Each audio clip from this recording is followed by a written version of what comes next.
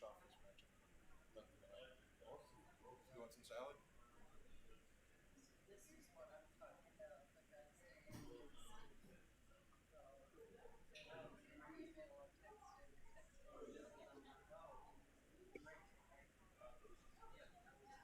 It smelled like an ashtray.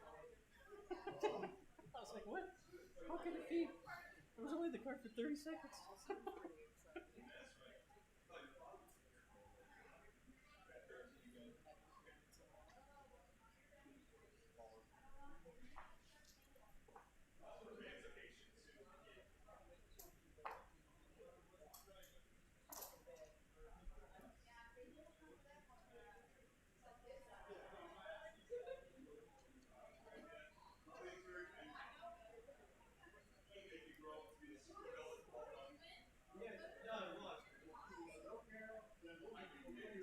That's the thing in Hawaii, all this good food when you get together. Yes. We bring stuff.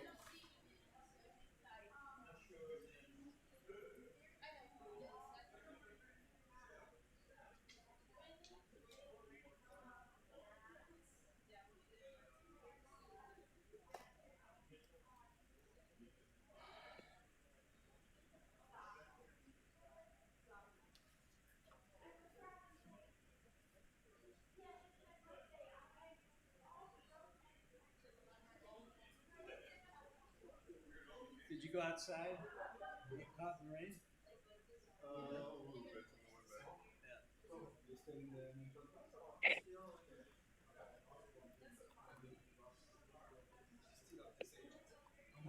How are you? How you guys doing with the doubles? And the doubles? I won the next round and I lost it money round of die.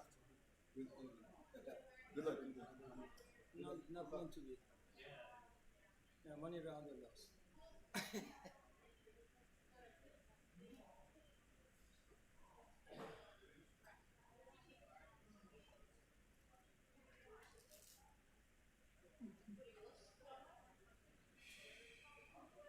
You know, when I pulled up YouTube, maybe it happens later. Or nobody was making food. Did you see comments here? Were you guys mid-game weeks? Check. Check. In the middle. Mid-game or mid-match? Is this a position? It went double pass or something? Yeah. Okay. So usually, you know, you could.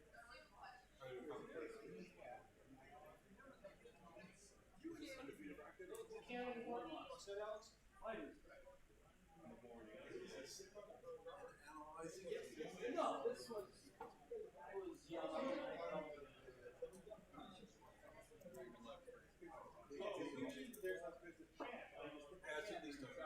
That's a point. At least a point total of 500. Okay. How horrible? Oh, it's probably like 0.02 there.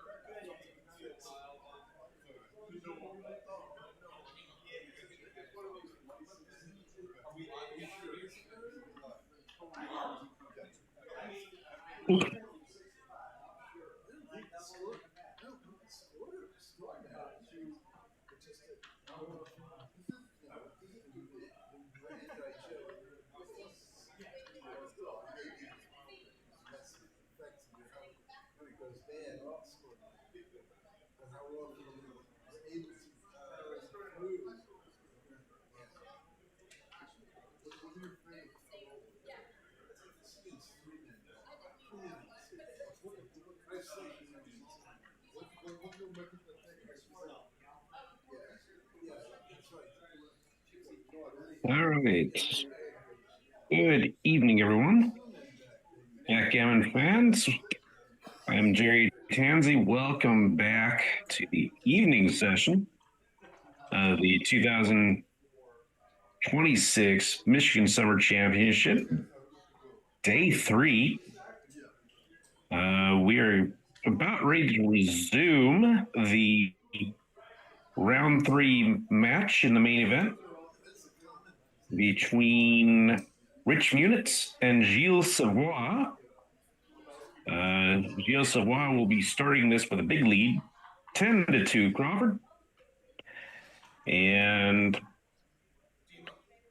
that sounds dire for Rich, but he could have been gammon for the match last game before the break. So on the one hand, you don't like being down so much, but on the other hand, you are sort of happy to have this life back. Get a meal in you, maybe the dice will turn. And we've got in the chat Vorian 174. Hello. If you are watching this, be sure to like and subscribe. Looks like we are don't have too many people in the chat just yet, but I'm sure we'll get there. Players should arrive shortly.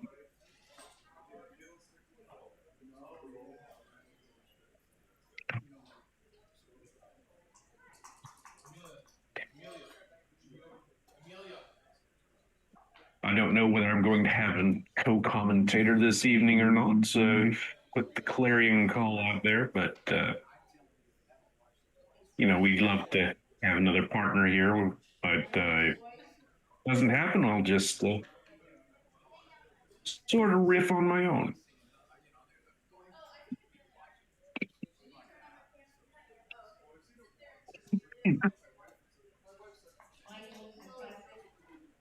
And this is a true double elimination event, so there's a second chance bracket if you do lose your first round match.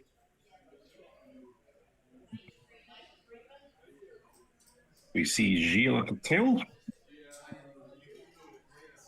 I believe he's Canadian, and Rich Munit's the Hall of Famer yet to arrive. What we expect in short.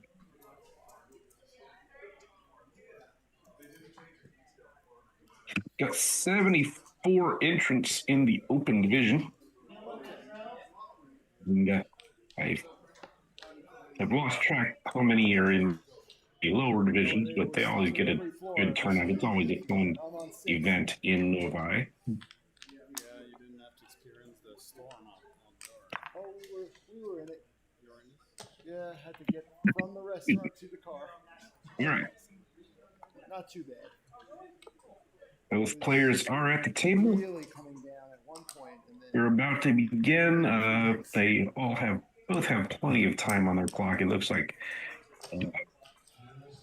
Rich has about 14 minutes and Gilles has a little over 10. So they shouldn't be in any time trouble. okay.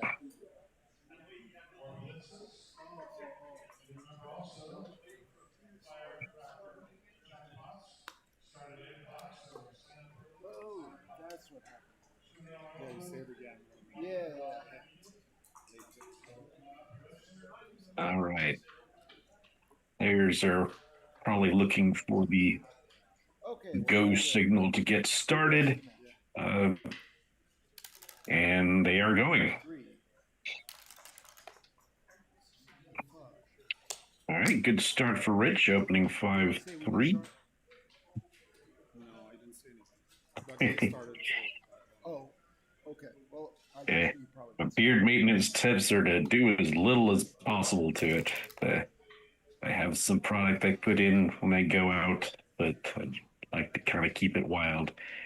Gilles decides to split with this 4-1.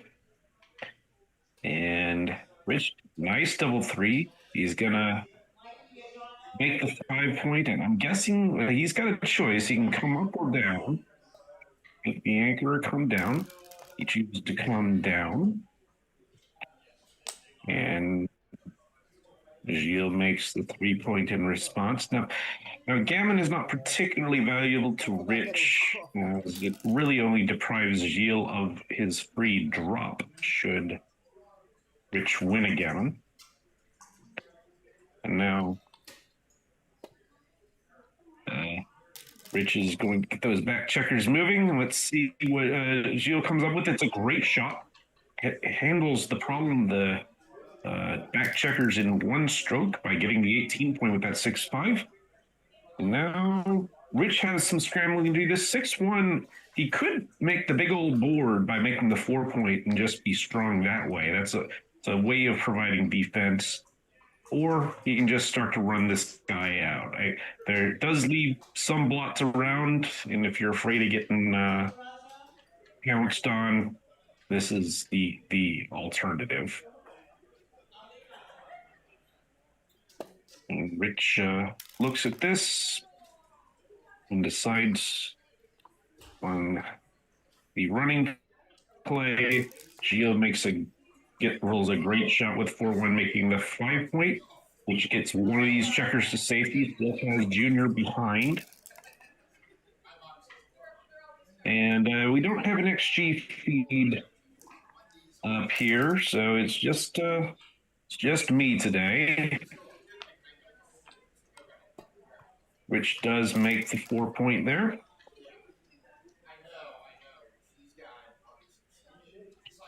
And Gilles, this 3-1, Rich is a little too strong to hit loose, so it's just going to bring the checker down. And now Rich running the last guy. That's his biggest remaining problem. And he's missed with this 5-4, so Gilles just building up the board. Rich has basically full freedom. Yes, he does get that last straggler to safety with the 6-2. And I'm not entirely sure what Rich is thinking about here with the deuce. Gilles got a very strong front position. I'm not sure that he would want to leave a block to improve. You know, it would make the rest of the position easier to clear, but I think getting hit is too costly with that 4-point board on the other side. He maybe just be counting. The race has got to be pretty close. 117 for Gilles, I think.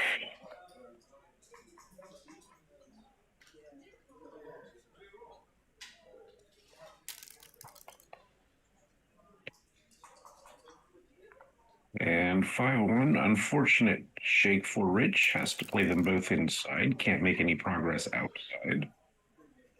4-3 for Gilles. And he has decided... Now here's the thing. He's got to decide whether to clear the midpoint now or to build the board and wait till later. Rich most likely next turn will play a spare from his midpoint, and then Gilles would, if he kept his midpoint, he would run into problems with aces. So he's going to clear it now. Now this is the one variant. The 6-1 would have left a shot for Gilles if he'd held on.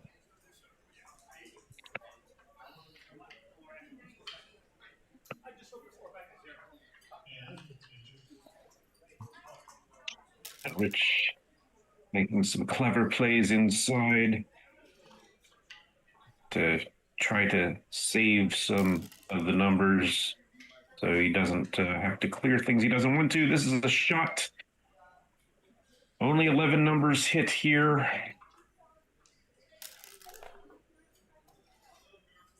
But that's one of them. And Gilles has the 6 primes set up, so this is generally going to be fatal.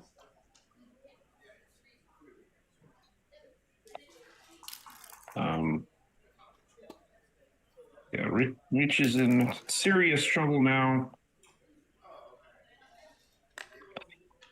Now Gilles is slotting the ace point right away. I'm not sure whether he should do that at this score.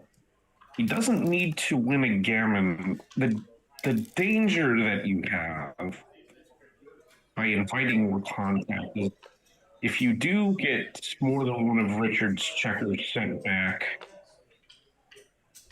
you could potentially let Richard angle up. And this double 5s is just really unfortunate.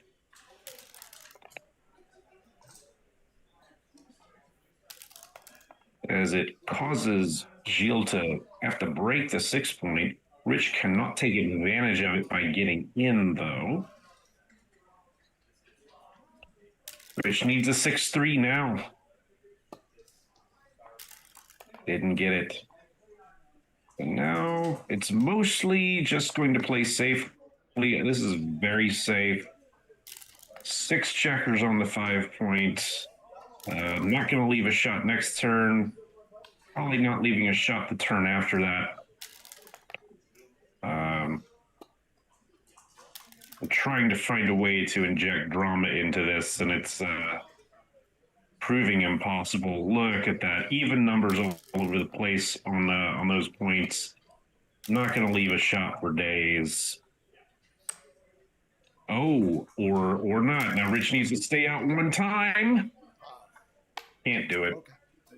And there's the concession. Congratulations, Gilles Savoy, moving on. And we'll see if Rich and Eunice can come up through the constellation or the second chance bracket. Don't go away, folks. We will soon have another match. We're trying to fill this stream as quickly as we can provide fresh matchups. So I'm sure we'll have another one of them soon. In the meantime, make sure to like and subscribe on the channel. Helps us bring more backgammon action to you, and it brings more people to the backgammon action through the magic algorithm. So let's see if we can find. I'm going to try to pull up some brackets here to see if we got some preview of what's coming up in terms of other matches. So once again, 74 in the open. And let's see. Oh, okay. So Gilles, for winning that match against Rich, his next opponent will be James Airgood. Other matches in the same round coming up are Gary Kalos against Wendy Kaplan. Wendy Kaplan, I believe, is a member of the U.S. women's team traveling to London next August. We have Paul Belsito against Richard Griggs Jr. Richard Griggs is a player local to Michigan. Doesn't get out to too many tournaments. Great guy, strong player. Steve Klesker has already beaten Scotty Kelly in this particular round, so he's a round ahead of where we were. Let's see. Gary Koscielny is playing Jeff Spencer. Marty Storer has just beaten Boris Shafransky. Barry Silliman and April Messick are playing, and the winner of that will play Frank Talbot, who is defeated Paul Farah. So we've got a strong lineup of players still alive in the undefeated bracket.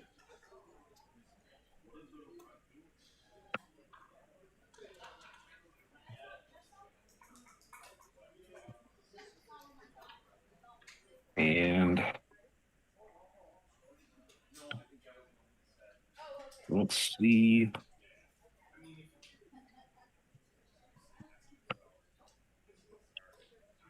We are still working on getting a partner for me for this commentary. It could be the famed backgammon streamer, player, and writer Alex Ashagian, and he looks like we've got Alex on right now.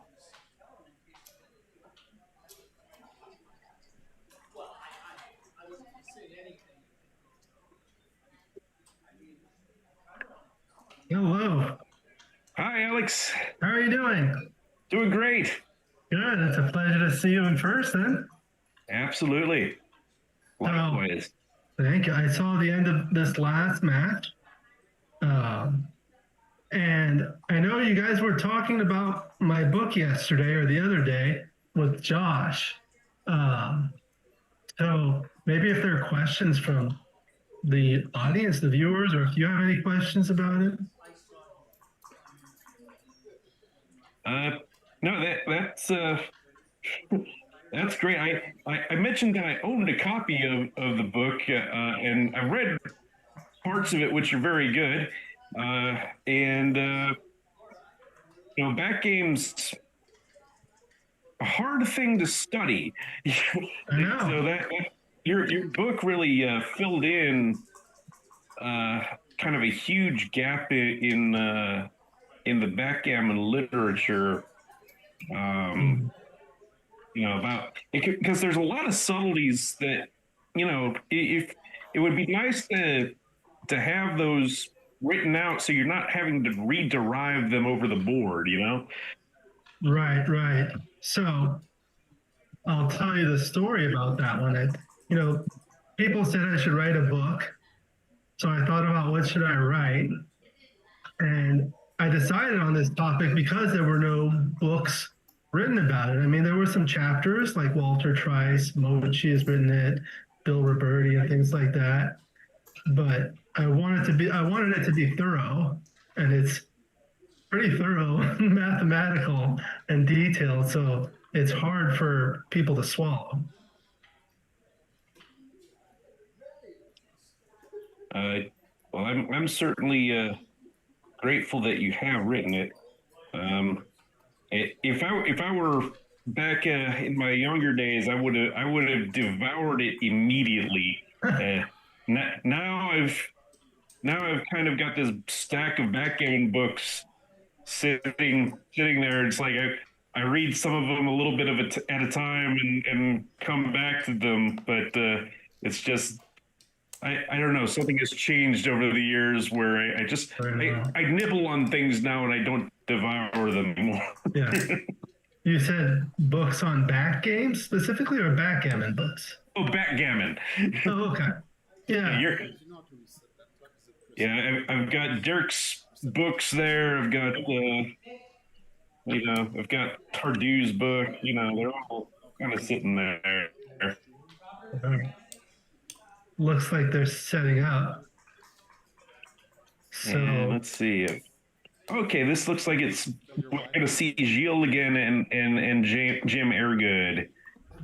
Okay. Pull this up here. I can open up a pop-up chat so I can see what people are saying in the chat. It's a good idea. And in another window, I'm going to look at the results so I can see the brackets. And this is the open, right? That's correct. Okay, and so main bracket. Right. So this is technically round 4. These two players got an anti-buy. So looks like if they win 2 more, they're in the money, I believe. Give me a gift. That sounds about right. Yeah. Should I start And the with winner of this match will play the winner of Gary Callos and Wendy Kaplan.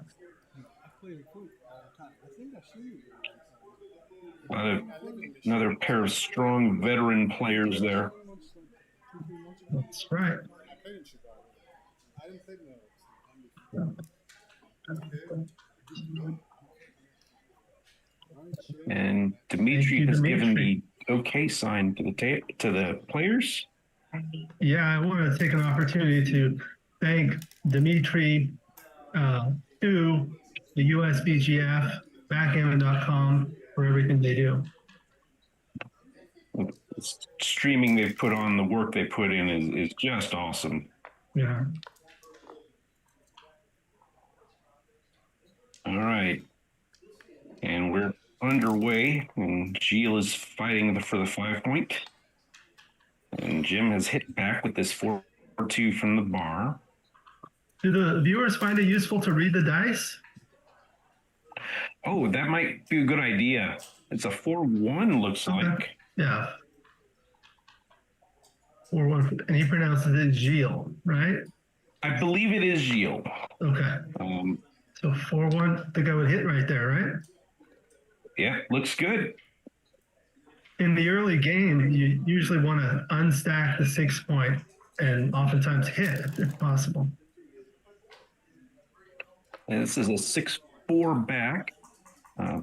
Sixes from the bar are often poor shots, so this one's no exception. Just has to run out with that. Double aces. Great shot. Grabs the 5-point, grabs the anchor. Yeah, that's good. Hello to Joe Calvaruso in the chat. Thank you. Oh, yeah. You got even more books coming out. Well, that was my first book we talked about. I have 2 other books since then that are annotated matches. So now 3-2 for white. It's a little awkward. And Looking at hitting loose. he's going to, looks like he's intending to reduce the blot count now and then just minimizing shots with 6-3. Okay. Duplicates 4-2, 5-2 on the other side. Now 4-1. I need my bath blocks. Oh, okay. Deciding what to do with the ace after making the 9-point. I don't know about 6-5. I probably would have stepped up from the back. I'll shut the time off. I think I would lean that way too. So they're going to And use it looks- cups now? Looks like they're shifting from the baffle box to cups. Notification that Copa Verde just equalized against Argentina. Got the whole movie. Oh, that's tremendous. Unless that's the security. How many people in the chat are following the World Cup? Let us know. 5-1. Covering's good, and that's your only ace. And it's a 6-1. Let's go to 6-point.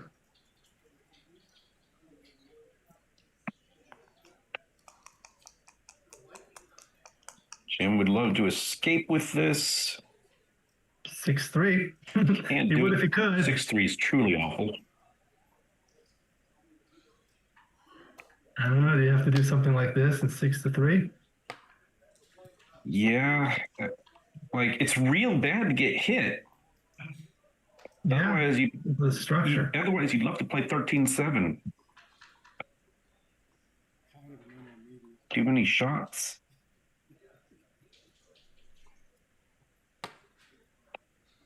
Yeah. Sometimes when you're counter priming, you make plays like 2 down, but here's too many shots.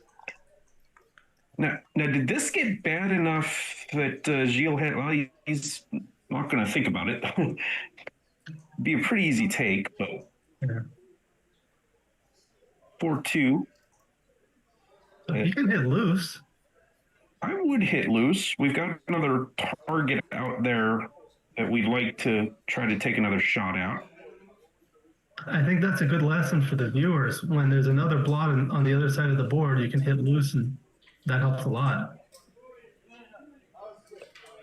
And it's the 4 that's giving him fits a bit. I think I might sacrifice the midpoint there just because I like all my attackers and my Keep it. Okay. back checker where they are.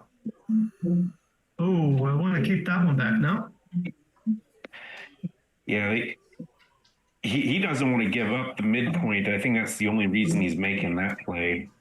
Yeah. He was reaching for the baffle box. Yeah. Okay. Double 2s. Pretty good. It makes those first 2 and probably got to step up with the last Just one. see daylight, right? Yeah. The reason he wouldn't do that is if he's afraid of getting attacked, but I think you just got to take that chance. Now 6-2.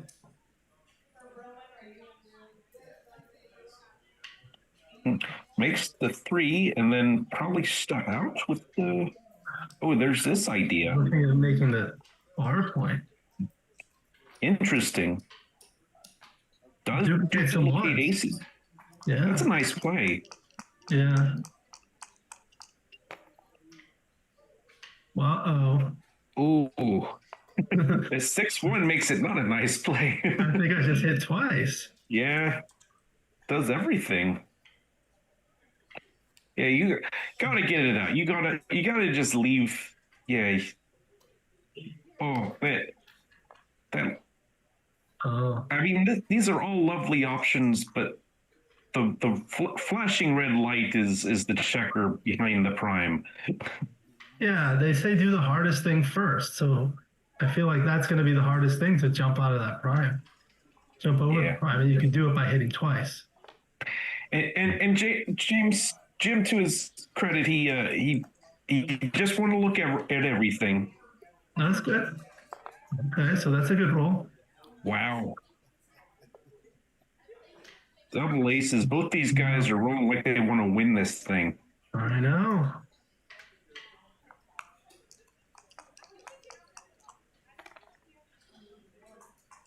Or 3. And this is a choice as well. Yeah. But he decides to hit. Now he only has 13 numbers to come out rather than 20. Oops. 6-3. Inconvenient. He's looking. So it's okay to look, but I think he's going to roll. What are the market losers here? that's the point, right? 3-1, okay. Let's see if Gilles can come in now. Does. 6-1.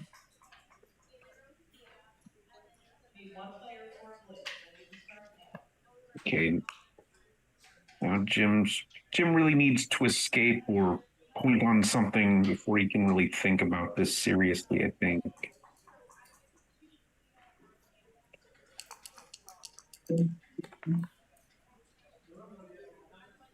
That's a good roll.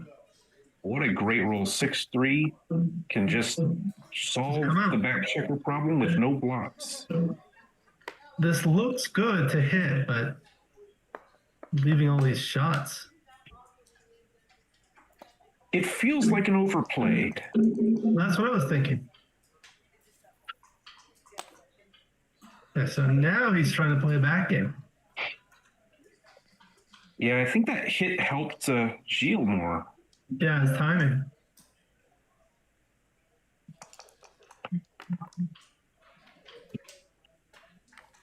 Five, 3 makes the bar point. Lovely. I feel like Gilles would like to abandon the 24 point and play the 2-5 given his timing. I'm glad you said that because I was kind of thinking the same thing.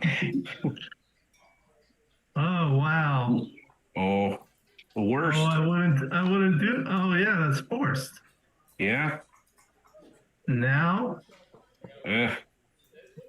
this is a very inconvenient cube to see.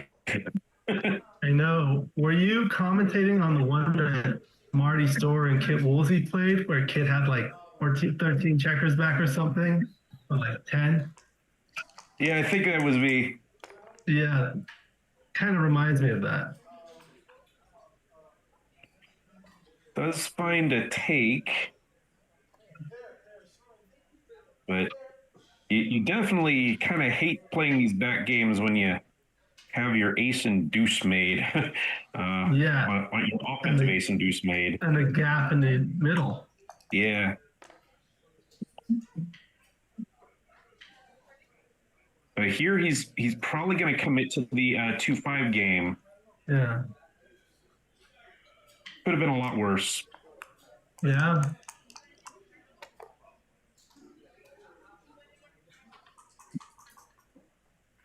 Five, 4. You bring 2 there, or Yeah. 1 to the 6 point. I would have thought about that for a little bit. Yeah.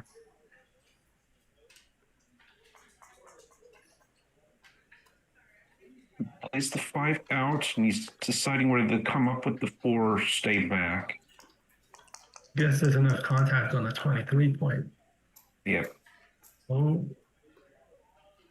Let's see. Okay. Laces gets to move those closer.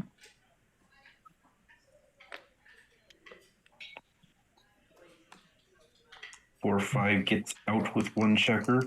See Now if he's looking Jim to make the can- 4-point. Not like that. Nice to Not hit so point. good.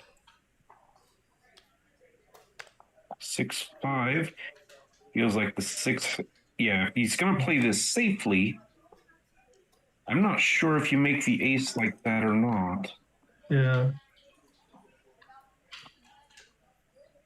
The downside is it strips the spare off the 6. Yeah, that's a key checker you need. Okay. That makes It's a it one. pretty good shot. This 4-3. Oh no, it's double fours. Oh, it's double force. It looked like 4-3 to me as well. Yeah.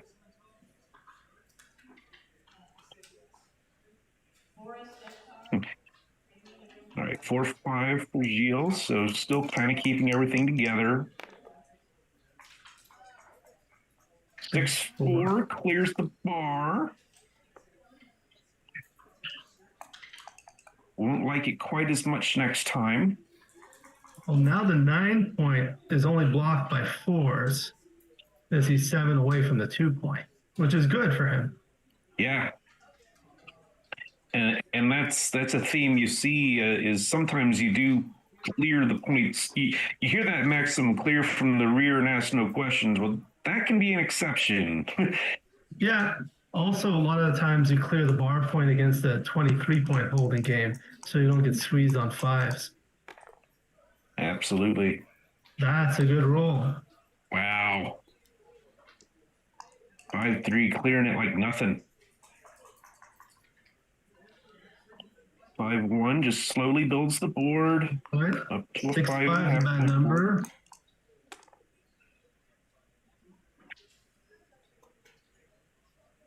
3-2. I think I play 6-4, 3 off.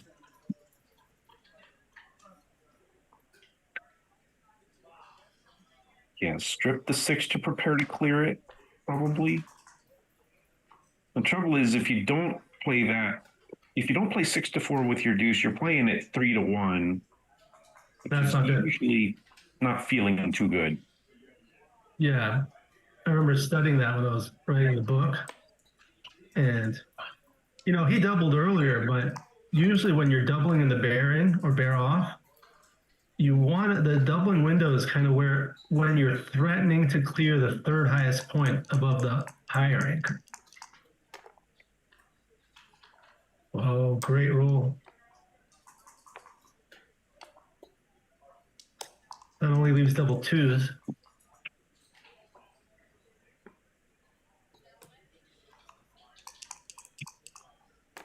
And let's see what he gets now.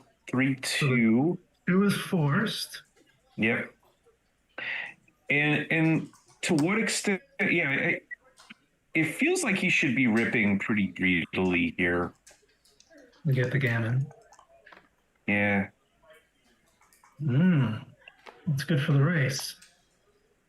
Yeah, that'll save some gammons. Does.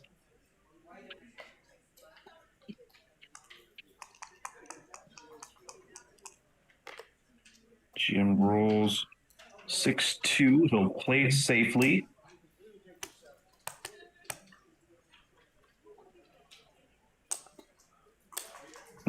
He's looking for a less ugly way to play it safely, and it isn't there. Now, I call this an odd-even structure where you're odd on the higher point, even on the lower point, and that's awkward. We're trained as players not to leave that structure. Yeah. It's like pattern recognition. A lot of it is. Yeah. That was good. Oh, beautiful shake. 3-1. Now he's even. Yeah.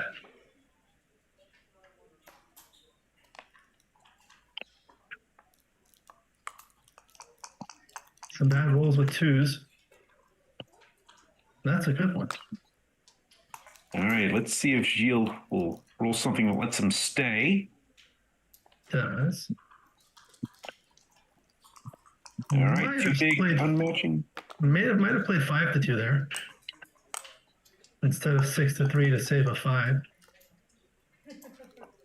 No, doesn't get it. Doesn't get it. Just has to run this off. Yeah, looks like he'll save the gammon. 7 checkers left.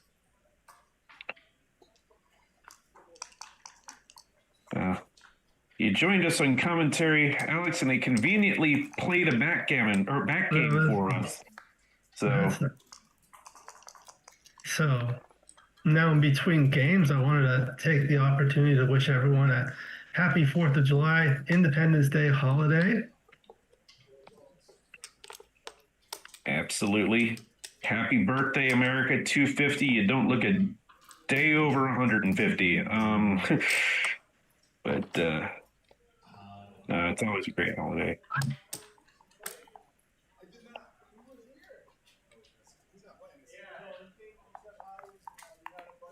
All right, so 2-0.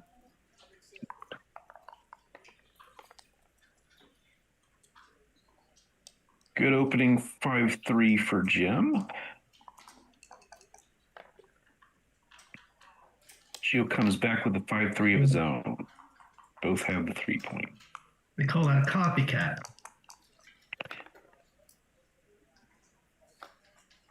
Oh, lovely double aces. Great roll. Pressure's on Gio to find something equally good. Not bad. Pretty good. Wouldn't throw it back. Yeah. Oh, that's good. Wow. Boxes, and now Gilles is going to have to come up with something really special to avoid a cube, maybe. It'll be interesting. Yeah, splits with this 5-1. Now, Jim's going to pause here. 131 for white.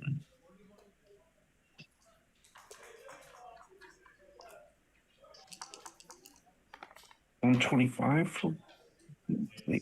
Well, I lost track. Yeah, I lost track as well. This is a great shot. The one, I would say, the one thing that kept Jim from disengaging was maybe the bar point checkers, but now he's disengaged them enough that if Gilles doesn't find an anchor, he might do that. He's deciding whether to leave a fly shot in the outfield. 6-4. I mean, I think the 7-5 with one of them is one of them. Like yeah, certainly that has to be one.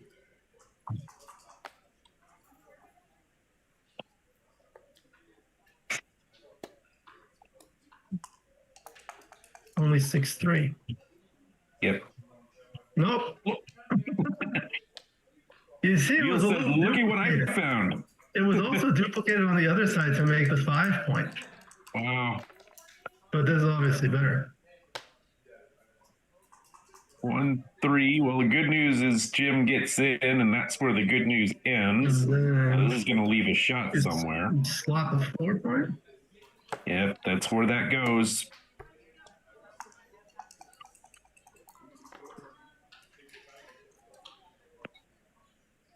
Six, 4. Poor shake for Gilles. Probably just all the way played from the 14. the 4.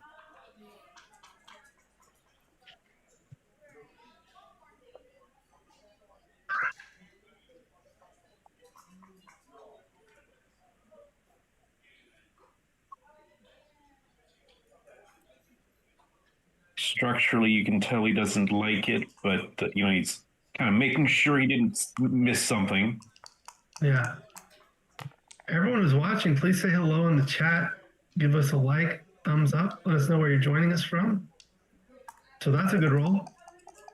Beautiful shake. Uh-oh. Double 5 is going to make the ace point. Okay. And now Jim might pause here. Yeah. Okay. He paused.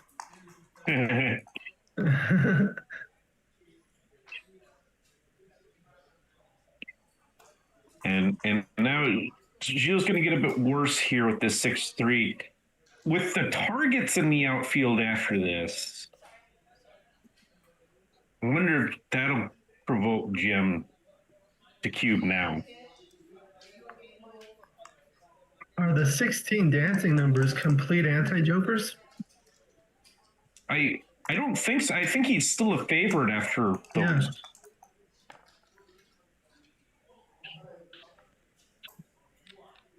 Okay, now he I think can't it's not double. good. Right.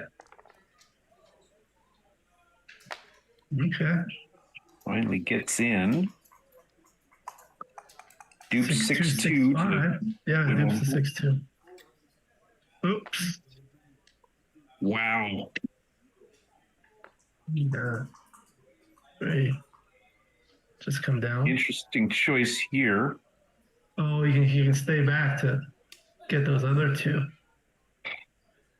And it's just 5-2 and double fives to hit. Oh, one thing I don't really love doing is going for an undoubled gammon when you're odd away. I agree.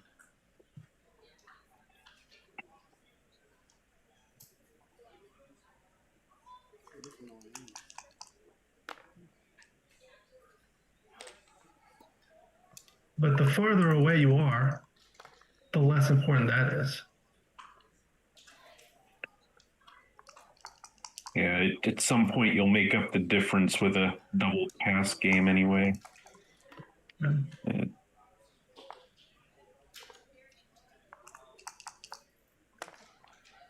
Maybe we can talk a little bit about match play between games or in a break.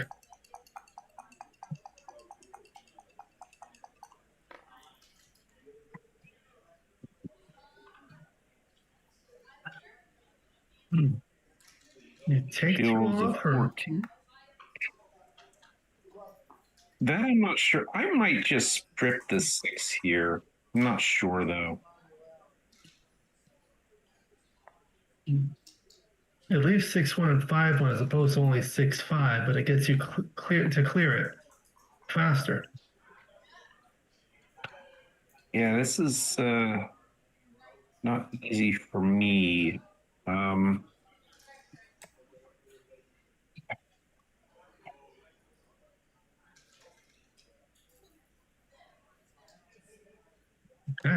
Okay. So he took Goes two off. aggressively for it.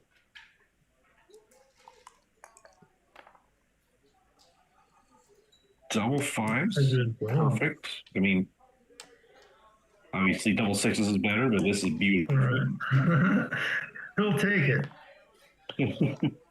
Hello to Warren 164 from Wiltshire, UK. Howdy. Double 3 can't come in. So now he wants to stay out. He might get a shot. Might get a shot.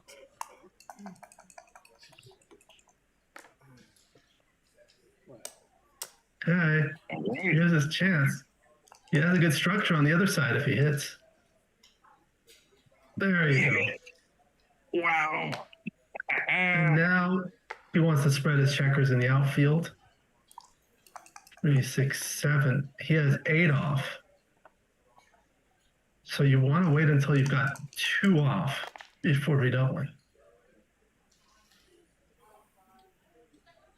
And what's the right play here with this double ones? He's saying you're not going to.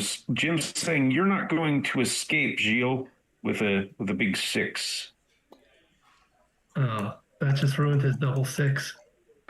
No, it didn't actually. 5-2.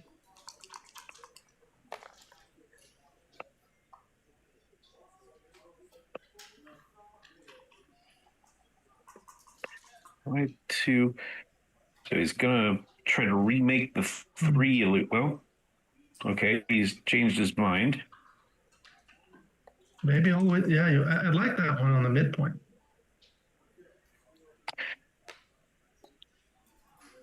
And He goes max outfield coverage. Yes.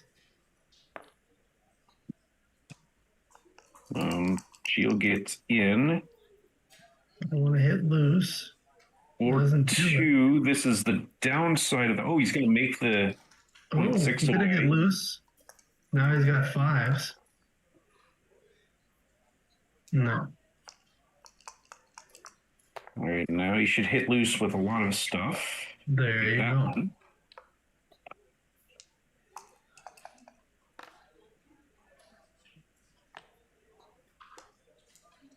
Looking for a 6 now. A double 4 works. And you can Yeah, just you take can't it roll. off. There you go.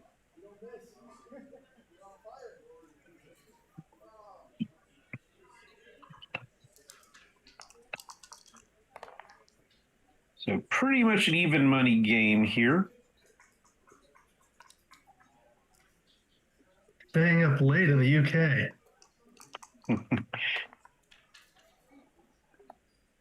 Now you hit Sounds loose. like takes after my own heart in terms of staying up lately. You know, there's a strategy when you do this is keep hitting loose and keep recirculating. You get easy decisions to help your PR in like BMAB events. One time ZZ did that against Ryan Rebello in the UBC. And that No, could be it's- enough to swing a match in that. What I did? Yeah. What happened here? He hasn't played the 3. Ah, yeah. You didn't play the three. I was playing a match when I was like Ottaway post Crawford, and I didn't double for a long time, and that brought my PR down by like a full point.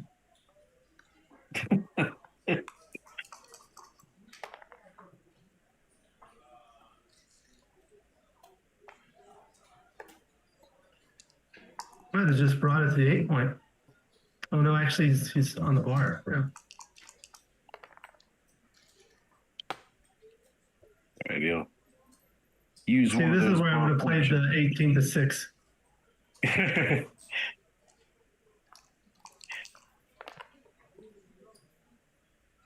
And that's a little awkward because you want the checkers. I might have played 7-5 and 15-14. Okay. Oh, I think I'd play 7-6. Yeah, at this point, you're less concerned about like blotting with boxes than you are getting checkers on the high points because you need to bear off fast. Okay. So he's back in it with a quick 6. Yeah. There you go. That's the thing. If you have a spare on the 6 point, you keep your board closed longer. And in fact, with that 6-5, it might have been right for him to just bear 2 off instead. Right, right. You see that a lot of times.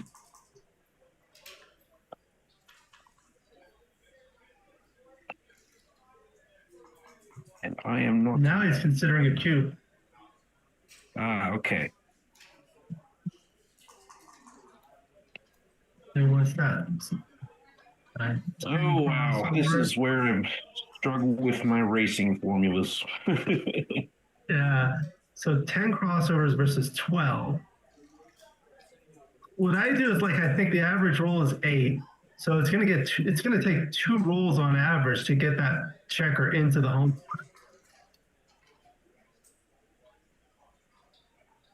And that'll probably go somewhere around the 3 point. And then it'll be a speed board.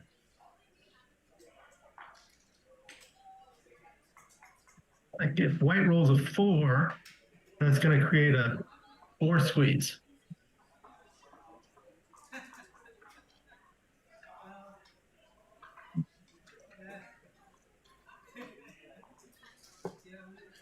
The deal goes. How much do you feel the score is important in this decision? That's it. I Minor? think I think it would be maybe on the margins important, but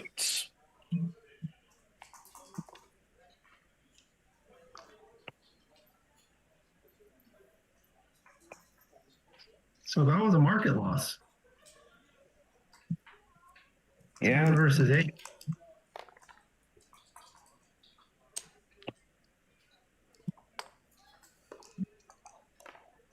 yeah, this would be a huge pass now. Yeah. So yeah, we have sometimes we have novice players watching later. So that's what a market loser is, a sequence of events where it goes from a take to a pass.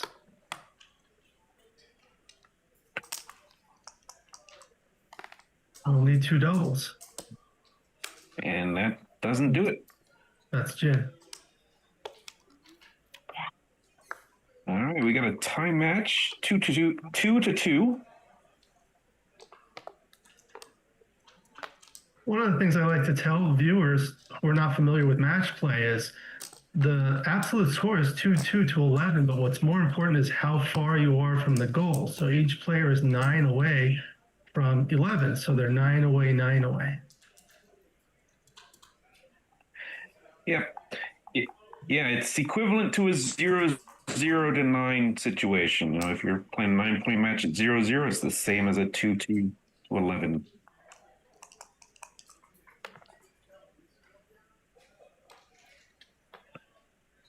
Five, 2. Jim couldn't split with the 5-2, so he has to bring it down, and he's kind of glad he did. Double 5 is always a little disappointing when you've already made the 3-point. Right. Oh, speaking of which. Now that's interesting. He immediately put the third checker on the 3-point with the double. Right. Fives.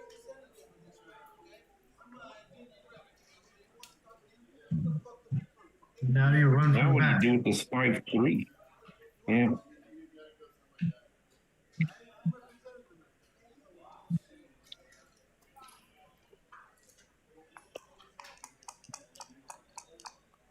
Gio gives up the midpoint.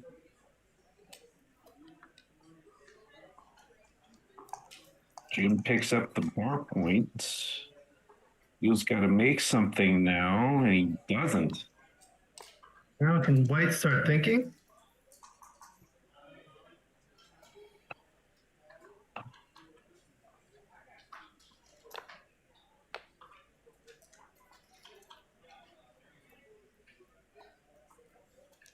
Yeah.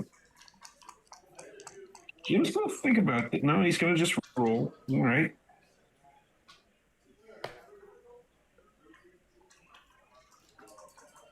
Looking at 6-4. Yeah, I like this slot. Dupe those Duplicate the threes. Yeah.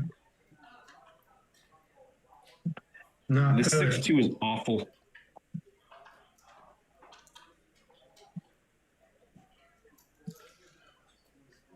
And Jim probably's got a cube here.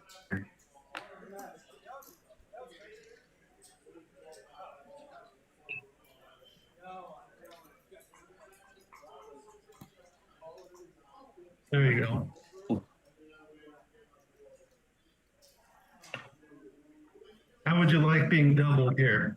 I would hate it. I'd move on to another game. Yeah, so that's what they say is Woolsey's law. If you're not sure if it's a take or pass, then double. Gives it up.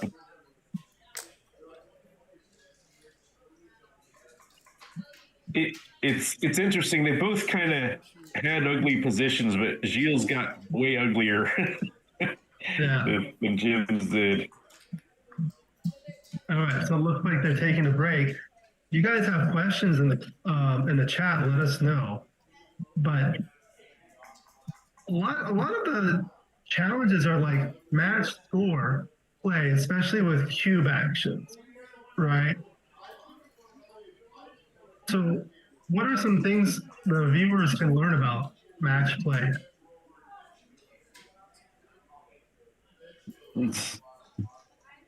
I apologize. I'm gonna see if Dimitri can mute the audio in the room. You messaging him?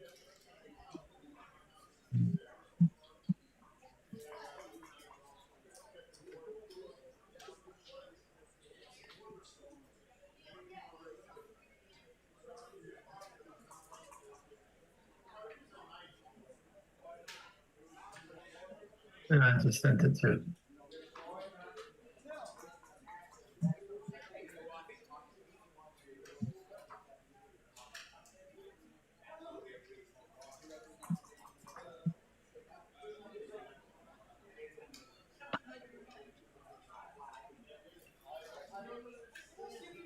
I don't understand. It's a gambling game. You guys don't understand that? No, it's a gambling game. I am, but I look good. And you know why? You know why? Money back in. Young. You want to look like this at 104? Like for that. I haven't played. This is the first tournament I've been doing in 20 years.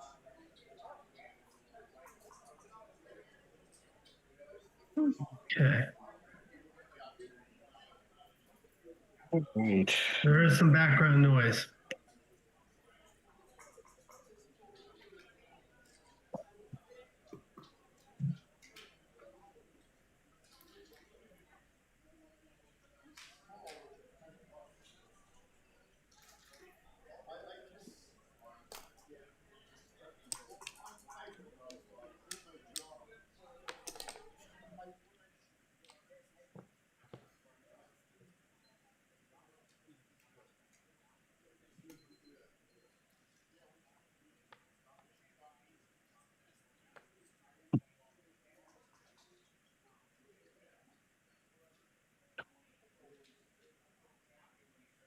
All right, we've got Jim back. Mark.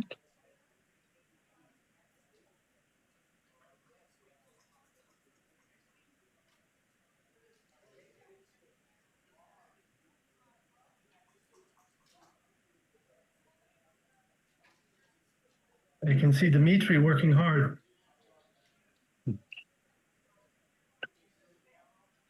Okay, he put it on low level.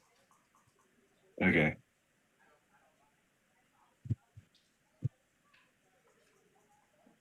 So now Jim is at the 8-away score, which is a rather valuable score to be at.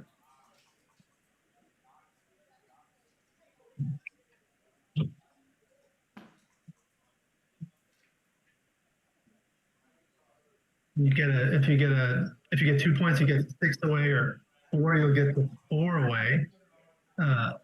Michi calls 4 away the platinum score. Yeah. There's some surprising stuff about the cube at 4 away, like the trailer having to drop a lot of positions that he, even if he's many points away, just because you so much don't want to get your opponent on 2 away, but you'd like to put him on 3 away if you're going to give away 1 point. Right. So it's very interesting. When you're leading at 4 away, you can usually double more aggressively than money. However, when you're leading at 5 away, it's quite the opposite.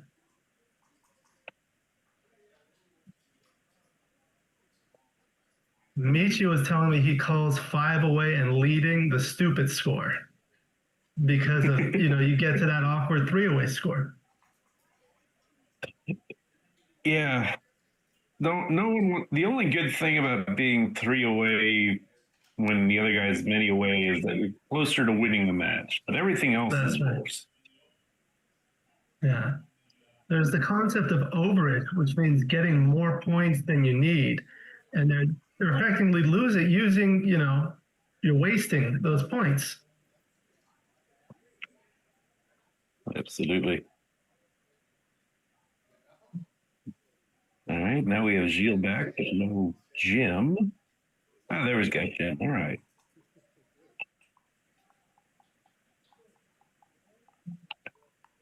All right. 3-2 in favor of Jim. Gilles rolls a 3-2.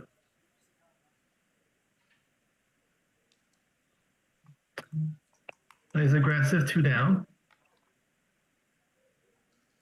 Double 2. So I think I like this play. Yeah. I think I like that as well. I feel like the making the 4 is almost automatic, and then once they've got 2 additional builders, Yeah. you know, you kind of want to address the back checkers because they could make the 5-point or bar point or something. Right.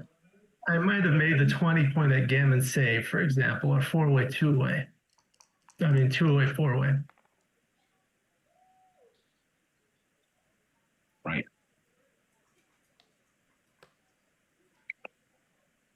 All right. 5-1, and you got a choice of which one to slot. I might have slotted the bar here. That's exactly what I was clean thinking. up if I missed. Right. I just have this like conception. Anytime you have like a stripped 6-point, it's not good.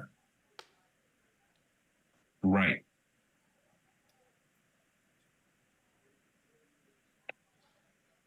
Ooh. Nasty little 6 here to play after entering. And this is only one additional block and, fewer shots. Great shot for Gilles. Jim needs a good number to come in now. Pretty good. Dimitri was talking about the game on the chat. It's an extra time between Cape Verde and Argentina. Oh, wow. What a story. Well, they had like 48 teams this year. Yep. They So they hit with 2 of them.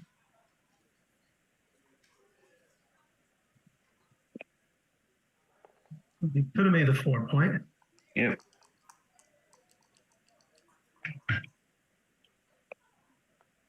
Six-4. Would have fanned on making 4.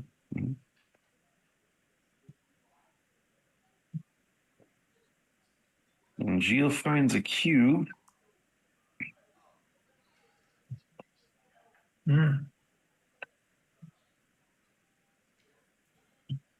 Interesting here.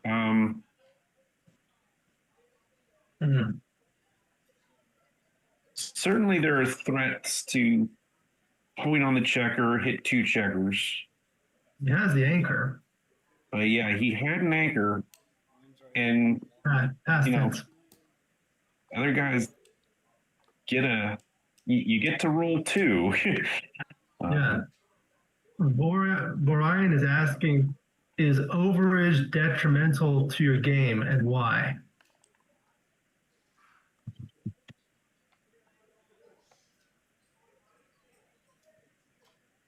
Overplayed detrimental to your game and why? Well, I think he meant overage. Oh, overage? Yeah, I think that's what he meant because I was discussing that earlier. Well, I mean, it changes the game plan, like the trouble with going, like if you got a 3-away, 8-away lead, all of a sudden gammonish positions, which are often mutually gammonish, are not particularly good to get into. Because you can't really use the cube without having, a small turnaround go in your face. So now he's doubling an 8-away, 8-away. I call that like the big brother of 4-way, 4-way. Yep. Passes down. And we get a pass, and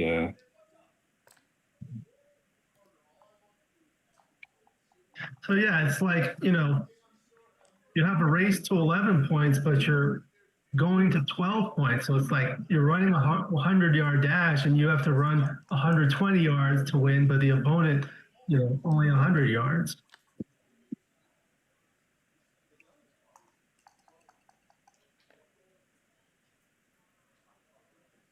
Okay.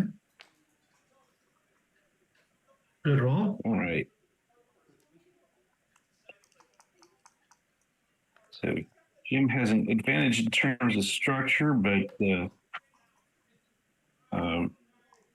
has the advantage in the race and escaping a checker. So interesting choice for Gilles here. With this 5-4, he can make the 4-point, but it does lose the 8-point, leave a block there, or he can bring 2 down and leave no blocks. One of the reasons I like this is because you make the 4-point and the 6-point is still stacked. Almost like you're using the wrong checkers to make the 4-point. Right.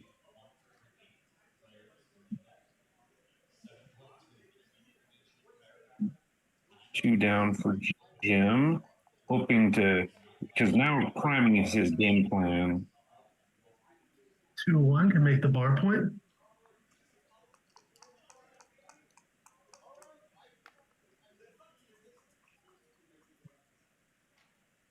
Six, 1. Interesting spot here. One option is to make the bar point. Or slot it and make the 9. That was the other option, is to make the prime on the outside and slot there. Gets hit either way. That's 6-2. Double 2. Double 2. Gonna make the 8. It's back. Viewers in the chat, let us know if the background noise is still too loud. 6-5 can't come in. Oh, this is interesting, and he's going to find that cube. He sees Gilles has an extra slot out there to shoot at, even though it's an indirect, but and a good solid structure of his own. Seems a little frisky. It is only a 2-point board, and if the race is closer, if Gilles is leading the race, then it seems like he's got to take it.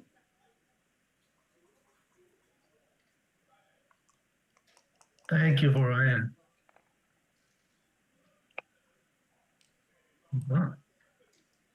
Now, Foxes plays this quickly. So he's going to have trouble bringing the back checkers home. And if Jim doesn't hit something here, he could be in trouble. Still,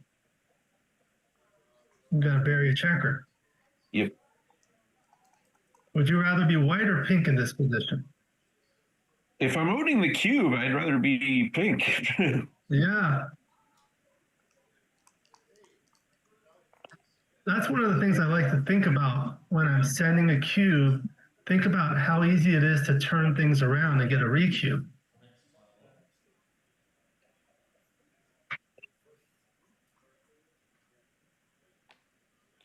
Yeah, Jim relied on an immediate tactical threat to send that, but I think even if he executed his threat, Gio was still going to have plenty of game.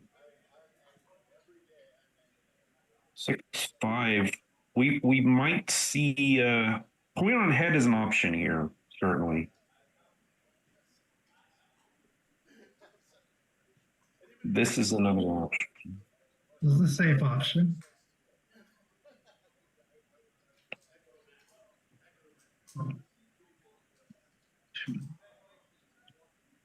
What's the race?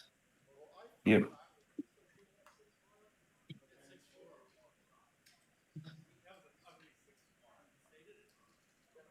Well, I think I got 111 for Gio. He's behind. 111.99. Well, this will be 101. Yep. So yeah, this seems like what you want to do. You get 9 fanning numbers and some others that don't safe that checker.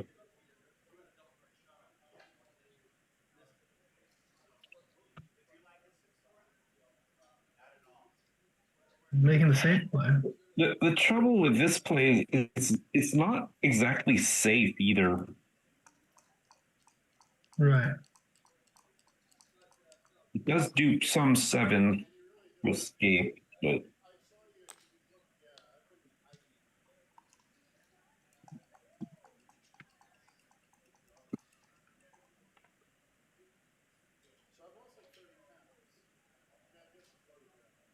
all right, 5-3.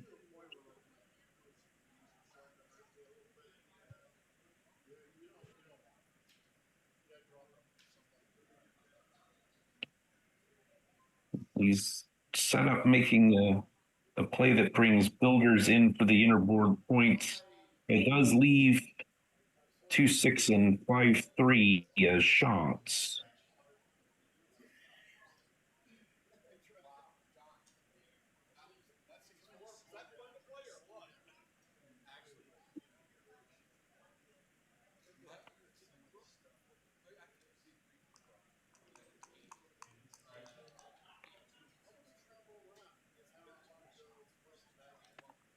Or one just has to take the ace point.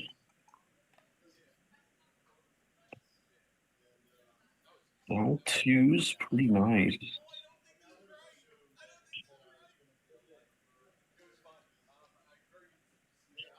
Yeah. Now, I think it's all hands on deck for making the 5 point. So we're gonna keep the builders in place because if we make that 5 point, it's pretty much the ball game.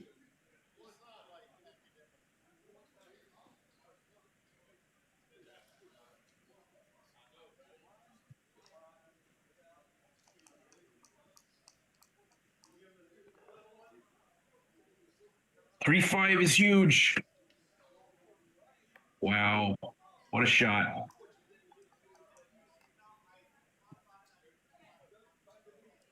Oh my!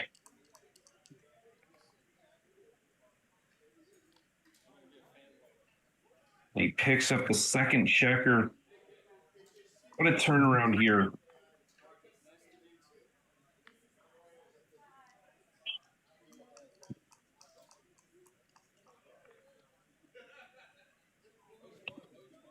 Six four is going to be a little awkward. I have to bury a checker if you, in order to play safely. Strips it off the 6. Oh, this is a little more problematic than you might think. Jim has a big pile of checkers stacked 3 away from that anchor. That's often the toughest point to clear. Yeah, threes are awkward. He has now stripped the 2 intervening points, so lots of awkward little threes next time. Yeah. 6-3 would be an immediate shot. 5-3 and 4-3 would force you to clear to 6.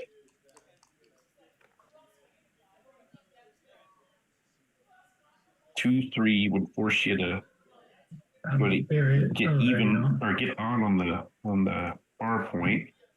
Now it's looking a little better.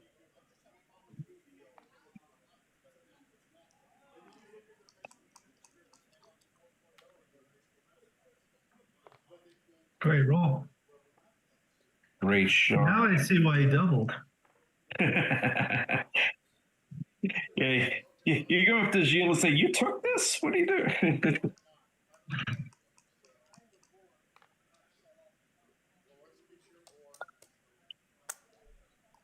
Nice little set of twos there. Always feels great to rip off checkers.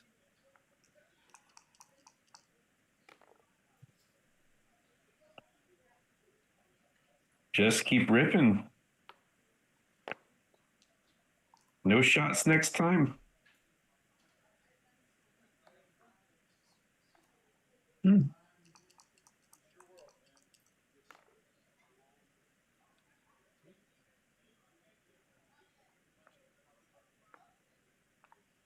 You could rip. Yeah, I tend to get frisky with ripping off checkers myself. I know. Gammons are worth double. That's what they say. Hello to Thomas Henderson in the chat. Thank you for joining us. Thanks, Thomas.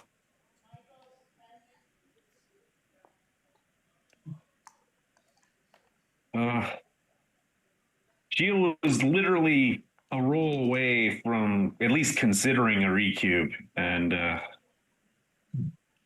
just a shot out of nowhere with that 5-3, and feels he must feel like it's been stolen from him. And now there's a few sequences. All right, Okay. that saves it. No. For the viewers that are watching, this is a Joker Gammon board. Have you ever played on one of these boards, Jerry? I played on one in St. Louis. They were doing the streaming on those boards as well. And how was it to play on? Pardon? How was it to play on? Oh, no, they were fine to play on. The checkers moved pretty well. The cups that they had us use, I didn't quite like them with the dice that we're using. I think the dice were a bit big for the cups, but no, checkers moved pretty nicely, and the colors were nice. I thought it was a good experience. They put out a good product. Yeah. And these ones you can change the surfaces, which is nice. Right. Yeah. The cube is partially magnetic, so it helps you pick up the surfaces if you put like the Joker side up on the board. They're almost like Jeffrey Parker style cubes.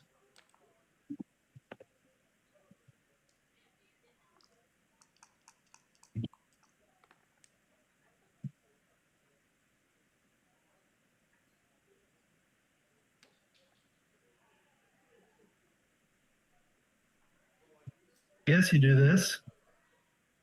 Yeah, does duplicate the 4s to anchor. Right.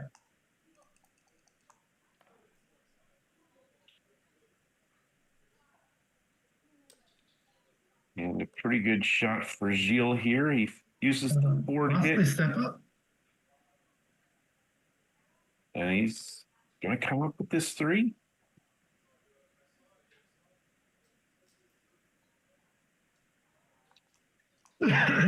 Did not like putting a 5th man on the midpoint when he has another constructive use. I think it's probably a good play. Yeah.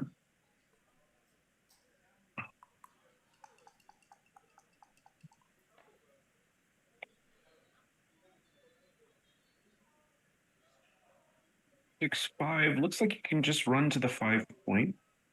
That's play right. with 1 block.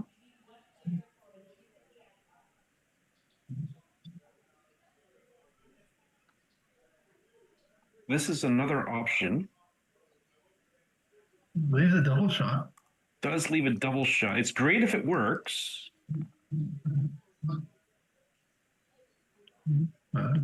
Didn't work. Didn't work.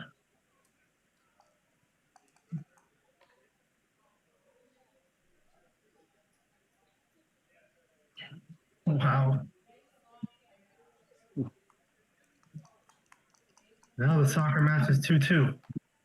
Wow. What drama. Double 3. Speaking of drama, here's double 3s for Jim. There, what? Makes the 5 point. Grabs the 5 point. No, fan.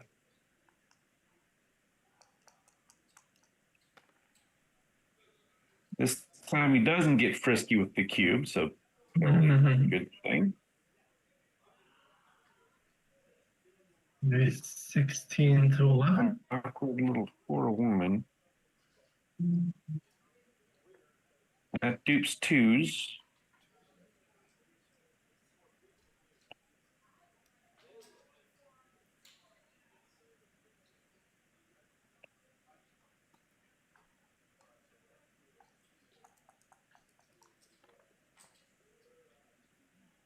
There you go. That's what you get. And speaking of duping 2s, here's all of the 2s.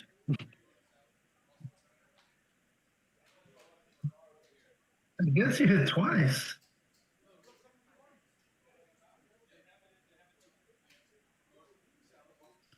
he, yeah, making the 4-point is awfully attractive.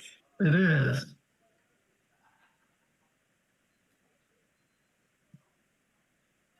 I might go for that play. Hit one of those and then make the 4-point, but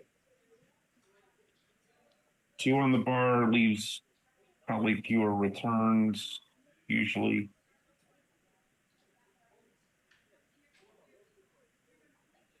And he has to decide which one to clean up.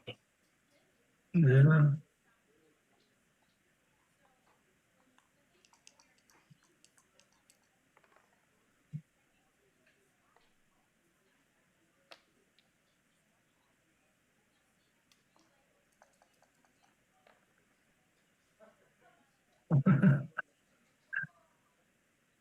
BTBKG says, you played on a Joker board in Chicago. Overall, liked it. Cube was great.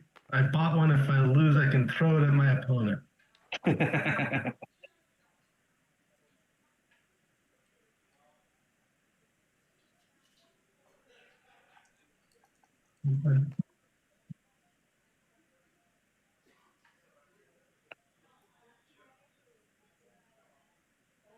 And little awkward 2-1. Gonna hit loose and then decide on which ace to play.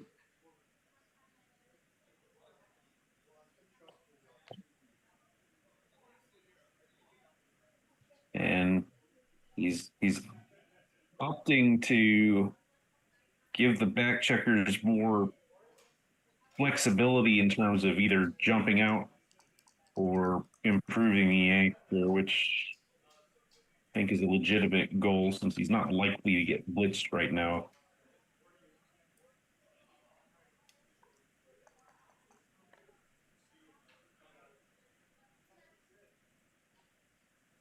And in fact, that's the 2 with this 5-2. And now what do you do with this 5?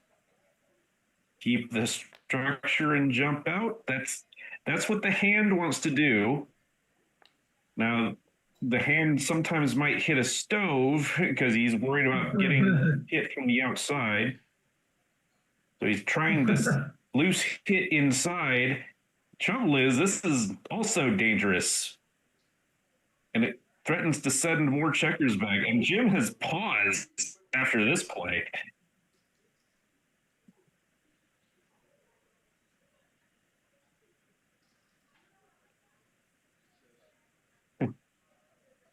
And Jim says, okay, I'm not going to roll this time. Not bad.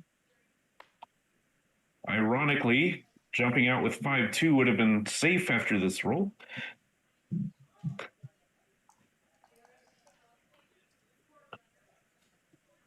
One 4 from the roof. Now does Jim have anything? Doesn't have a lot of ammunition. Now, would you think differently at this cube at this score 6 away, 7 away, as compared to 7 away, 7 away? Oh, it's a good question. I'd feel be on the one hand, you know, I get a little more antsy trying to get that cube in. It's because, you know, I'm okay with them taking, so I can play that for 2 points to get to 4 away. On the other hand, those recubes can really be unpleasant if Right. they somehow turn it around in a gammonish way. So, but a lot of times it'll be the same. Like, I wish I could say a more technical answer than that, but I kind of maybe what about a 4 away, 5 away? 4 away. I've got a very itchy trigger finger on that cube. Right.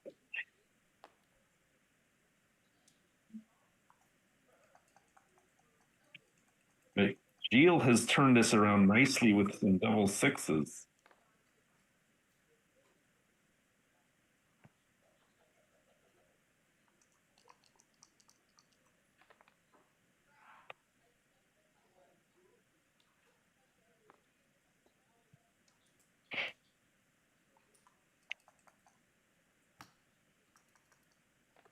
And Michi is ready.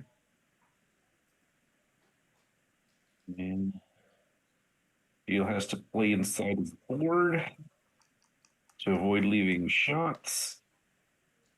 Let's see what Jim comes up with. He has cocked that, so he'll have to re-roll.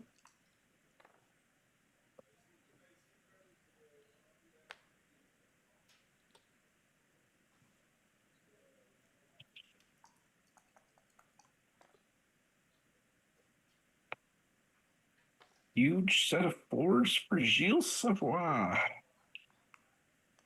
And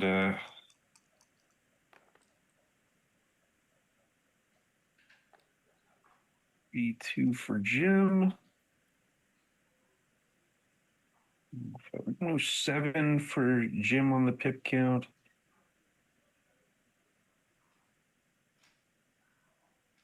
$92 for Gilles. So if I got that right, it's a 15 pip lead. So a clear send for Gilles. And is that 92 for can't be pink? seeing this.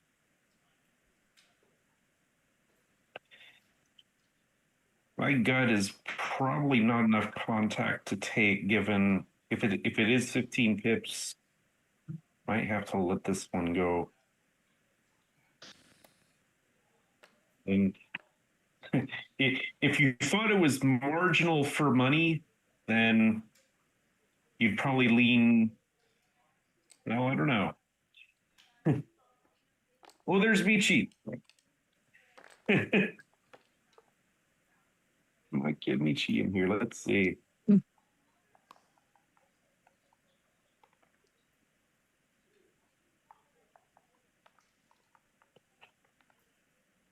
Yeah, I had to step away for a moment. Kids were banging on the door.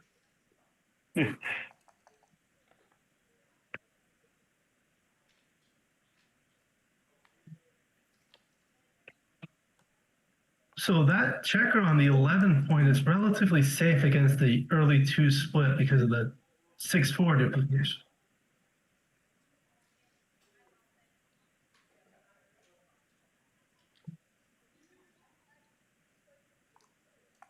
Nice set of 2s there. Just unstack. And owning the 11 point with a open 5 point is usually very good. Yeah, they work well together. That structure. And Gilles quickly anchors on the 18.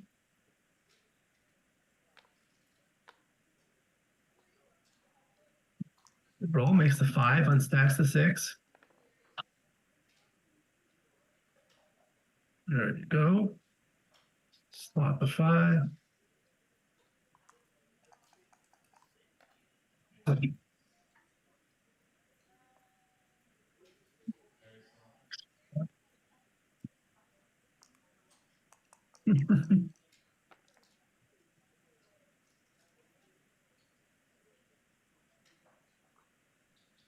it's 2-1.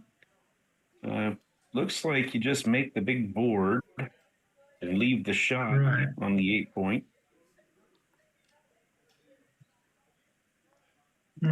Jim chooses to leave no blots and just bury the checker.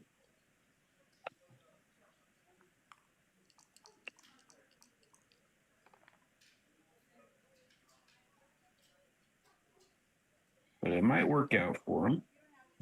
He's with the 6-5, he gets to slot the 5 again and clear the 11. So that's a good roll.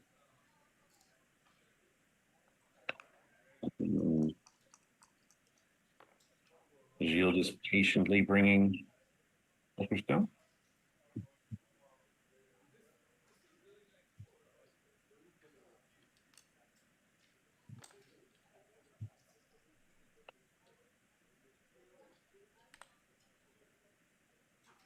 I don't like that third on the 4. Yeah, it is kind of an eyesore there.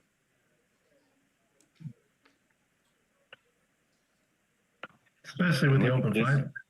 great roll for Gilles, double fours. I might have just brought down from the 14. Yeah, he has to ask himself how much contact he really wants, and that depends on the race and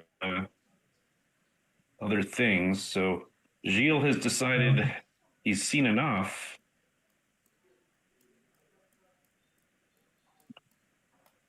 One 11 pink. Okay. Let's it go. Jim is not interested. And now it's getting closer to the end of the match. So the points are more valuable in terms of match winning chances.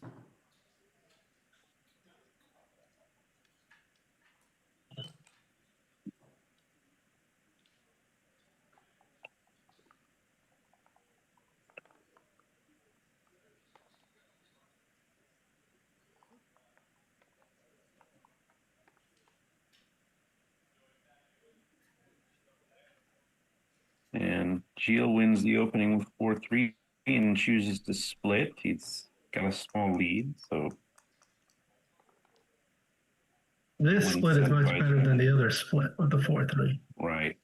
That 9-point builder is so valuable. Yeah. Great. It diversifies your own roles.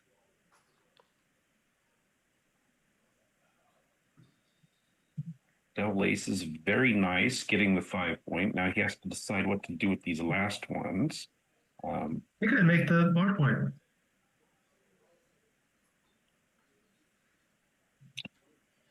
You can see he's hesitant to do that because he doesn't like the fly shots he'd be leaving behind. But Gilles, if Jim hits one of those, he'll get his own return. And there's a massive upside if he gets away with it.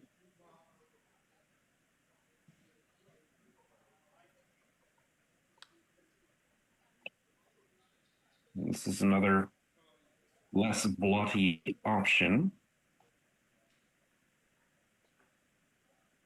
And he chooses that.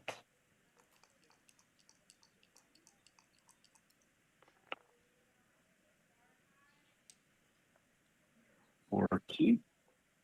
Grab some structure instead of playing safe.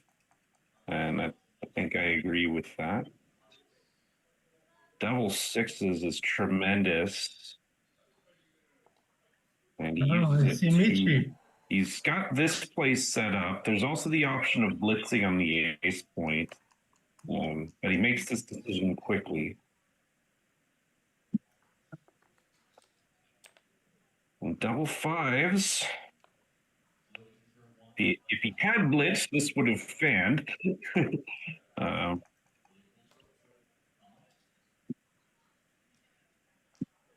Uh-oh, there's a fan for Jim, or for Gilles.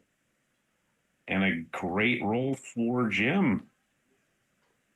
Escaping and hitting the second checker.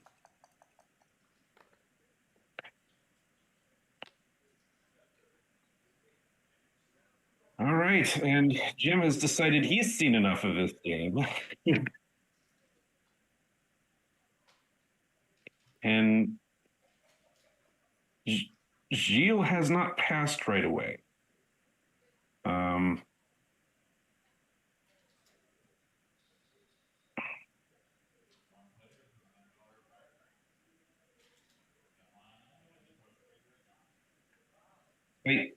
Gilles wins quite a few of these, especially when he anchors, but there are plenty of variations where he never sees the ground again. And I think that's too much. Too gammonish to take. 5 away, 5 away. I feel like they wasted all this time. They could have just played a 5-point match. I've made that comment during a match before, where I'll say, the director's saying we're taking too long and we should just play a 5-point match. I heard somebody's writing a book on doubling in the 5-point match. I've heard that too. I can't remember who it is. So this is where it's right to run. Yeah. It's the Yeah, only time when there's absolutely. a point making rule and there's a possible point making rule where you don't make the point. The 6-4 run is right. And Jim hits with the ace and I think correctly brings down the 5 to remake the 8. I agree. Not enough checkers. Poor entry for Gilles. And look at Jim get frisky here. This is frisky, yeah.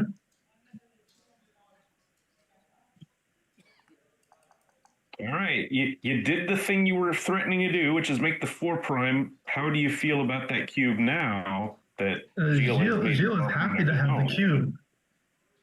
Mm. Double split. Yep. I like having the cube as Gilles right now. Yeah, no, I definitely. Is this possibly a double tiger? Interesting. Maybe not. Oh, wow, it's a fan. See, now it's good when you own the cube. Yep. Uh-oh. Wow, look at how fast this turned. That's the thing with 5-way, 5-way, there are strong recubes. So what about now? Yeah.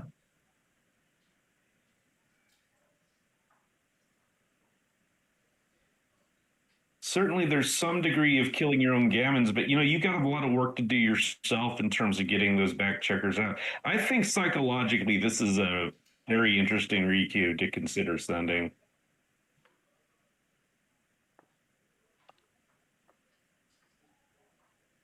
All right, puts 2 up. Great shake. Anytime you can accomplish something on both sides of the board, it's tremendous.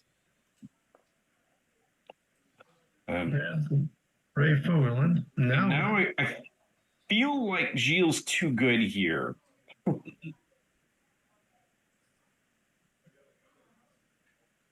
A gammon on a 2 cube is very valuable at the score because it gets you to Crawford. But he's. Well, maybe he'll take. Send this.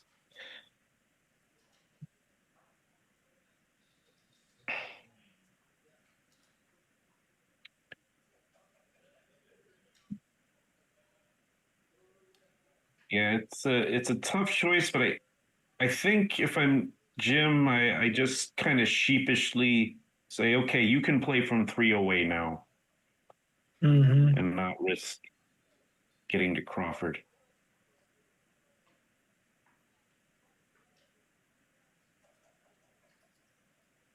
But Jim, has a great structure up front. I mean, it's hard to let a position go when you got a nice solid 4 prime. Yeah.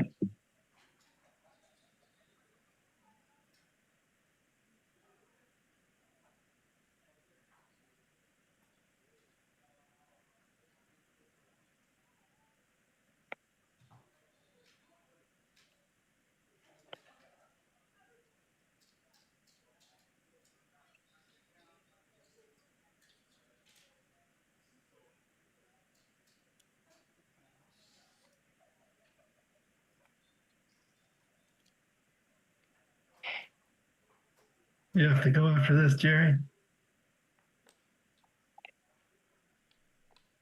All right. He passed. I can be subbed in for whenever.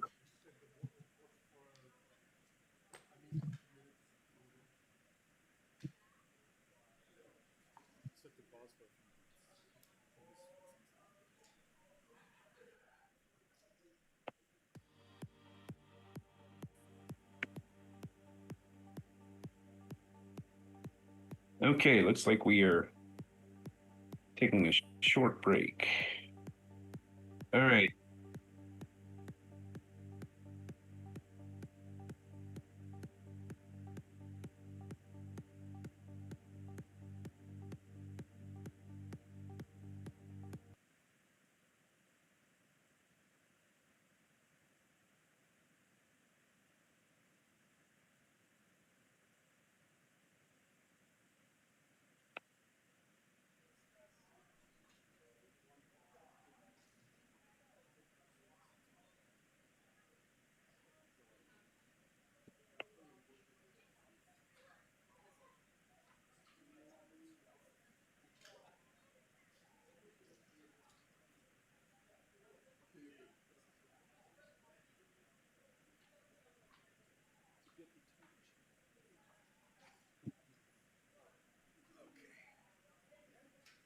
get disorderly. You know, let's take that. All right, everyone, welcome to the broadcast. The legend himself, Mr. Michihito Kageyama. Hello, How you doing, Michi? Thank you for joining us. I'm good. How are you, Gary? I'm doing great.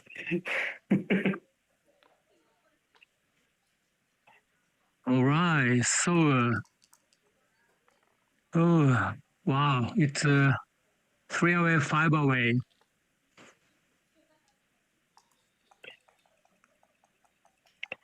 Okay. This is a main tournament, round 4. Oh, he's using both hands. It's not good. Oh yeah, that shouldn't be done. One hand only.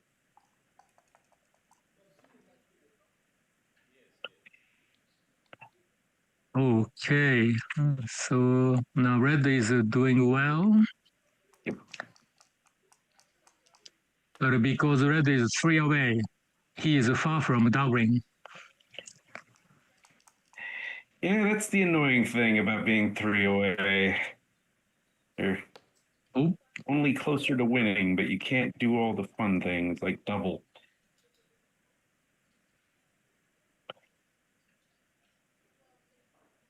Now white position is not good. Very inflexible. That dilly builder on the 4 is very ugly. But he gets to use it. Yep. Now it's working.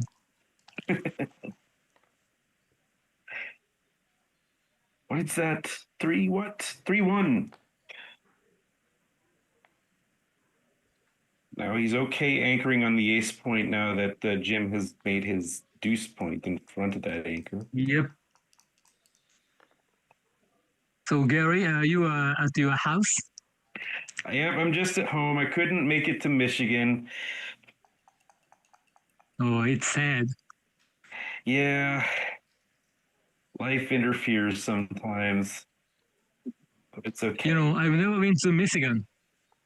Never been to Michigan? Oh, you should go at least once. Yeah, I know. They would love to have you. I mean, every tournament loves to have you.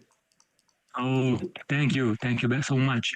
Oh, now what's gonna happen? Okay, so what's the cube action at this score? Ooh. I feel like it's too good. Okay. With you have 2s to hit a second checker, and then 3s and 4s to make and 7s to make a 5-point board. I'm not so scared about getting out. So if red doubled, it's a big pass. Ooh. I would pass, but you know something? By doubling, you make the gammons less scary. Oh, okay. Now he did. Oh no, I didn't want you to double me, but no, I think I pass. All right. Wow. Yeah. Score was very tricky. What do you think, Michi? Good question. I honestly don't know well. Yeah. But his winning chance was very high, like more than 70%. Yeah, I feel like it was. Yeah.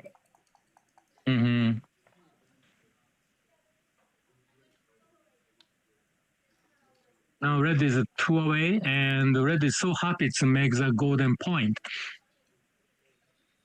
He never has to worry about great shot. Great roll. Yep. Now white has advantage, very small.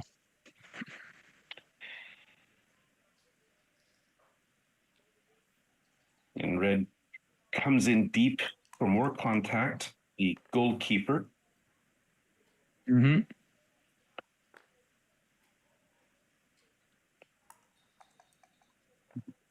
Now white winning chance is 60 something, 62, 3. Yeah. And he needs more than, if there are no gammons, he needs more than usual to really, a little more than usual to double this. Oh, yeah. That's right. Yeah, in a gammonless position, let's take point is very low.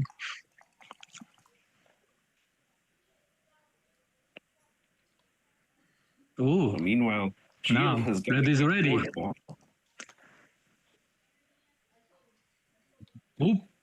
Oh, this is one of his best dice. Yeah, we were wondering how he was going to make inner board points safely, and this is the way to do it. I'd make the bar point. Oh, what would you do? Yeah, I don't know. I think I would have probably made the bar as well. This feels like it creates too many points that are hard to clear later. Yeah.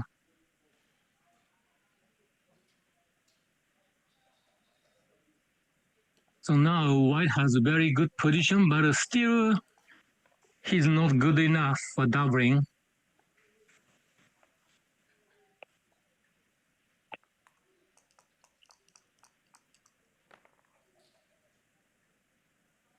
Oh, good dice. Shot.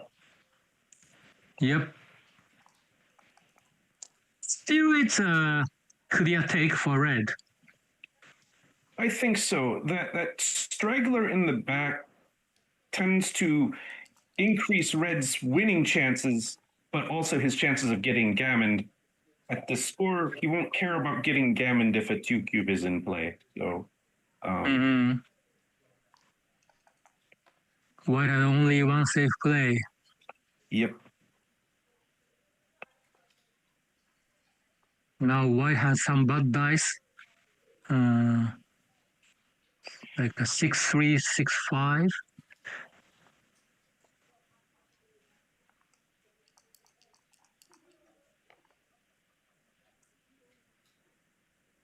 Five two is safe, but has to put another checker on the 4. Now white 11 point is stripped.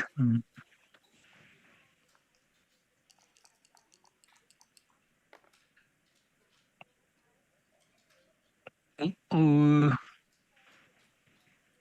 Ooh, can't play this safely.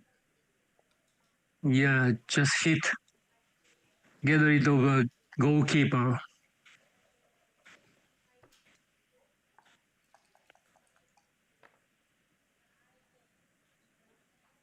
Ooh, dancing. Interesting. It's not doubling yet. He covers it. 2-4.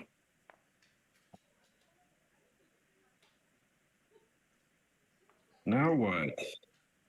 Now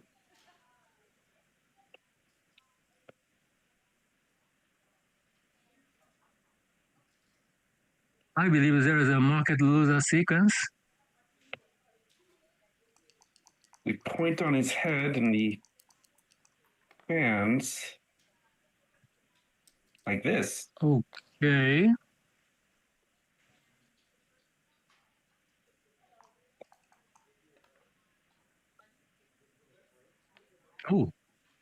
Oh, this is not his best.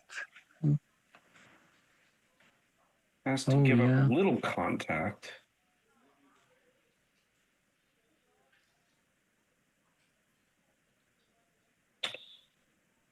So still it's an easy take, but now the position is very volatile. Jim certainly won't like most of his 6s.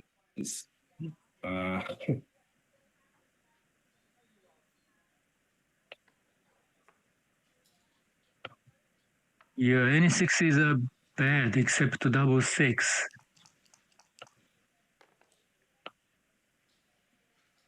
But this is a good number. It can pass. Yep. Now, Gilles needs to come in. He doesn't. Okay. Finally. Jim has seen enough, and so has Gilles. Now they got into the most exciting score in backgammon. Absolutely.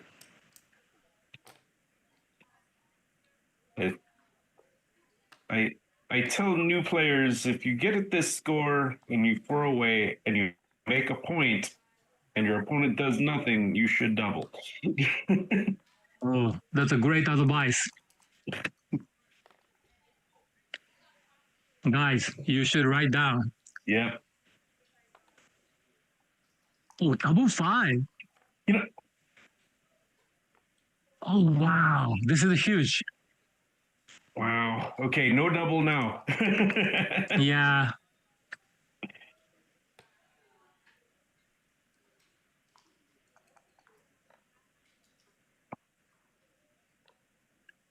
No, I Wow. wonder with that double 5 if he was supposed to make both points at the score. It's a weird one.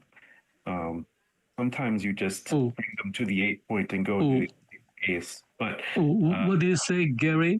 With the double 5? Yeah.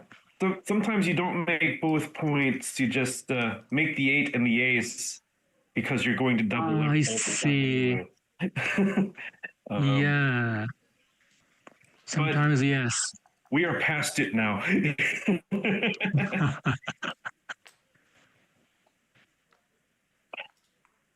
Okay, so red is doing very well. Right. Oh, great dice Good for shot. white. He desperately needed to get those back checkers moving. Wow. What a roll. Not It's many the best numbers possible did that. 4-point board. Oh. I call it Orca.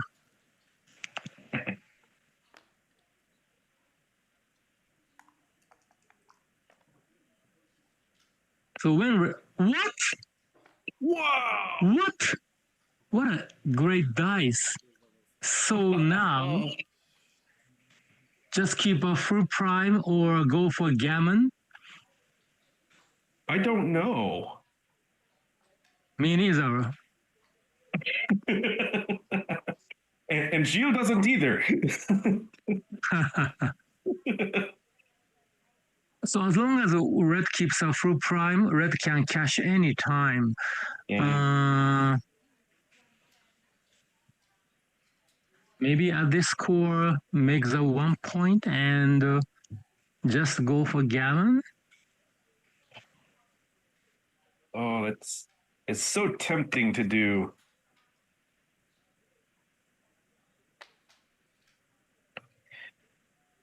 But Wow. there's another voice that says, if I make my prime, I might find a way to get a checker or get a gammon some other way by shaking loose a checker.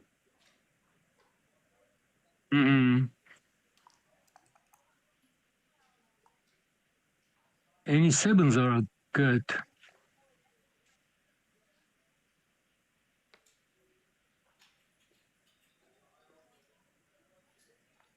And he's going to bring that in. To Well. This is not easy, but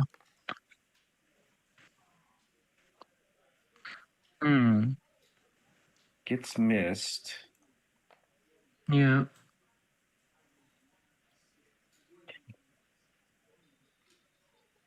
So if red complete a closeout, red winning, gammon winning chance will be like a 40%, 45. Goes to 14. Yeah, 20 outside pips. I think that'll probably be roughly 40%. And wow. Rolling 2 or not, it's huge. Oh, wow. Wow.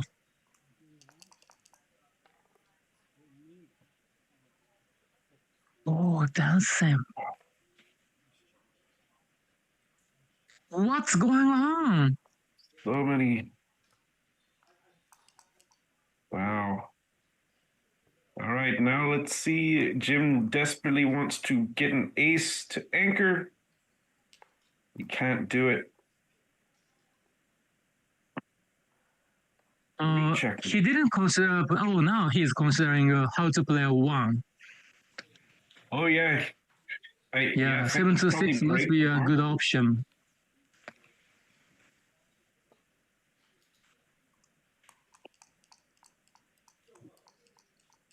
Yeah, I like his play. Oh, okay. Okay, now Gilles needs to get out. Yep. Wow. Any fives, any threes? What? None here.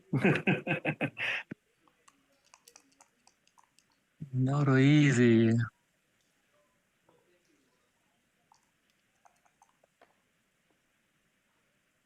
Oh wow! What's going on? Double fours. Oh.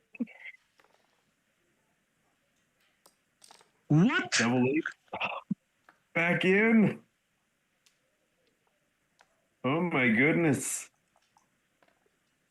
Jill needs to get out now. That puts a pause on things. Wow. What a cube action. Yeah, I was thinking the same thing. Oh, and gosh, if Gilles breaks up front, he's got to pass after this.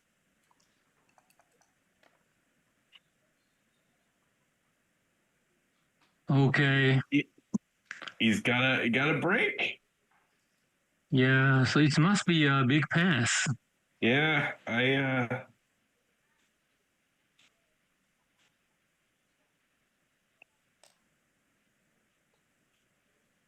here comes the cube. Yep. Wow. What a turnaround. That is an insane game.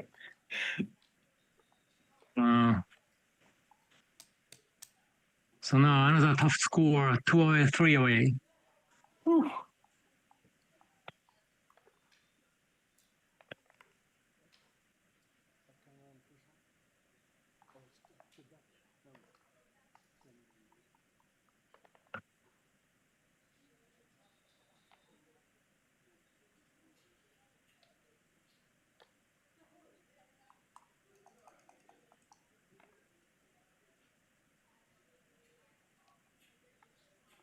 Hmm.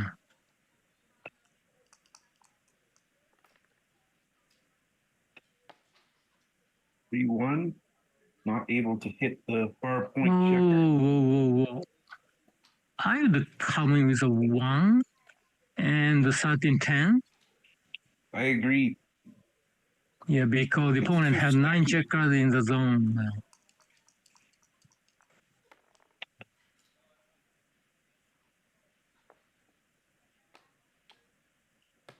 Jump out and make the 11.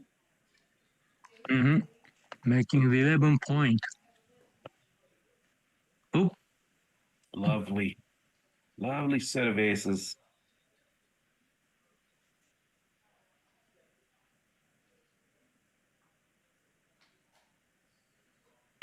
Oh, I found that the board is provided by backgammon.com.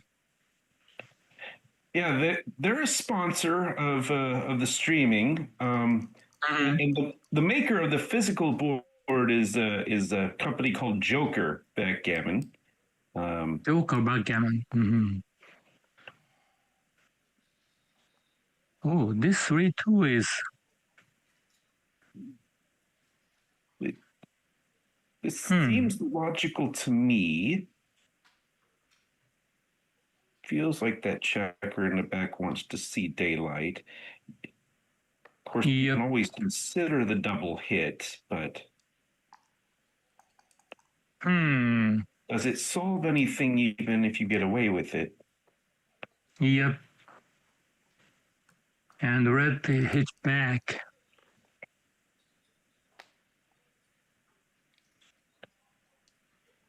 All right, advantage for Gilles.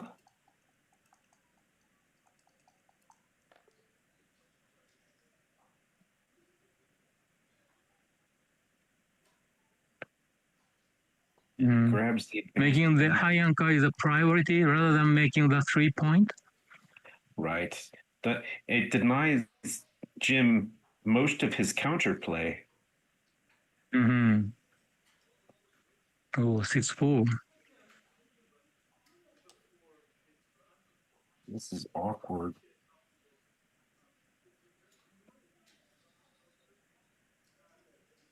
Well. And wow, really? Quick double and quick pass.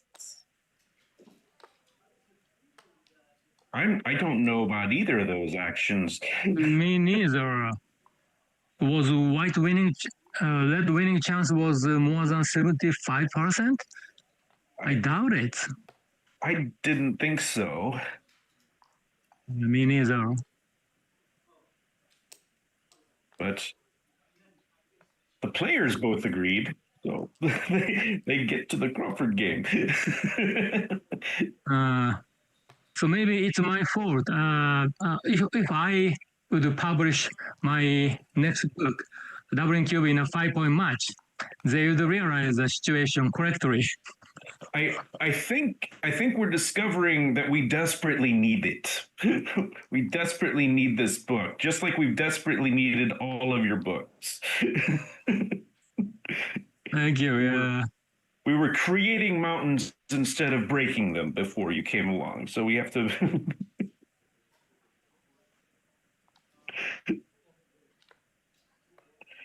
Oh wow! All right, so the Crawford game in this spot at 308 plays mostly like DMP. Gammons don't really matter too much for either side. Yeah, I think so now, too. Importantly, backgammons matter a whole lot for Jim, but they're so rare that we usually don't even think of them.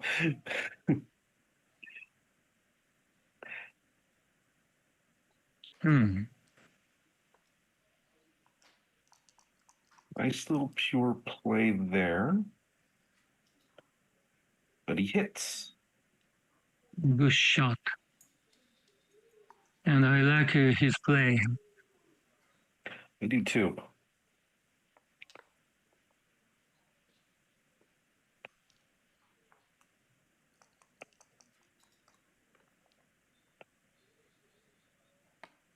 What? Oh wow! What a roll! Wow! Double aces, does everything, hits again, and makes the 5-point. Now white has a huge advantage. And he'll hit with anything legal, and wow, he makes the 4-point with this double twos.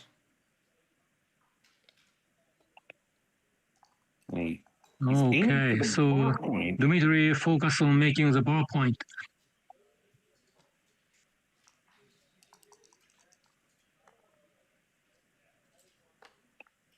Oh, well, he's got it.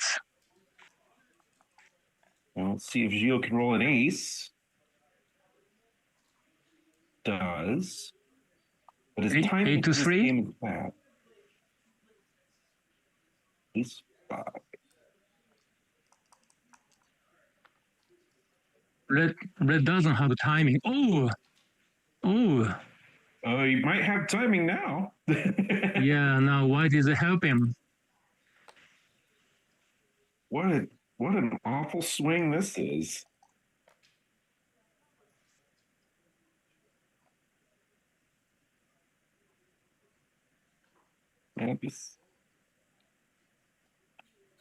Oh, this is interesting. It is.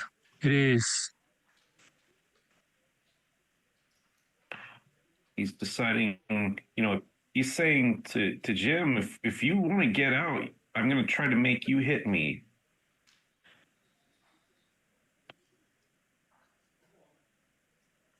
Hmm.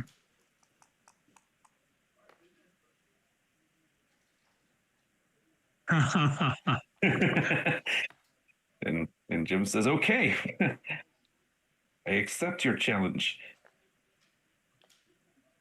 And this is interesting. Should you hit 2? I don't know. Now Red has a good timing. Yeah.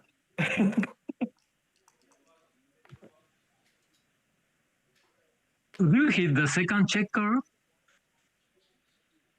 Yeah, I don't know if he should have done that.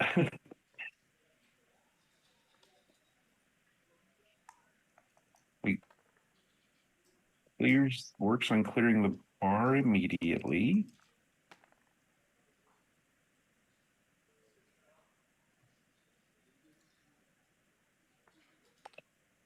I,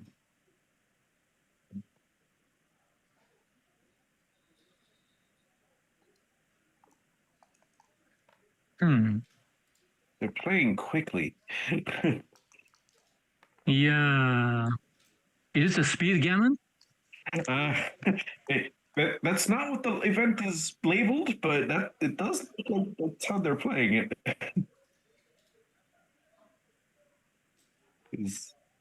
It could take several minutes on a lot of these decisions. Finishing bearing M.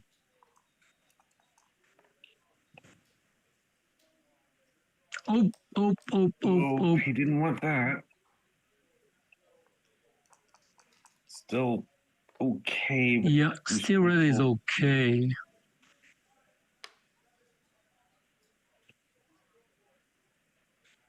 It must be 6-5. Oh, really? Yeah, that surprises like me too. it. I always thought you worked on stripped and then cleared the 6 first.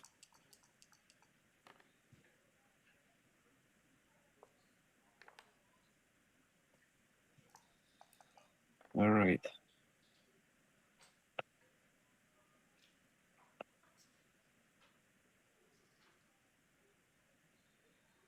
Checks out. Maybe slot the 4. We want to make it. Go to the midpoint. Midpoint good.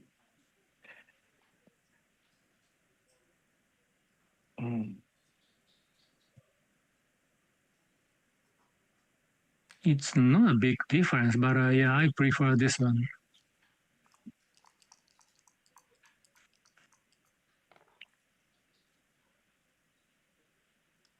Ooh. Right, well, it plays, but White has stripped structure. Next, White has so many anti-jokers.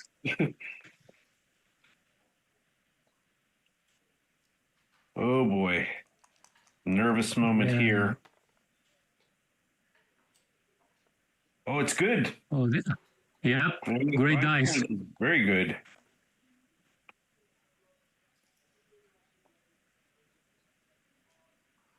She is getting ready. Now what?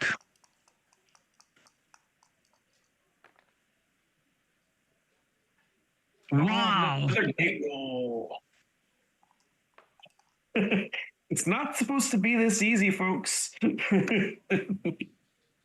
No. Okay, so now 2s, 6-2, 5-2, 4-2, 6 bad dice. Double 3s leaves a shot, but oh, double 3. That's right.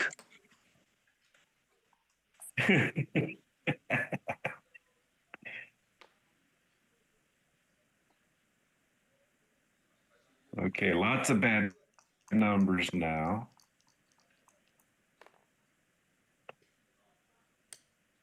Wow. He never leaves a shot. Isn't one of them. Never.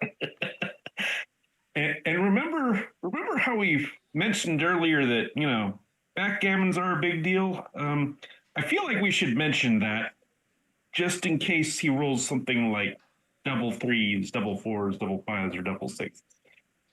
Oh. Wow. Winning backgammon is amazing. Wow, what's going on? 4-5. Oh, wow.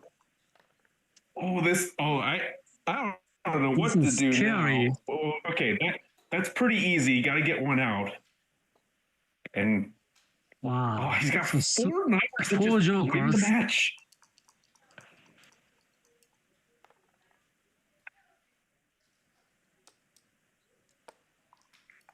So should Red stay or should Red leave? Get out. Yeah, okay. gotta go. He didn't hesitate. Wow. Ooh. Very exciting. They're doing a good job for us. Earlier in the day, all the matches were pretty short, and a little bit lopsided. This one going right down to the wire. Double match point. Yep. Wow.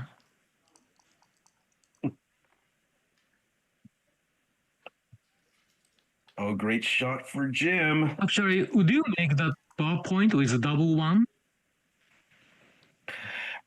Against the 3-1, I think we're supposed to split with we make the 5 and split with the back checkers. I think. Yeah, I that's think what so would do. too.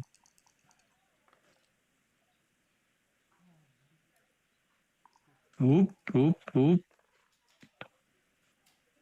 Oh. Maybe Baker's up.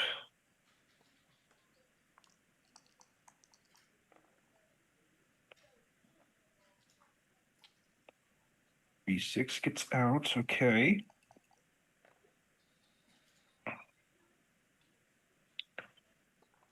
Builds the 4 prime. See if Jim can Wow, save who is a something up. favorite? It's pretty close.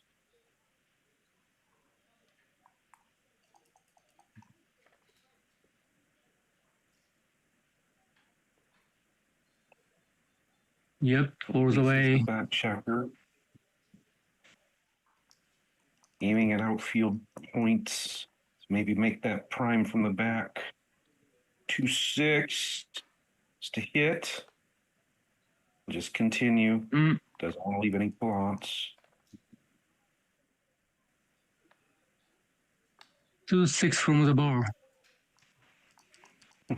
Where's Ray? Now I just Oh, finally, White can get out. And hope to get away with it. Plus She double needs a 6. 4. Oh, Is this right? interesting. He may just be counting.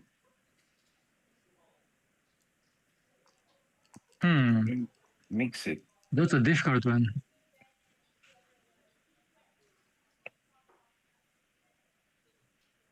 All right. Jim has gotten to a favorable holding game position. What? Who is ahead in the race? That's a good question.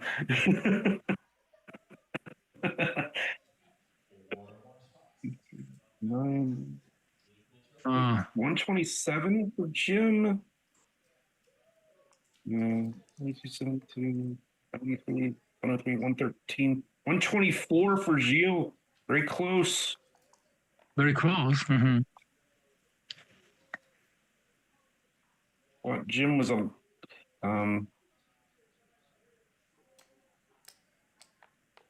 Jim down 3 but on roll, so that's very close.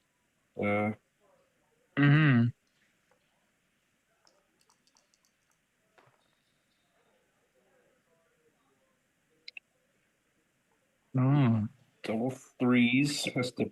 It's good for the pip count, but not good for distribution. Correct.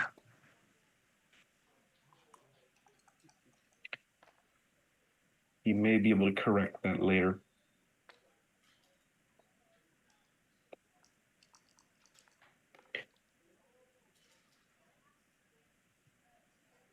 Good shot. Now White is ahead in the race. Yep.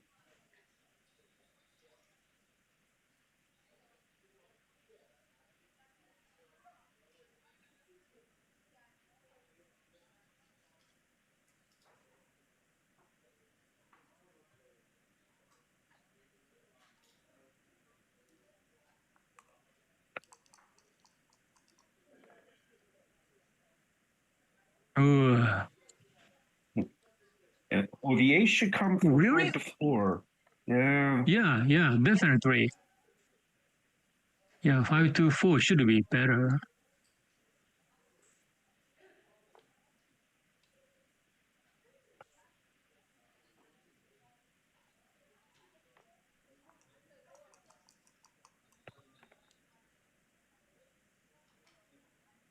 Okay. Jim has disengaged and he's ahead in the race. Yep. He feels very good. But things have a way of swinging in this match.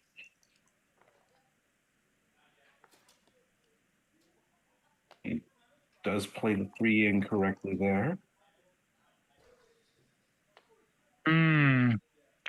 This is a very difficult game for Red. Yeah.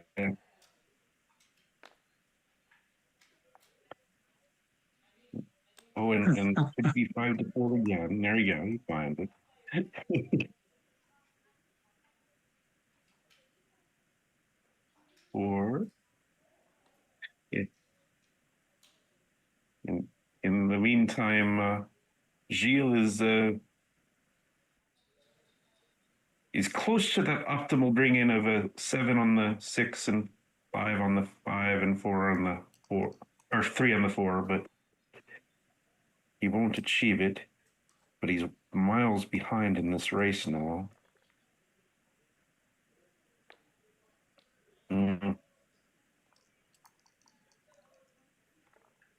Well,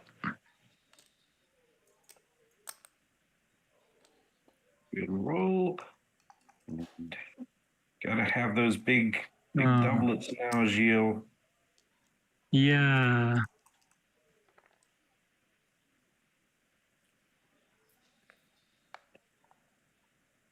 Plays 3 to 1 with that deuce. 6-5 is good. Wow, it's even better. Wow. He didn't need to roll that, but I'm sure he's heaving a sigh of relief that he did. Very hard for Jim to lose this now. Yeah. He shots in the bear off, and then he just simply rolls more pips in a race.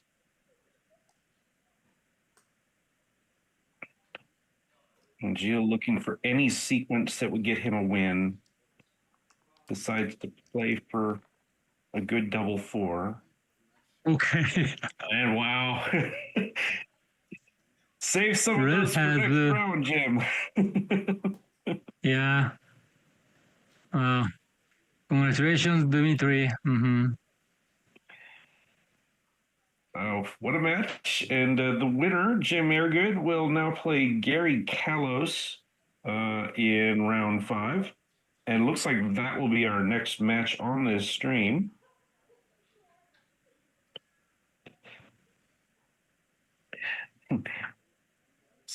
So, Meech, you have the UBC coming up. Right. Are you doing anything special to prepare for that? You don't have to tell all of us if you want to keep it secret. Yeah. Actually, for that, I stopped writing. Yeah. I just focus on improving my skills. That sounds like a good plan. Yeah. So we have some big event, UBC World Championship and the Team World Championship in London. Yep. You are the member of Team USA. I'm on Team USA. Yeah. I'm going to go to London, and I'm also going to go to Monte Carlo this year for the first time. So Oh, that's great. yeah, I figure I need to do it once in my life. So and I should Wow. probably not wait till I'm older. So it will be your first time? First time. Oh, wow. Yeah. Do you have your room space? Yeah, we're staying in Beau Soleil. My a player, Mark Flannery. He's from same town as me. Uh-huh. He's been to Monte Carlo before, and he arranged most of this. So Oh, that's great. Yeah. Yeah. Do you have a spare room in your apartment? I I I think we don't because we're also staying with some other people. I don't know how many people we have piled into this place. So Yeah, because I'm going to book a apartment now. oh, okay. Yeah, I think we're booked up. Otherwise, we'd love to have you. Thank you. All right. Yeah. So, yeah. But anyway, yeah. After World Championship, I go back to writing a book, and yeah, I want to publish.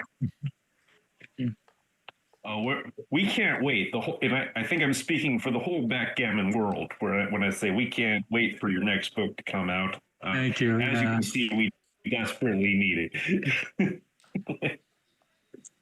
Yeah. Okay. So the match is over, and yeah. So we can get out. Well, if you'd like to stay for the next one, you can. I don't know how long you've committed for, but we'd love to have you. Thank you very much. Yeah. But as I told you, I need to book my apartment. Okay. Well, it was great seeing you anyway, and we were honored to have you. All right. Yeah. So thank you for having me. It's our pleasure. Thank you for coming. All right. Yeah. So bye. Bye bye.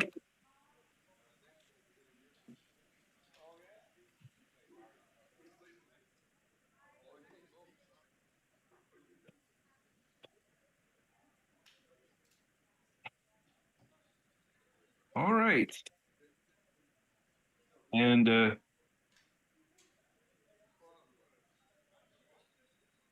let's see.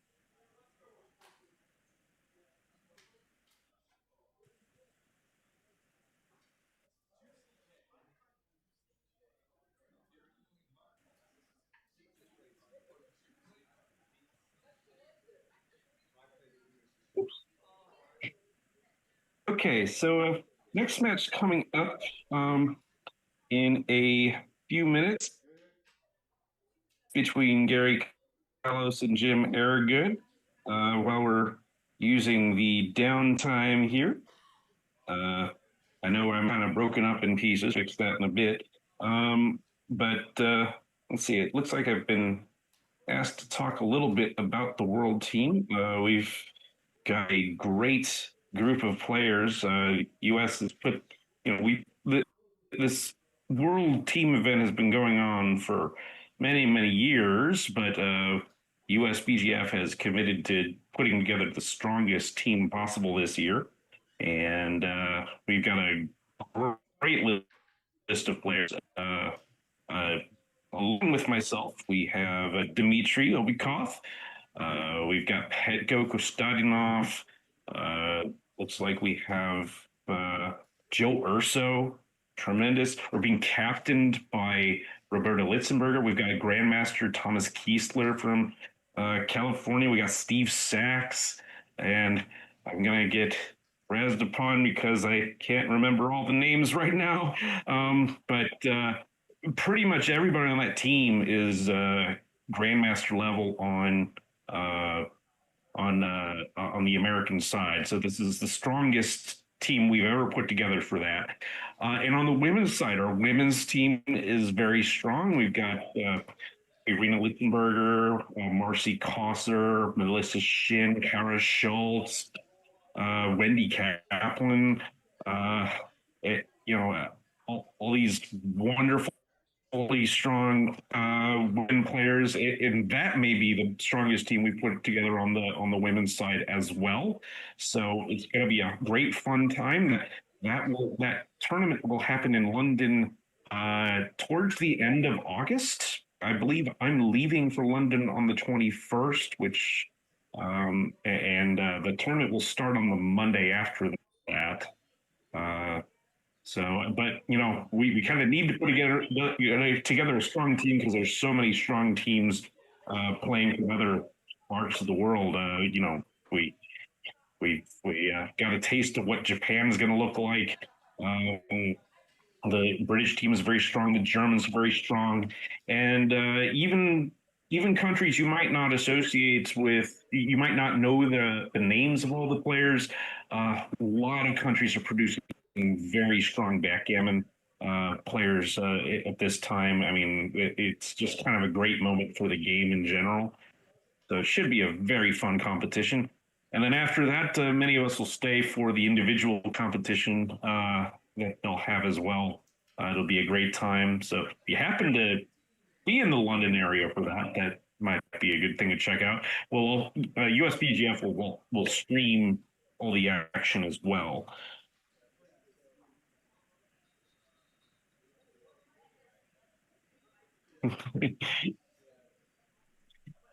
And Thomas is asking, since Michi isn't staying, do you get a rebate on the free entry? Yeah. I'm kind of hoping for I was hoping for him to stay as well. I can't get enough Michi myself.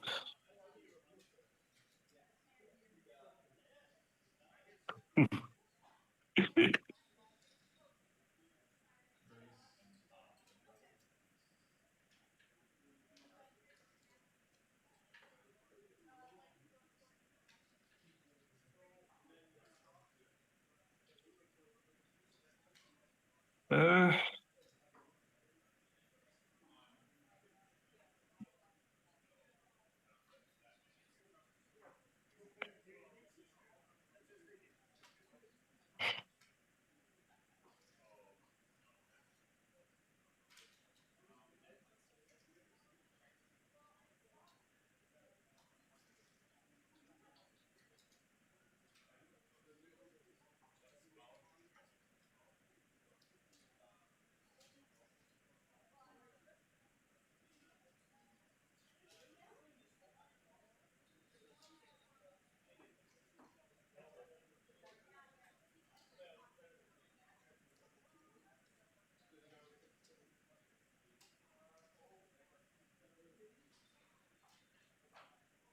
all right. We may be working on getting another commentator in here with me. Always fun to have another player to exchange ideas with. I think it makes it more entertaining for the stream. You know, otherwise you just kind of hear my ramblings, which you know I don't mind listening to, but I don't know how much it works.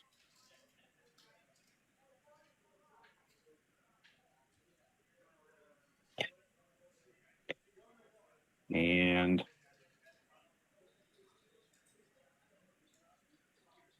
we're gonna see who we can rustle up in here.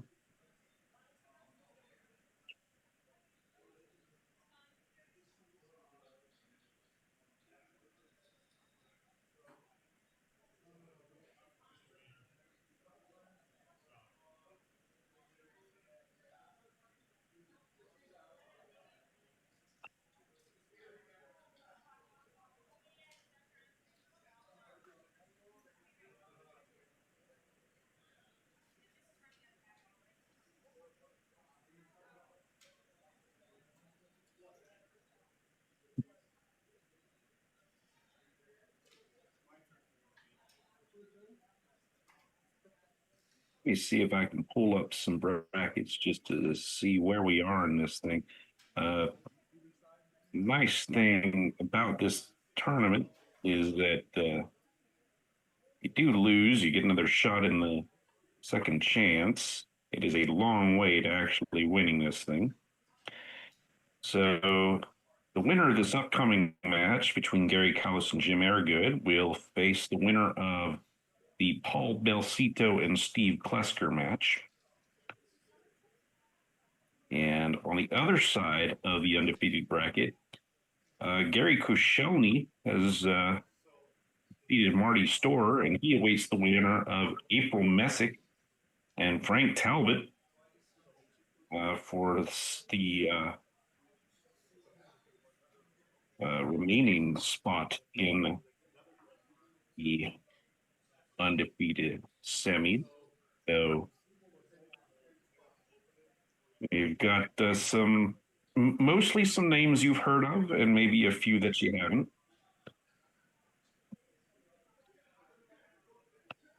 And the action has been furious. That was that last match we had was the first one on this stream, I think, that went to DMP. But there have been some pretty wild swings all day and some gammons all around.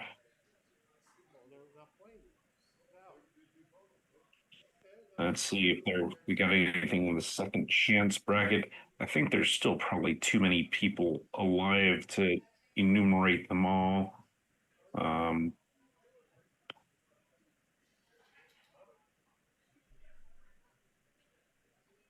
But plenty of your favorites are still alive and kicking down in the second chance bracket. The grand finals will take place sometime on Sunday.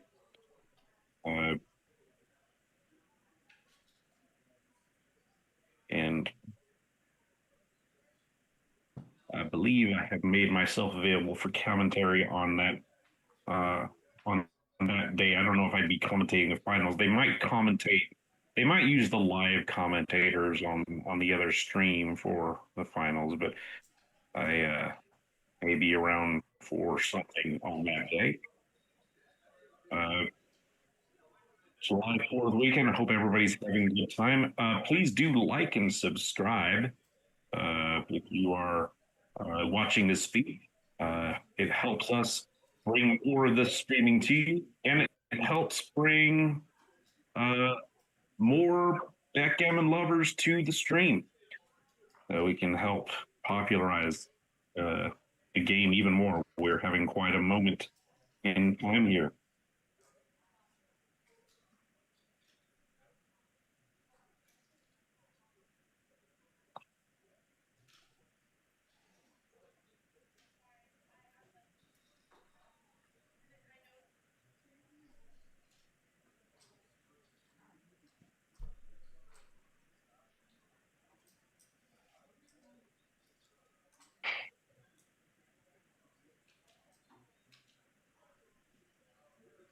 All right. We appear to have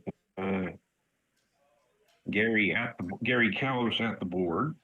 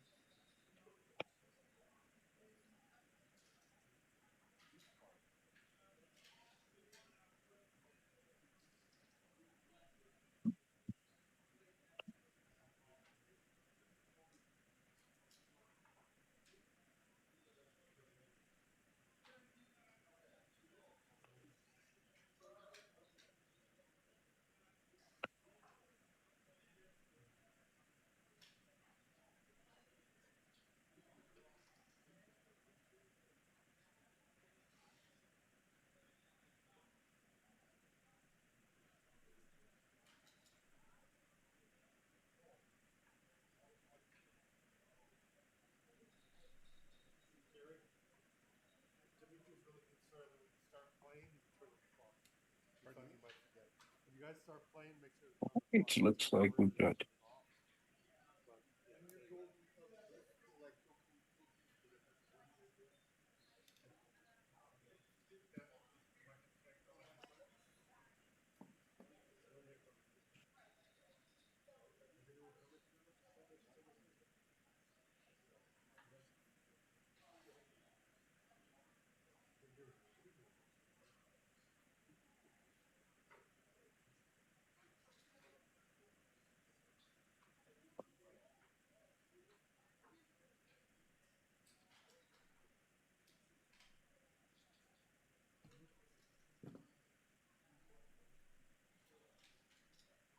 Right. Like the players are getting ready to start. Apparently, Let's see if I. Pansy are going to be commenting on our matches. I hope they're nice to me because I'm really I'm a Okay. low retiree. It's about the same as me. That's about the same as me. All right. It might just be me here, but someone does join. We'll let you know.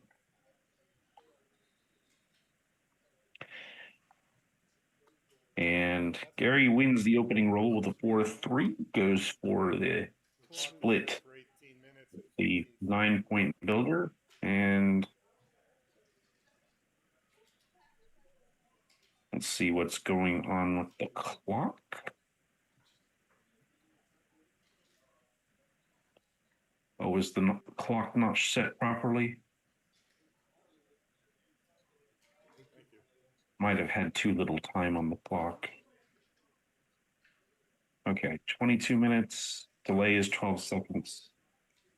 All right. And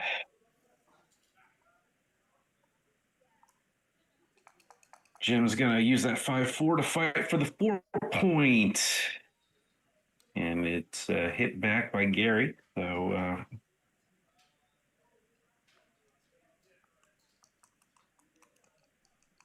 he jumps out with the 5. And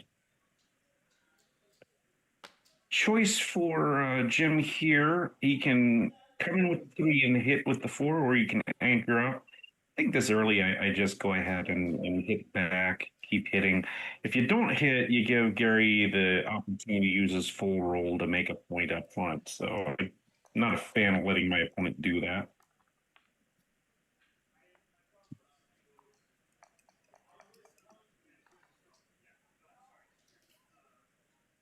Two 6 from the bar. Got to come in with the deuce, and the 6 probably just hits loose. Although Gary decides he's going to go for the split instead, or at least as we have set up. You're leaving shots anyway. Sometimes you might just want to hit. He's looking at it. Gives your opponent some bad rolls coming in. A lot of times we are just about we're very spiteful in the opening. If we can't do what we want with our roll, then we want to keep our opponent from doing what they want on theirs. Like that. That was a poor 6-1.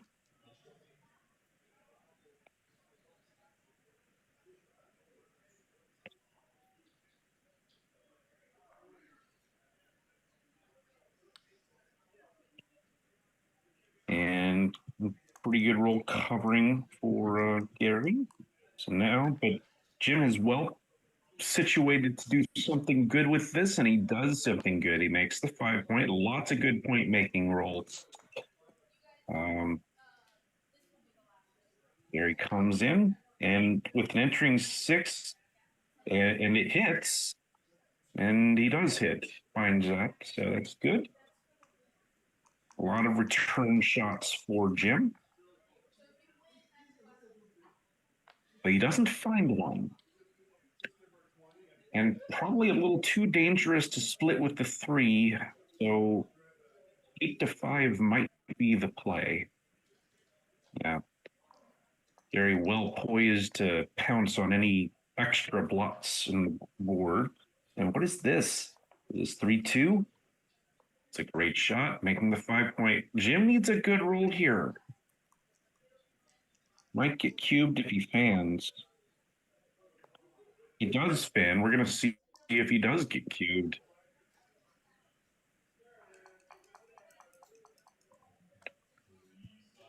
And Gary decides to wait, and he builds the 4-point. And now Jim needs a really good number to stay in this game. Does that qualify? 1-6? Certainly going to draw the cube from Gary, I would imagine. into an ace point game, unless he thinks he's too good. He does not double. Does hit. And choices whether to lift or come out. This does leave some returns, but if he gets away with it, he can build the bar point. And there's a fan, and now he cubes, and I don't think Jim's going to show much interest in this one. I might have looked at this and thought it was a little too good. Just not imagining that Jim's going to. Remember that the too good decision. It's not like you're committing inexorably to playing on forever. You're just saying, I'm going to take a shake. You're going to take a shake. And then I might be able to give the same cube next time. And it was hard to imagine sequences where Jim was going to take next time. So, but anyway, it's always good to get on the board. Gary is up 1-0 in this race to 11.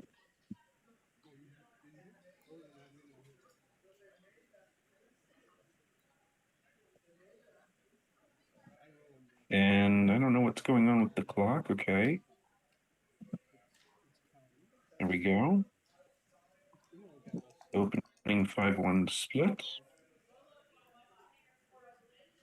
6-2. The book play is to run with this. The idea being if you bring that 2 down, it's just a few too many fly shots, too many good rolls, but Jim rolls a 3-1 and quickly grabs the 5 point, which I agree with. But if he knew that Gary was going to roll this set of boxes, he might have chosen to hit, but you can never know that. He grabs both bar points and has to decide what to do with this last 6. For me, I think it's just leaving the midpoint blocked, and he agrees. He's well poised to make some points if he gets away with this. He does not, in fact, get away with it. And he's going to bring this 3 up. And it's an interesting question. Do you bring it in direct range of that 6? In a way, you're giving your opponent a good 6 by hitting, but and he's deciding, I'm not going to give you a good hitting 6 on the 5 point. 1-3 from the roof. And now that he's outboarded, does he? Now he sets up coming up. That's what he plays. Might consider coming in deep and either safing a check or hitting loose, but comes under the gun instead, and Jim is going to hit loose, trying to fight for the 4 point. Doesn't have to do that with the deuce. He could anchor up if he wanted to. Now that Gary has the bar point anchor, he may not want to make this loose hit. And now he's going to look at the anchor. There we go. All right.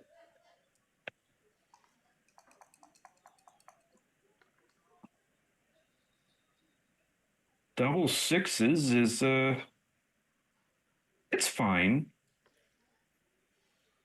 Probably going to end up. Those are the first 3, and then you may play behind. The pure play is to slot, but it does leave more shots. But it gets hit anyway.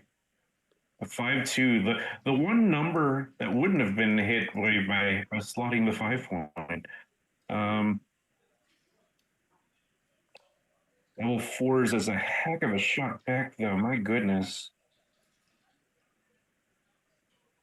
Just utterly devastating. I'm deciding which point to make. I think I make this one. I tend to make the better point over improving the distribution myself. But he decides he wants the distribution more. No swing here. Wow. What a difference a pip makes. Double three back. Boy, I think I know why these guys have advanced so far in the tournament. They're just coming lights out with these jokers.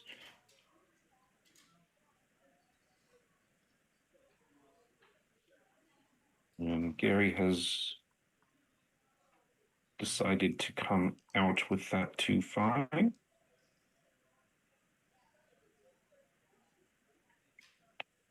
4-1, can't move the back checker, but can point on Gary's head on the 4-point. It's a great roll. Let's see what Gary rolls back. Oh, he fans. Okay. So what's going on here? Well, Jim's not even going to pause to ask what's going on. He's just going to go ahead and fire. And Gary quickly takes. I would need to think more about both of those decisions, but there is that expression: think long, think wrong. And Jim decides to safe up. I feel like if Gary can get in and get the back guy to safety, like say to the bar point, you have like a bar point holding game where Jim hasn't quite escaped his back checker yet. The question is, do you get there often enough? Because boy, Jim does have a lot of builders in place now. And this 2-6 is a bit awkward. Probably needs to come out so he doesn't get pounced on inside, because Jim will hit loose.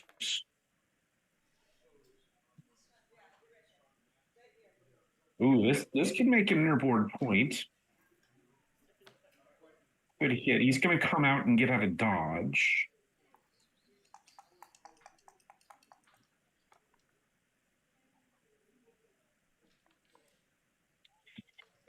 And speaking of getting out of dodge, Gary is getting out of dodge, saying, I'm not going to trust you not to hit me again. Ooh, this is a lovely roll. It clears the most difficult. Oh, if he wants to, it clears the most difficult point. I'm assuming he's ahead in the race and wants to do that. And yes, he does do that, leaving only 5 numbers here. Double twos doesn't hit. And some of the hitting numbers, he'd be shooting at 2 checkers from the roof. So well done, disengaging. Let's see if he can safe that guy up. Gary was unable to really make any point in his board. This doesn't safe anybody up. So we'll get that shot again.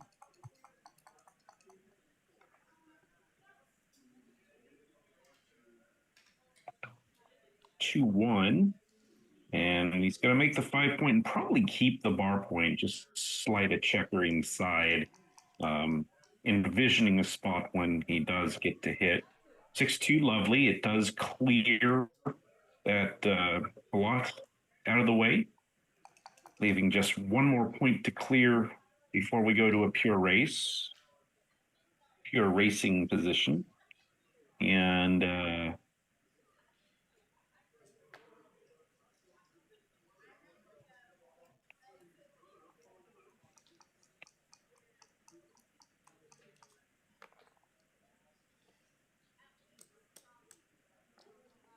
lovely shot from Jim. Wow.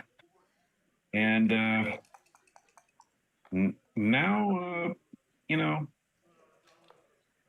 well, Gary says I can roll a big set of doubles too.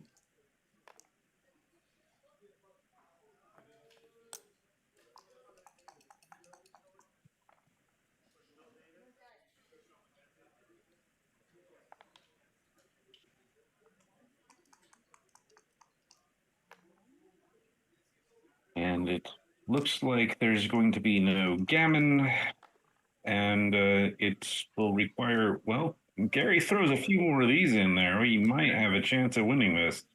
It was looking very remote before. Now it's only looking a little remote. Still needs to actually do it.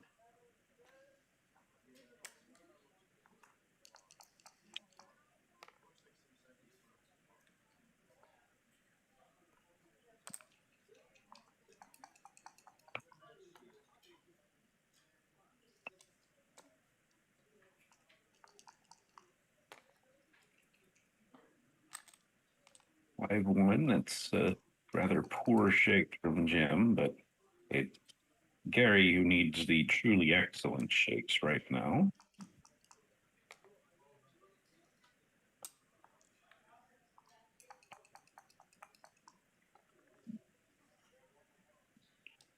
Oh, double twos. Hey, you know, you're starting to envision it now, aren't you? And that is a cocked die. Hard to do that. It's like something from that game Past the Pigs. 2-1 from Jim. So Jim is helping Gary by rolling such poor numbers. All of a sudden, some nervous moments. Another ace.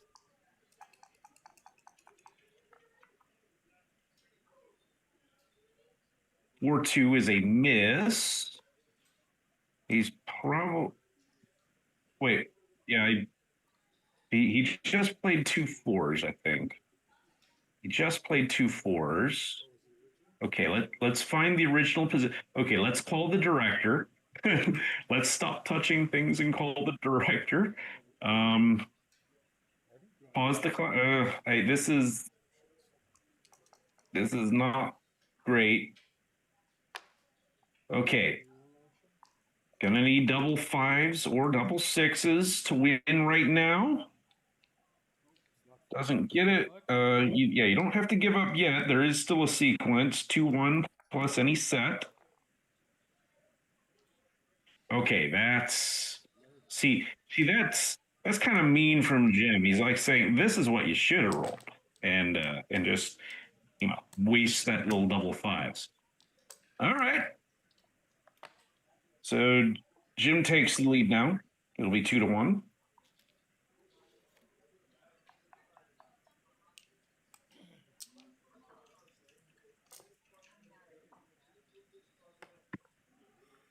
All right. So let's see who wins this opening roll. They tie, so we got to try it again. There we go. Good opening roll for 4-2. Gets the 4 point.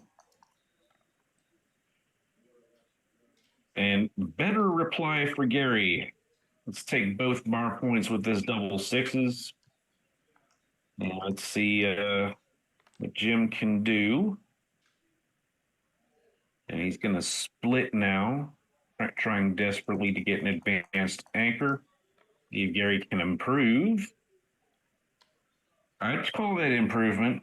Wow, double 2s, hits, makes the 4 and the 5 point, gets the rack. Hard to see how Jim stays in the game.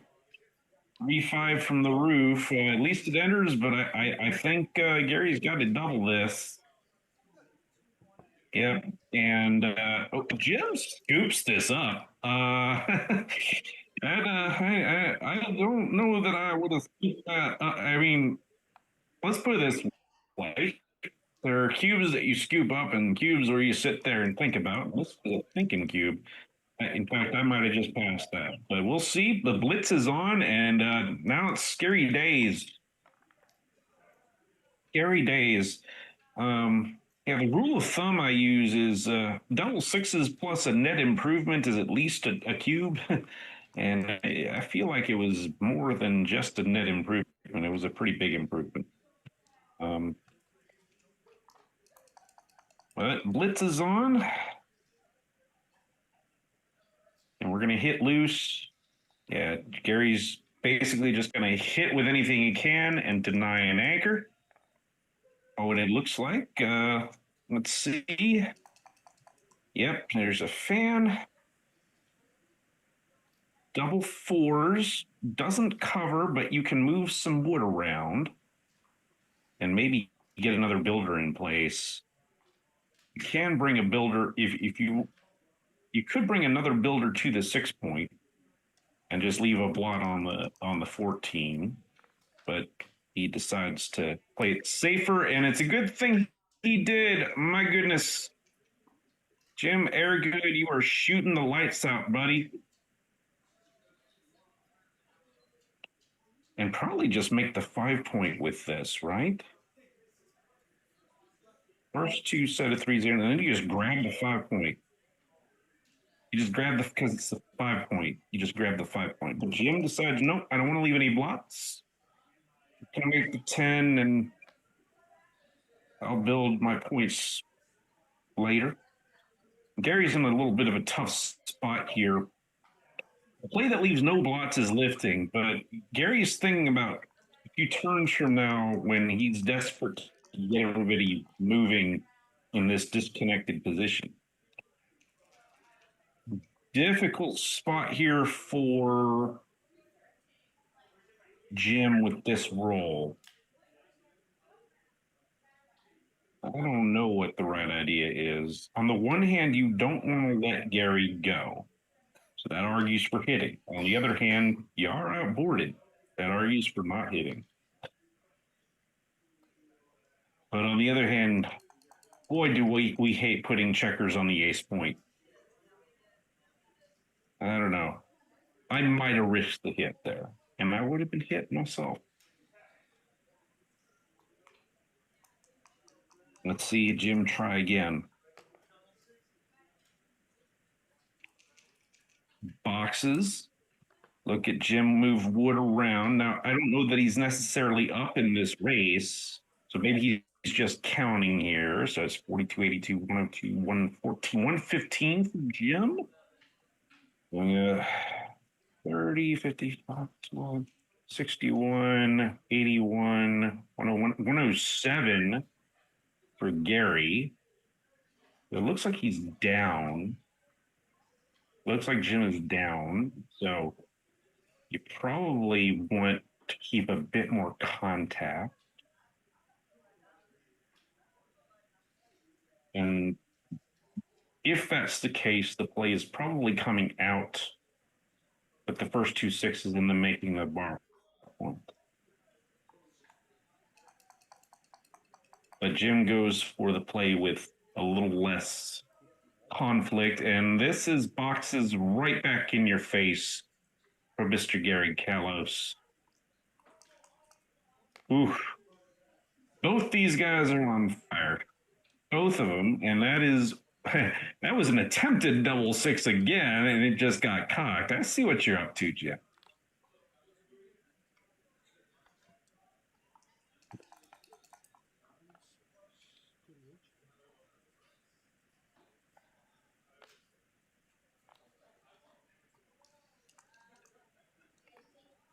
All right, so both these guys will try to bring their checkers into the 6, 5, and 4-point in some nice way of distributing. Don't want to let any of those points really get stripped down during the actual bear off. So you want to have plenty to handle those. But right now it's Jim who really does need to go to the whip on those boxes to get back into this particular race. Yeah, when you're bearing in during a race where you think you might win it, it's different from bearing in to try to get off the gammon. When you're getting off the gammon, you don't want to aim directly for the 6-point and not waste any pips. I don't like that little move from Jim. Move the checker entirely first, then hit your clock, please.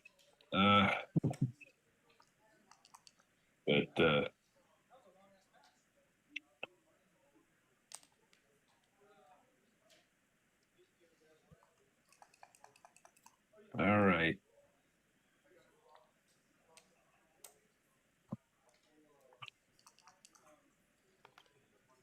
Got to have those boxes pretty soon. All right. He's planning on rolling 2 or 3 sets of them the way he's got those checkers piled on the 6.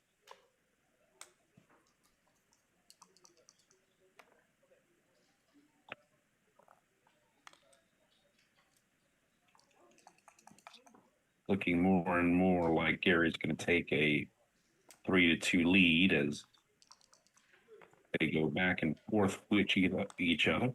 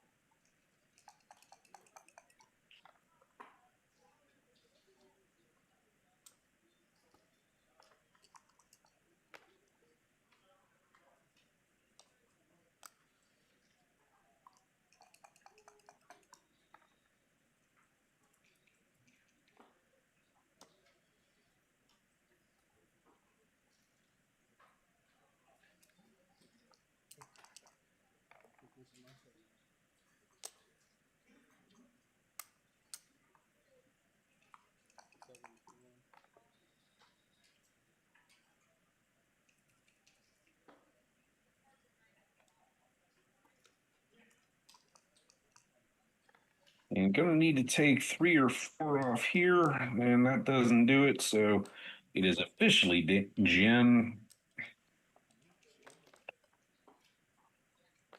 And we go to 3-2. 8 away, 9 away.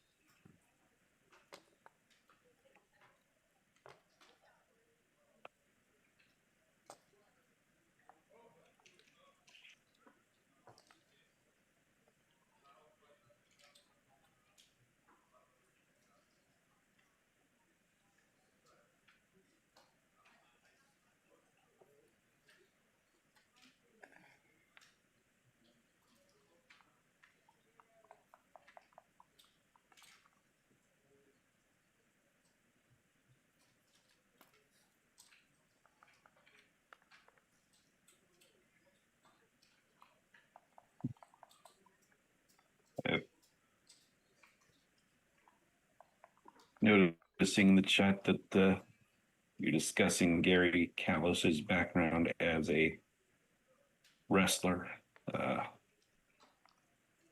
I've heard that. I haven't heard many of the stories, but apparently he was an excellent wrestler back in the day.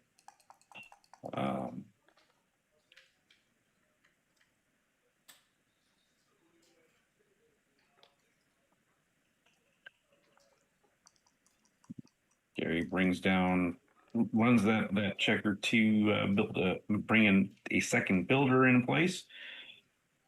Jim, meanwhile, has now escaped his checker to go along with the made 5-point. And Gary will make the 5-point on his own.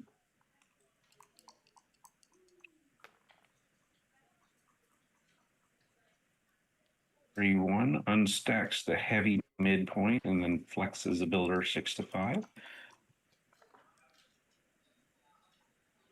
Let's see what Gary can build here. Ooh, this is a choice. Yeah, the trouble with making the 3-point is you lose your 8-point, which is often something you don't want to do. So Gary decides to be constructive and bring 2 down from the mid while making the 10-point. Nice little play there. And similarly, Jim will also build his 10-point with a 5-3.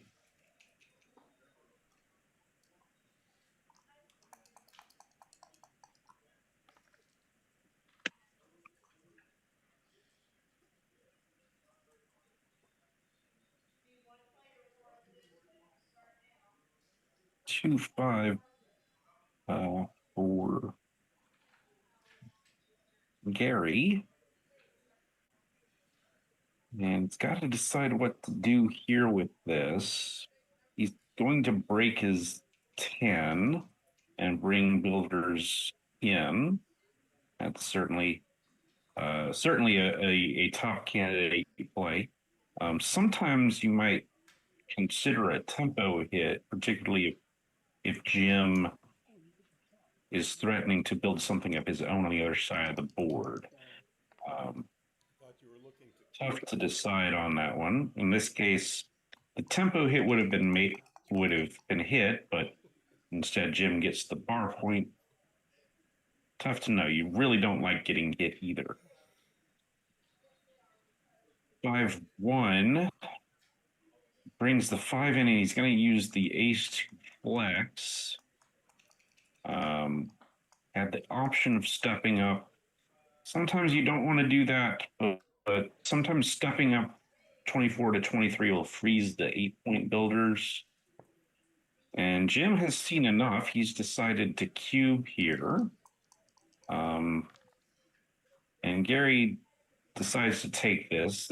I think Gary's saying the worst you can do is make your 5 prime. Then it's only a 5 prime, and I can still build stuff.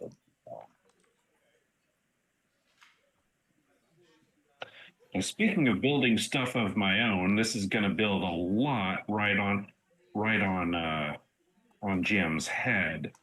4-point board with a man in the air. Oh, and that's a dangerous time to fan.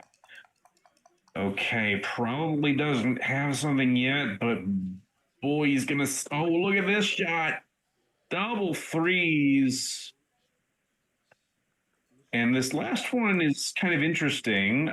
He breaks the 8-pointed. You could also bring one down for the mid. Now I think Gary's too good. Should play on for the gammon here. Oh, and he gets the closeout. 6-3 right away.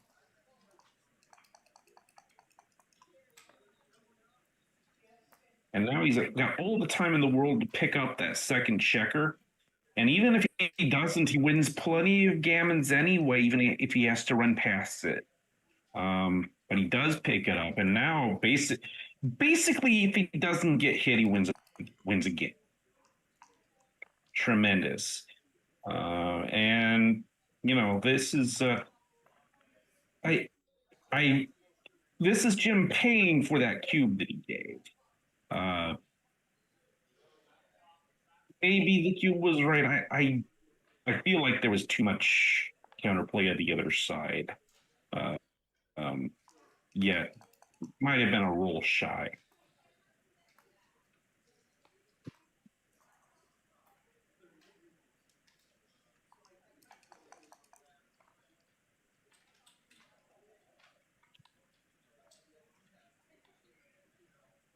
And you know, there's always some debate on how safely you should play these bear in and bear off plays.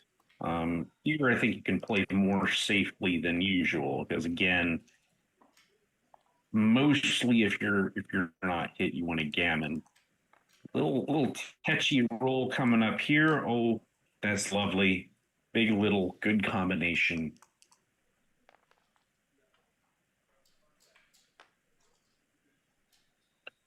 And a lot of crossovers for Jim to make up to save this.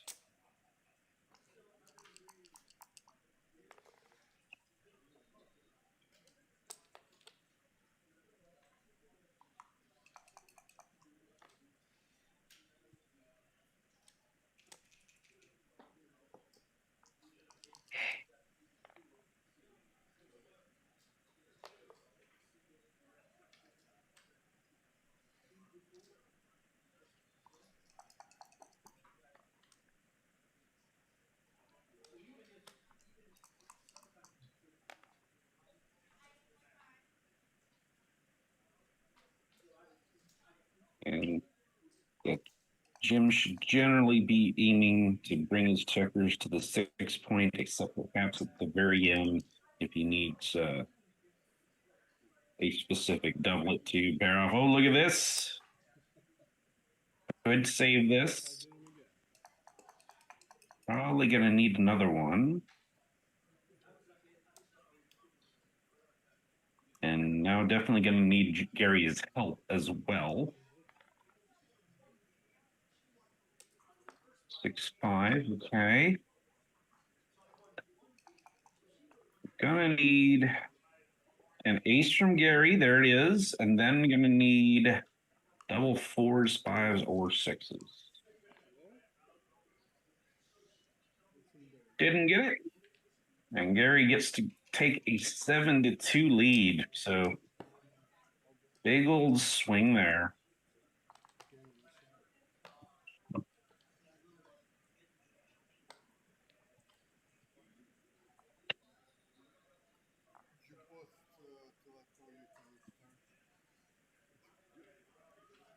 So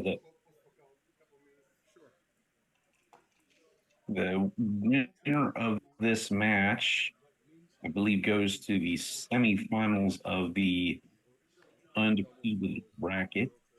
So it's a great spot to be in. And the loser will have a bit more of a crawl back to get into a good position. And it looks like they may be taking a short break.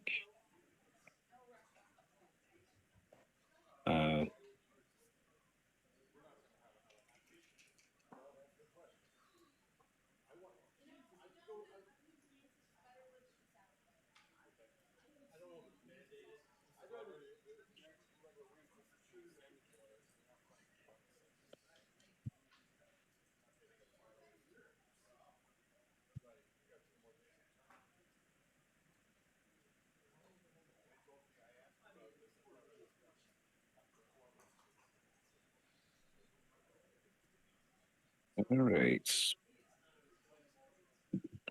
Let's see if we can.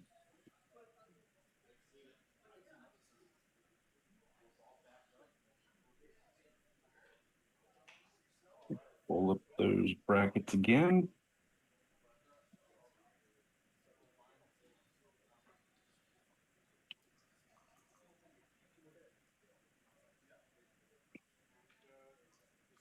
So let's see.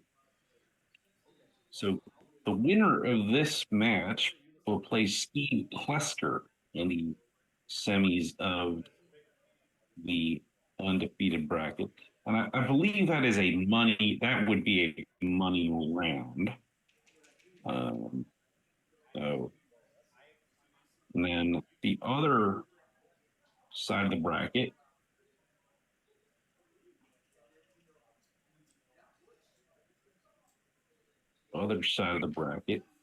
is Gary Koscielny against Frank Talbot.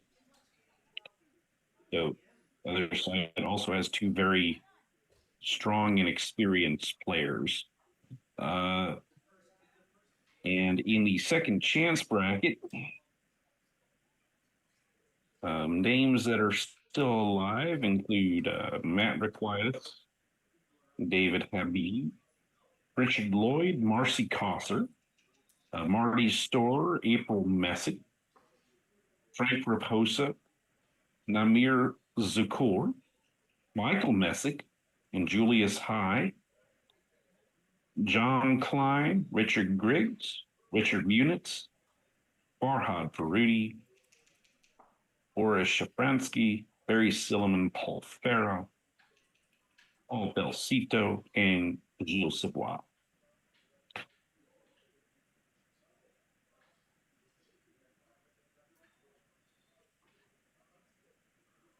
The consolation, I assume they will do the draw for the consolation tomorrow. Start up there.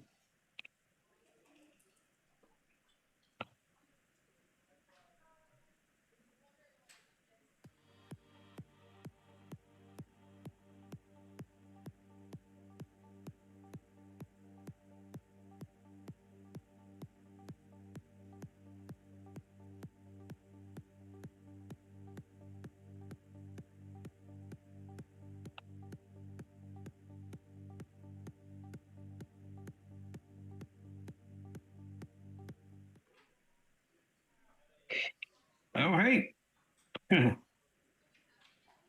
and everyone, welcome to the stream. We got Matt Patterson. Oh, hey, am I live? I believe you are, sir.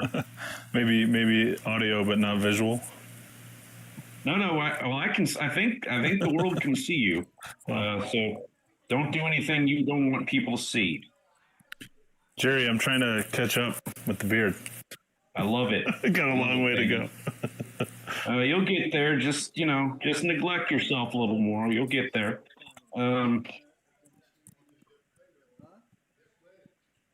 So we are in the middle of a heated battle between Gary Callos and Jim Airgood. And are you in Colorado right now, Matt? I'm sorry? Are you in Colorado right now? I am in Colorado, yeah. Yep. All right. A lot going on out here in a good way. That's good. How are you? How are you in St. Louis? Missed you guys. Yeah. We had a good time. Apparently it got a little spicy on the commentary, but everybody here was having a great time. So I don't know. The commentary got spicy? Apparently so. Apparently there were some random people who came in and made some very old school racist comments. Oh. So, yeah, not so great. Good. Not good. Not so great, but it's us now. So there we go. We're not going to do that. Just some good friends.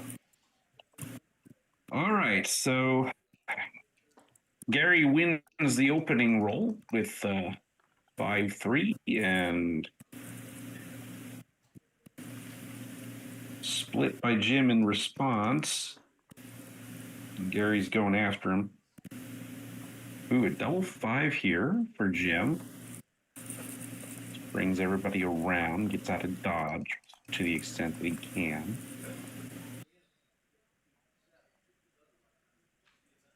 Two one. Now that Jim has escaped the checker, Gary feels the need to do something with his back checkers, but he's going to pay for it. Those double 4s, and Gary doesn't roll something great. He might face a cube here. I'm taking a 1/6. That probably saves a cube, right? At this score, I think I'm still sending it. At this score, I don't need a whole lot.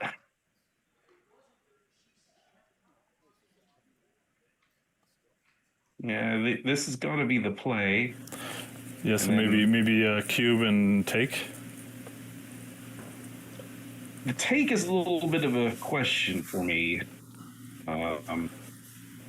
This is a pretty good roll. Now Gary really needs to make this bar point to stay in. And he does.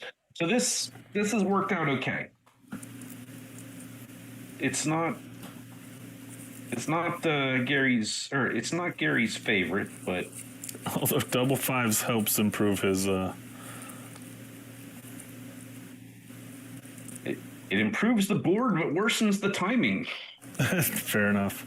So he wants to play nice and slow now, so Jim can take his time, or what?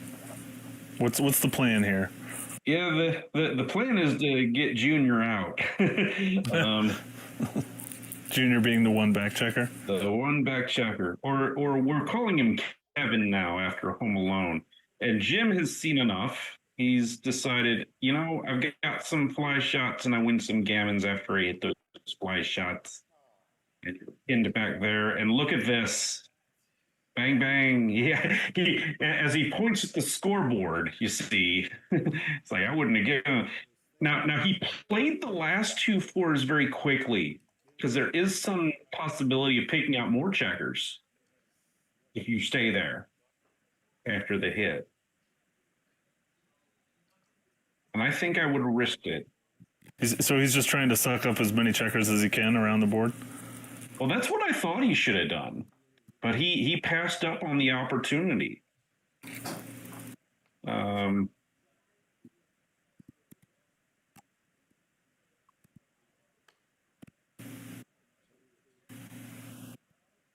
Yeah, that could come back.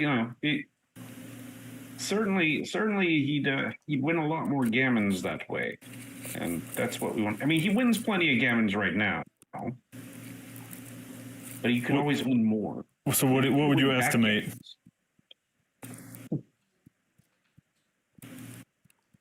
How many gammons do you think he's winning here? Oh boy, I'm always terrible with these questions. Yeah. I'd say he's favored to win a gammon for right now. Like, I'm always shocked at the guys who could just off the top of their head just give you a number. Well, I mean, but are you checking those guys with XG afterward? Fair enough. No, I'm not. I could just, I could spout a number off to you, but I still don't have XG, if you could believe that. Ooh. I'm waiting for it to be like live on a Mac, so I don't have to use some kind of emulator. Yeah, that can be a problem. So Travis Kalnick, if you're out there, we're waiting for V2 or V5 or whatever version of XG, the next version. Waiting with bated breath.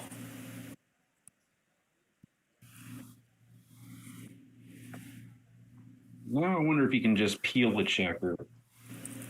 Typically, we don't want to put checkers onto the deuce point unless we have to, because then the only way to get them off is to roll a deuce. At least until the very end, the only way that they move is with a deuce. We can often, it might be right to just peel one here. I don't think it compromises your safety instead of putting 2 checkers on the deuce, but he opts for that.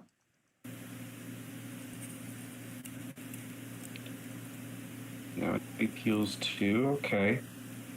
Gary's got to get in. He does. And he goes to the 6 point with that, hoping to play to save the gammon. Wondering if he should play to prepare for a hit.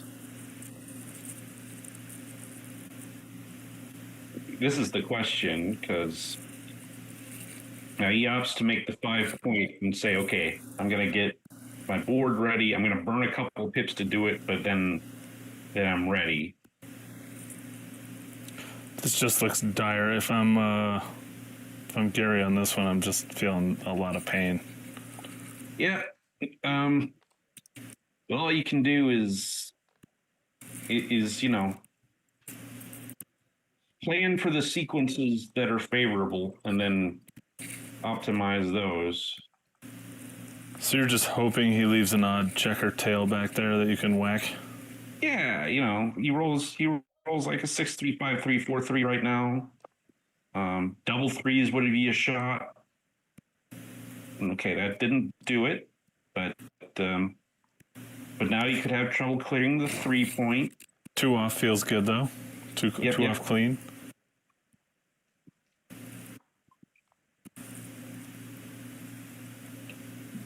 And he's going to stay on the ace point for a little while. Oh, double twos. That's pretty bad. Because this one repeats if you survive the first one. Oh, Gary's going to go now with 1. Yep. Looks tricky. What's bad here? Plenty. That's not one of them. Oh, wow. Okay, how many checkers does Jim actually have on that point? If it's 4, then there's a good chance that Gary ought to go. If it's 5, he definitely shouldn't go. I'd say it's 4, but I don't know any better. Doesn't look like a stack. Looks like there's a lot of rail between that checker and the top of the rail. There's a bad 3-1.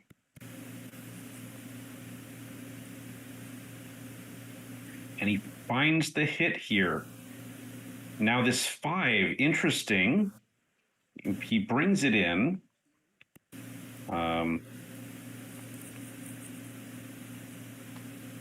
Is this a 2-1? Oh, no. Oh, wow. Look at that. Oh, man. Awful. Gary should hit with everything legal. And you should hit with everything legal. No, you hit on the ace and slot the deuce because it would be a disaster. Oh, wow. You want more hitters, Uh-oh. Yeah, a deuce would have been a disaster for Gary. Oh, here we go. The makings of a coup classique. Do we have this here, Jerry? There's an argument to be made for breaking the board and hitting the other guy just to deny the anchor. Oh, man. What an exciting turn of events here, huh? Yeah, this is pretty horrible. Wow. Oh, brutal. Blows out. Oh, man. I bet I'm not looking at chat, but I bet chat's going nuts right now. Yeah, if it were a different score, he might have a redouble.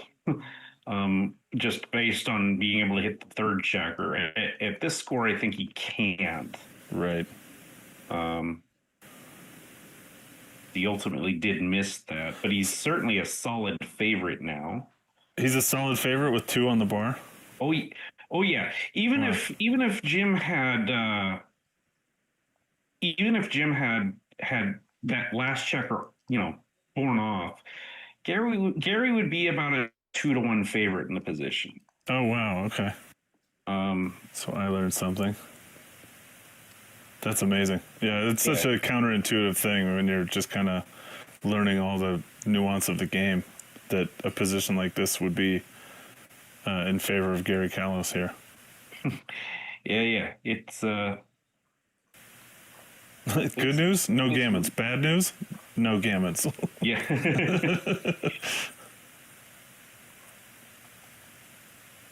Now, Gary hasn't taken that many checkers off yet, although that's a good one for keeping a board closed and bearing checkers on. Oh, and there's the boxes. So Jim is He's probably off. in a pretty good position to actually win this now. Okay. Unless Gary does this. Unless you're saying there's a chance. Oh my goodness. Oh my gosh. Wow. No need to show off These guys Gary are Callis, amazing. but we love it. And then a double six would return the favor? No, it wouldn't. 1, 2, 3, 4. And now Gary's got a 2-rule position, and Jim. Oh wait, Gary, think about a cube here. All right. I'm not going to do it. 1, Well, 2, 3. So what actually bears off for Jim? It's just 5s and 6s, right? Double fours didn't There's the work. cube. Right. Yeah. So that, even at the score, that was a redouble and a pass before the last roll. A 1 in 18 shot. Now, if it was a pure 2-roll position, you probably don't, like, in other words, if all of Jim's sets would have worked for him, probably can't redouble there. But since only 2 of Jim's sets worked, he can't take there. But yeah, that's no. You're so used to just sitting on the cube when you're the leader there that you don't imagine. No, Gary just didn't think about it. Yeah, that was incredible. I mean, so much going on there and so exciting for someone in the game over the board. Yeah. Even for top players, you could miss that, I think. Yeah, I think, and this is one of those things you can't really simulate at home when you're practicing, but you got to take stock of how you're feeling and reacting to the swings over the board, because it does affect how you play. Mm-hmm. Who do you think, of all the players you play against, who do you think is the most stone cold player out there that just, those are my dice, that's what I play? They don't really care about what they get. Most of the top players are like that, but MCG, like, I don't think anything bothers him. The Iceman. Yeah. Well, he has that sweet dog with him all the time. Maybe that's the secret. I think you just bring a sweet dog to the tournament, you're going to be okay. In the meantime, Gary's got off to a pretty good start here in terms of building his board. He's debating whether to hit this checker with the 6-3. The problem is, if he hits, where's his 6? Gets down. There's a bunch of blots. He decides to go with it. If he gets away with it, he's in great shape. Oh, he's building anything he wants if he gets away with it, and he doesn't. What do you want to hit? Anything you want.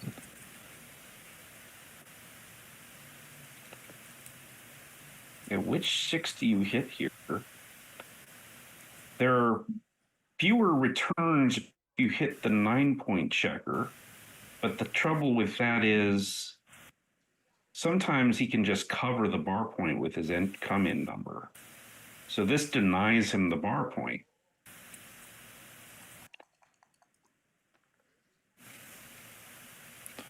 Two, 3, a nice return. But how do you play it? Are you anchoring up or are you hitting back? Probably hitting back, right? Yeah, I think he's choosing to anchor on the 22. I'm not sure if I want, or the 21, the 23. I'm not sure I want that anchor back there. Not even the butterfly anchor. It's just the worst anchor in the game, as I've been told. Is that right? It 23 has its point place. But not in this place. I like it a lot better when my opponent has given up their 8-point, because then it, by definition, sees daylight. I also like it a lot better when I'm being blitzed, because then I'm not getting blitzed anymore. Right. Stop that in its tracks.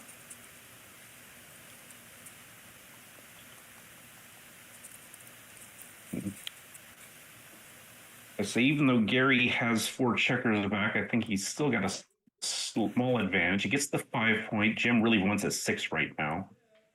Doesn't get it, but he will take the 9-point, which could end up being very important.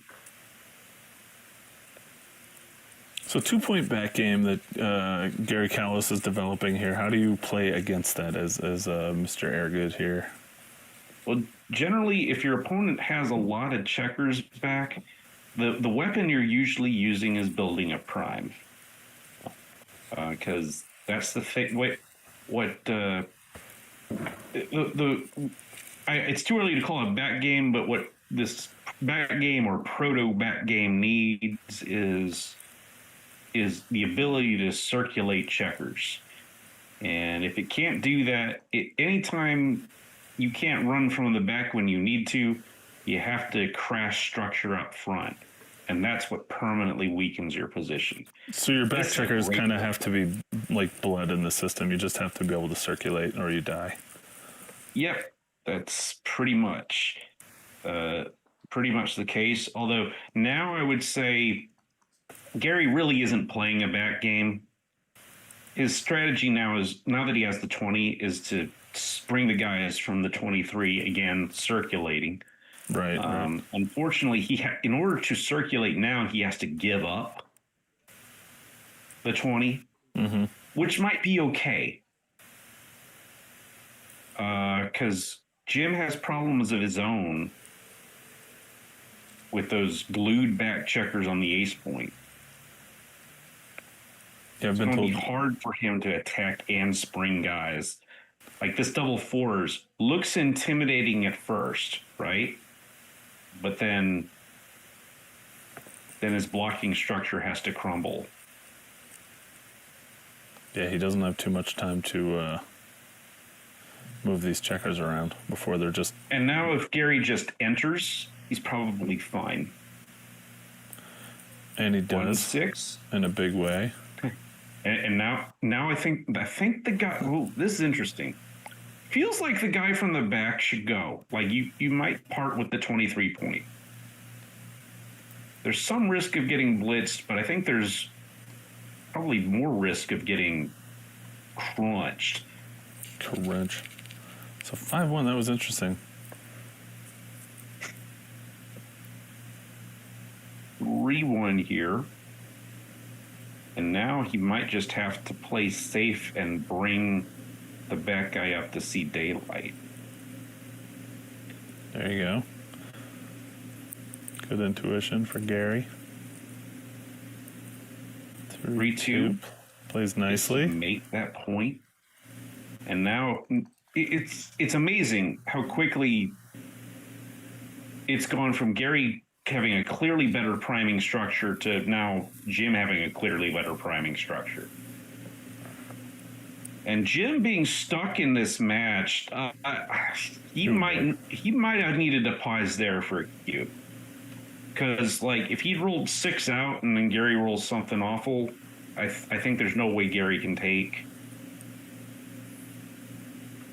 even a pedestrian little sequence like this. How do you feel about taking a cube if you're Gary now? I'm probably not thinking about it too long and probably just saying, let's play on another. Yeah, it could be that Gary might have been passing last roll, but I think he's certainly passing this one at this score. Oh. He says I'm tough. I am so wrong. I'll take it. We'll see what happens. Wow. Prime versus prime, but not really. Well, and I mean, Jim's is clearly better. Yep. If he doesn't get a 6 right now, this 5-2, look how awful this is. Not good.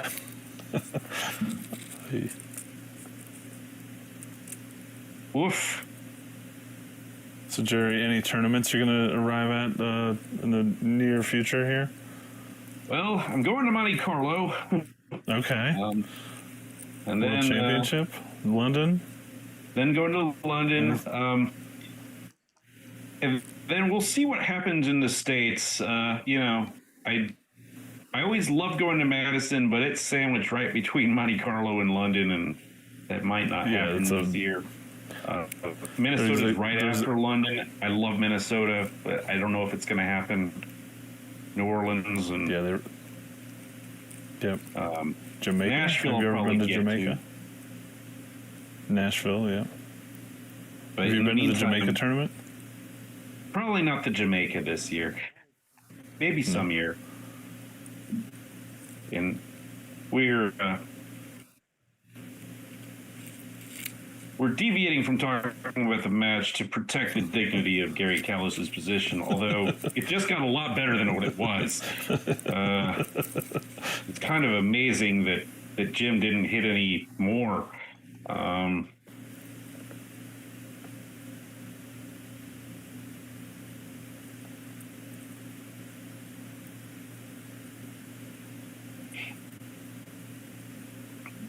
Jim just flicking the checkers around. Yeah.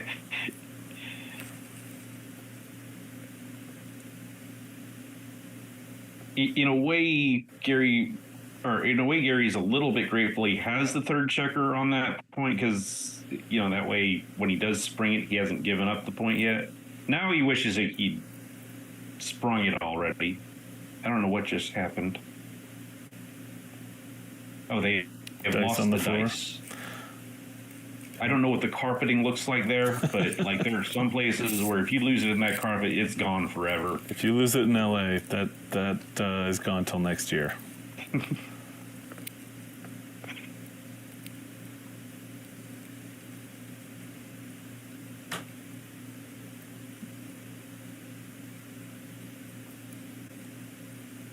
There you go. And Jim should rip aggressively here because Gary's board is trash, so he should go aggressively for gammon.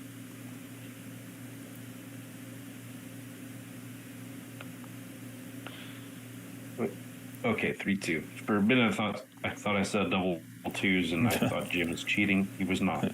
So he's playing it legally. It's very rare, right, that you find someone that's actually there's plenty of mistakes in this game. You're looking at dice for days on end, and yeah, it's usually misreading the dice is the source of things. I do that all the time. It's embarrassing. Happens to everybody.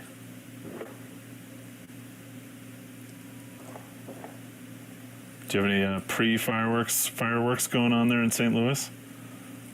Occasionally, you hear a stray few fireworks. Sometimes people are actually firing guns. Pretend it's a city, right? Yeah, I mean, it's, dogs go, it's terrible for a lot of dogs, of course. But, dogs and servicemen and women that, are sensitive to those things. My heart goes out to them. Gary is going to save this gammon and thank his lucky stars.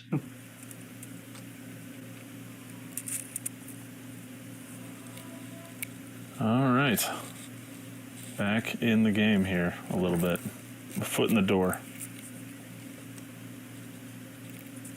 Okay, so it's going to be 9-4. So 2 away, 7 away.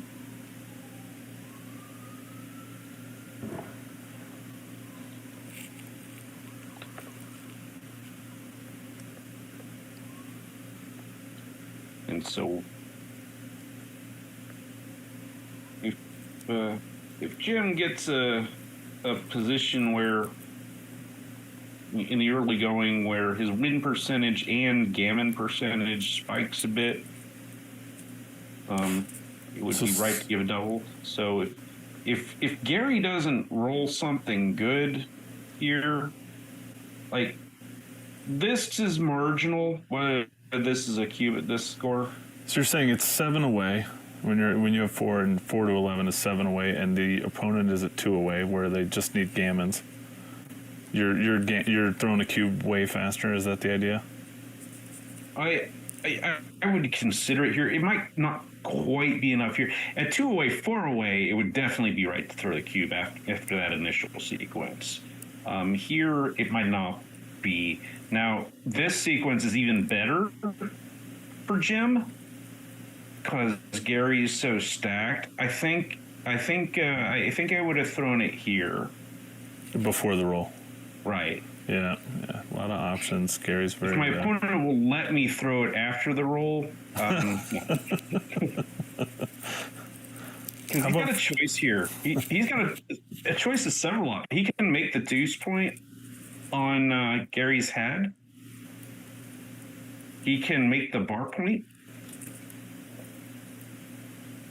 This is not easy. Is there a sequence here where you want to play something that'll allow him to take a cube next roll? Would you rather that, or would you rather just cube him out and get rid of it?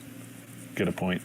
I think what you might be looking for is what allows me to cube, whether he takes it or not. What allows me to give a good cube in the most sequences, Like Sure. Right, so you don't pass or take doesn't matter. You want to get a move that'll give you a cube. Right. I don't want to have him roll a sequence where he can't. There it is. Where I don't have a cube anymore. And now you can see it's too late. Gary almost started resetting the checkers as the cube was being snatched up. He was like, "No thanks, not even for a half a second." And they move on. So, here's the thing about cubing when you're behind. One of the big disincentives for giving a cube for money is that the cube will come back. They'll recube you when they turn the position around a little. That goes away at this score because you're giving a dead cube. Oh, sure. So dead cube being Gary gets for new players, a dead cube is when Gary gets a cube but can't return it because 2 makes 11 and that's match. Right, the cube's never coming back because normally a cube is a weapon when you hold it, and it's not a weapon in this spot once you own it. So when your opponent's 2 away, you're really thinking about cubing quite often, and in a lot more situations, maybe. Yeah. Now here's the thing: it's mainly when I have a possibility of winning a gammon. There's some positions where it's very safe for the leader. Like if they get an advanced anchor, then it's hard to win gammons from there. Sure. There, I'm doing them a favor by giving them the cube too early, so I don't want to do that. They can take pretty deeply. But yeah, the cardinal sin for money is giving it too early because they can recube you. The cardinal sin in match play is oftentimes, especially when you're trailing, not giving it enough because, like losing your market when you are trailing is sort of the cardinal sin. Yeah. You want to get as many points as often as you can. Yeah, because you don't want to win these one at a time. You want to win them 4 at a time. Man, that sounds nice. What's that like? Cubed gammons. Gammons are nice. Gammons pay double, they say. Very nice. In the meantime, I was going to say I want to congratulate Irina. She got her 2nd Iron Star in the Players' Cup BMAB, Irina Litzenberger. I saw. Man, she kills it in those things. She's amazing. So strong. Her and Melissa Shin, the women backgammon. Plenty of amazing women in this game. Carr Schultz, Karen Davis. We've got such strong women players. Yep. Antoinette, Akiko. How did I not say Akiko first? 2-time world champion. Yep. I think the reason is we don't see her enough. Fair enough. Yeah. I think LA was the last time I saw her on the scene. Double ones, going to play nicely, make the 5-point.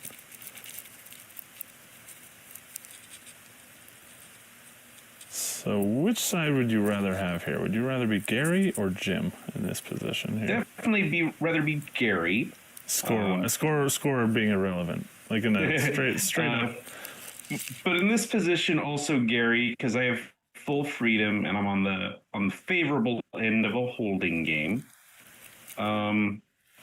Depending on the race for if I've got a reasonable edge in the race, this could be a cube. That goalkeeper that Jim has, it does 2 things. It creates more contact, so that generally means Jim wins a few more games.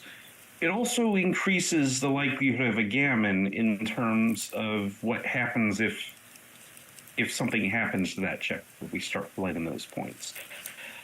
At the score, that usually means Gary doesn't have a double while it's there, because if he doubles, he kills his own gammons. Now that Jim has moved that, you really need to know what the race is, because holding games, you can probably double like money if you're the leader. In a holding game, okay. At 2-away, 6-away. 2-away, sure, 4-away is the one where you got to be more careful, because the trailer's take point changes so radically. You know, it goes way down. Yeah. 2-away, 6-away, the take points are more like money.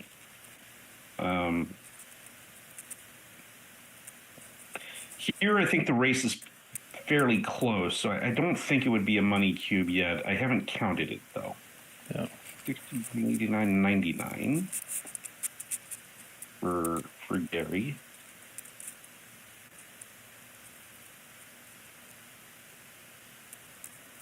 $90 for that. So it was 1 pip before the roll. So yeah, not a cube yet. Not a cube yet. So speaking of women of backgammon and going to tournaments and which ones you'll be at next, will we see you in LA for Candace Mayron's tournament? Candace, another notable woman in backgammon. It's too early for me to know. Oh, come on! You don't have them all lined up for the whole year? I know it's out there, but Oh, she runs such a fun tournament. Yeah, I haven't ever been, and that is a fault of mine. There was one year I was planning to go, but then... I mean, last year I think it was only Dirk and Michi and Mochi, and I mean, everybody was there but you.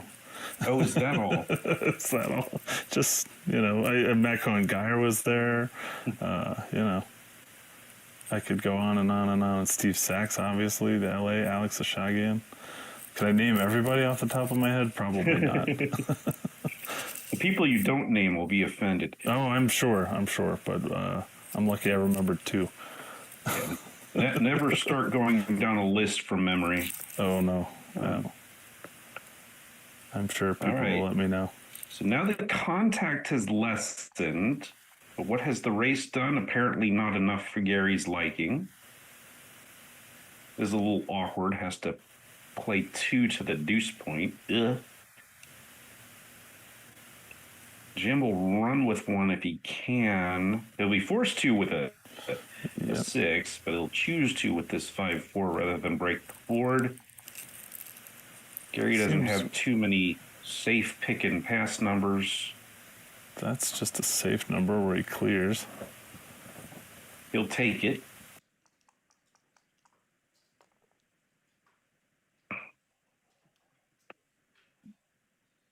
$2-1 from Jim. That can't be good. No. Not good. Chooses to come out with it.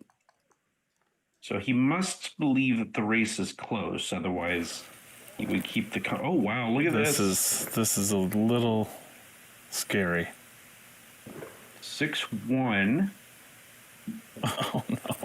Looking at that board, what do you do? Do you hit? So what's the race? The things to ask here is, what's the race like? So in other words, I'm leaving shots. I'm leaving at least 11 numbers. If I missed, how am I doing in the race? If the race is still rather close at that, I might choose to hit and risk a few more numbers, even if there's a second checker, in order to make things more gin if I do survive. Oh, brutal. Just brutal. That's heartbreaking. And we'll shake on, and Jim will decide whether to play on. I think it's pretty much free of charge. 6 does blot, but there are 2 blots on the board. It's small. There aren't many gammons. Gammon chance is what? Like 1, 2, 3%, something like non-existent. All right. So we are at 2 away, 5 away. So Jim again will be looking for a spike in the gammons to send a cube. But on races and holding games, Gary will be able to take more deeply than for money. So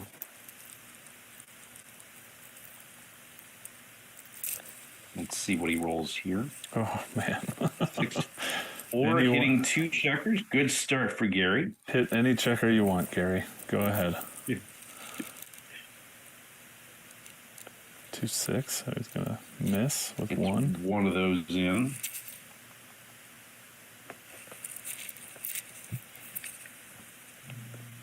Three. So Gary's goal here with 2 away, he just doesn't want to touch his cube, right? He doesn't want to risk ramping up the action. Not unless it gets to a simple race or holding game. Simple race or holding. Okay, so if he's, say, on his opponent's 5 point, maybe he's thinking about it? Or what's the holding game if his opponent's on his 5 point? Yeah, it's like you want the most common ones are you've got full freedom with all your checkers. In other words, everybody's to at least your midpoint or beyond, and they've got like a single anchor on, say, the 5 point or the 4 point. Those kind of are, well-defined positions where hey, I'm in the mid 70s in terms of percentages to win. Anything else like this, you wouldn't want to double this because one, I think Jim wins a bunch of these things with multiple checkers back, and two, a lot of your wins are gammons anyway. So why would we kill our gammons by cubing? But it's mainly that first part that Jim just wins too many of these. He'd be very happy to play this position for the match. So speaking of which, how many checkers does Jim have to get back there into Gary's home board before he becomes a favorite? How many points does he need? A lot depends on what Gary's configuration looks like. Sure. But so it's kind of like everything in backgammon. Well, what about this? Well, it depends. Everything depends. We sound so wishy-washy. But truly, it's you just have to. Such a politician. You just have to get into the weeds to learn this game and have some fun with it. Yeah, because the thing is, you play this game enough, you start to see like a million different things happen, and on the one hand, nothing surprises you anymore, but on the other hand, Oh, you've gotten to that point. I feel like I'm still seeing things I've never seen before. I still get surprised. This is kind of an icky double too. Yeah. Like, it doesn't do anything constructive. He does have plenty of builders aimed at the 5 point. To all the new players out there, if you haven't been disgusted with backgammon, don't worry, because it'll happen, and when it does, you'll want to give up. But just keep pushing through because it'll get better. And it's just a bad beat, probably. You just get desensitized to it. It's fine. Right. Yeah. But Gary Callos, you remember that big stacky position he had? Well, he rolled double threes and just fixed all of that. So awesome. Yep. Got the vacuum out cleaned up. Interesting question here. Should he jump out with this 6? I mean, it does leave a double shot, but this 6 buries a checker a bit.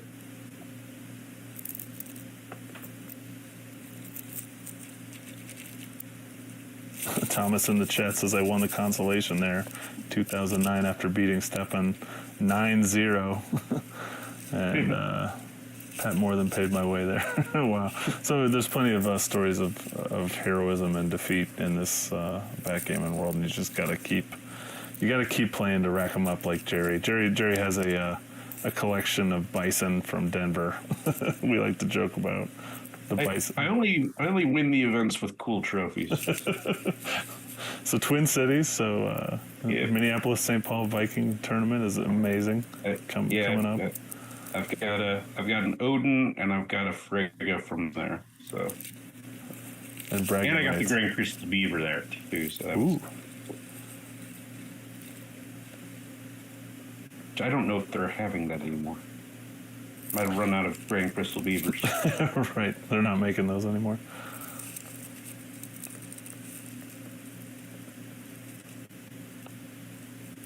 He's just gonna build his board, his gym.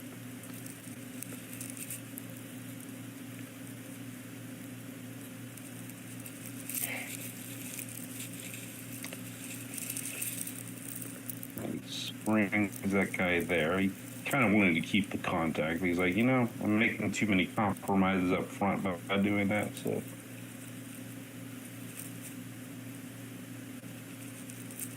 all right, Gary plays safely here, looking for something to clear something or make something, and Jim has so much timing that he can handle this double 5. Would you want to be making an inner board point there? It seems like a prudent thing, right? You want to be a little scary when you get a shot.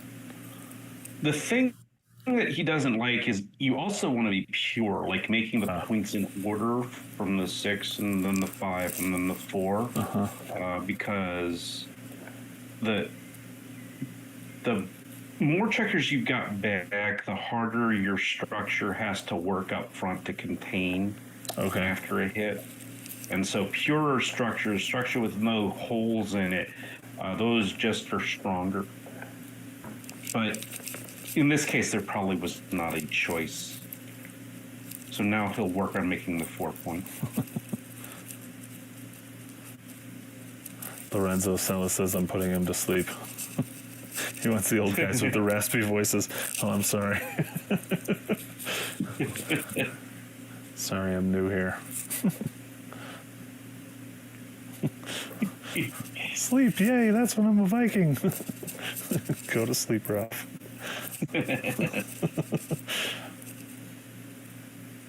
Gotta love Ralph Wiggum. Oh, yeah. All right, let's see if Gary gets away with this. He does or doesn't yet. I mean, he got hit, but Jim's not quite ready to contain him. And Jim kind of feels the need to hit this one now because the next shot may not come for a while, if at all.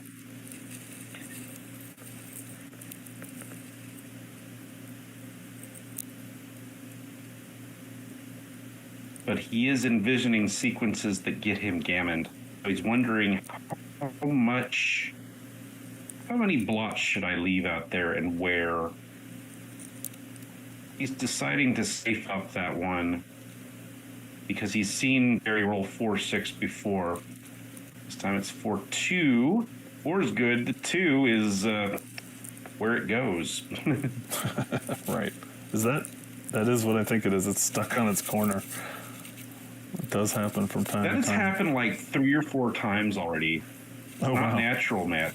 So it must be the dice. I mean, I've seen it once or twice in my lifetime. So, Yeah, it's got to be the dice and the surface conspiring to do this. Look at this 5-4. Truly awful.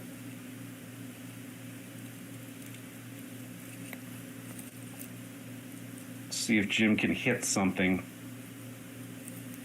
Double 5s. Wow, what are we doing with that?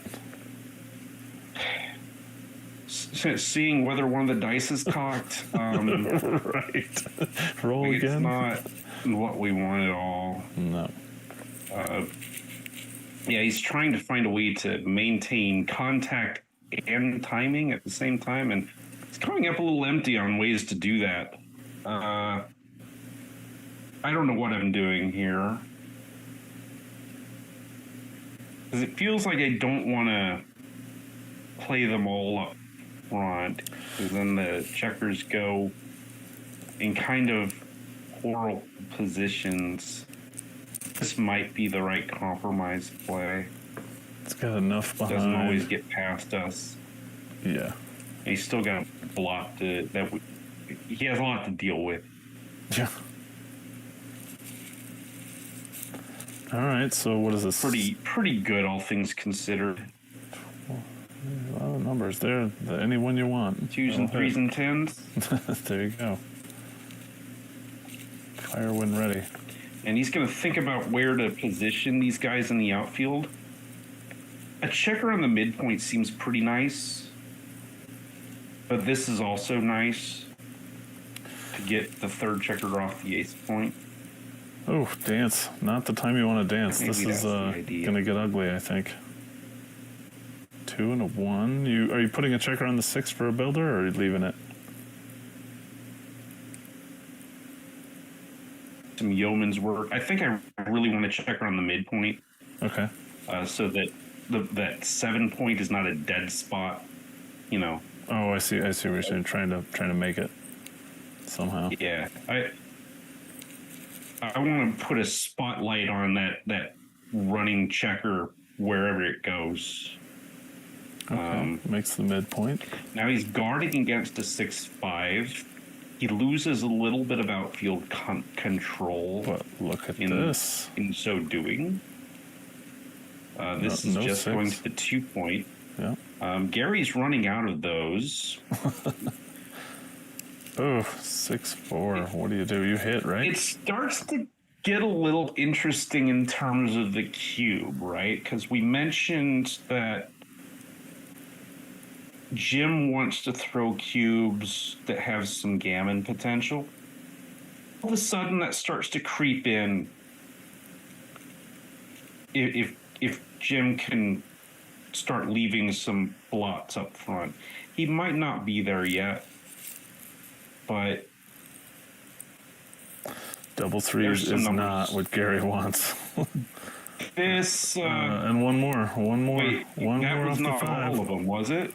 Or was it? One more off the 5. I think it's one more off the 5, fellas. Okay. Either way, I think Jim might have paused to cube there, because we're already broken down to a 3-point board. The important thing here to note is that with a cube in play, Gary's gammons don't matter, but Jim's still very much do. And now, how do you feel? Here's the thing. Now, probably too late, right? Yeah. Yep. Like, this is the situation you have to envision as the trailer before you get into it. And so now, I don't know what Gary would have done with a cube before. Thomas is recounting in chat your line from last night. The best move is usually the illegal one, which I kind of chuckle out of too. That is a long-standing quote of mine, and I stand by it. I mean, it works. If you plug your move into XG that's illegal versus its legal plays, it's usually on top. I'm just saying. Right. Yeah. Well, now we're at that exciting score of 4 away, 2 away. Unfortunately, for the sake of excitement, it's Gary that has rolled the 3-1, not Jim. I think the split is the right ace. And all of a sudden, I am frozen. You're having connection issues there? Okay, I'm back. Yep. Your sound was side banding there for a second, but you're back.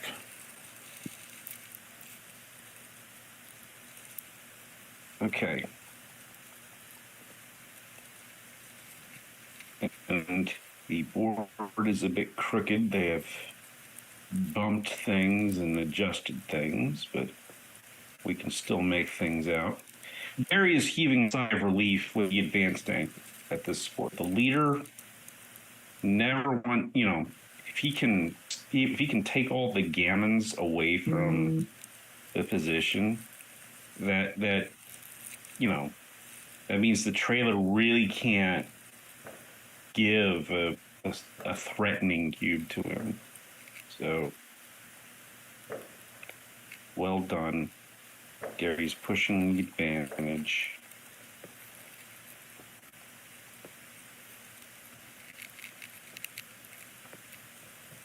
Got 47 people watching now, 25 likes. If you're liking what you see here, please hit the like button. Subscribe to USBGF's YouTube channel, and we'll bring you more backgammon action.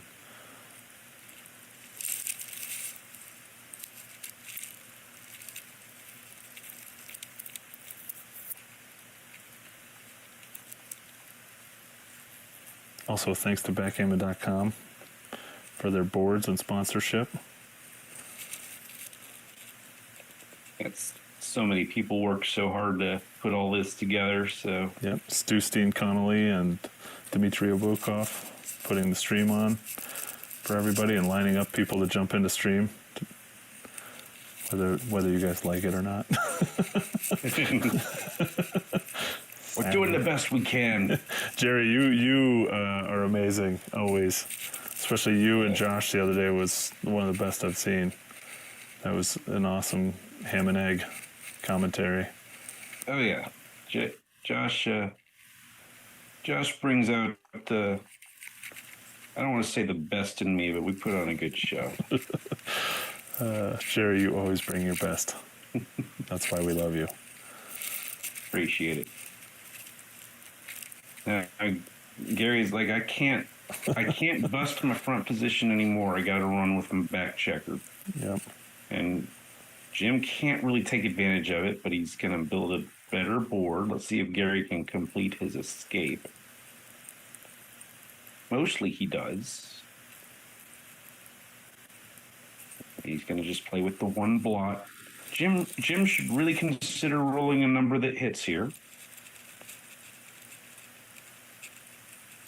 Instead, he's going to build that in. Didn't listen. Gary probably can't double yet. He's probably should safe that guy up, and he might need to make the 4 point.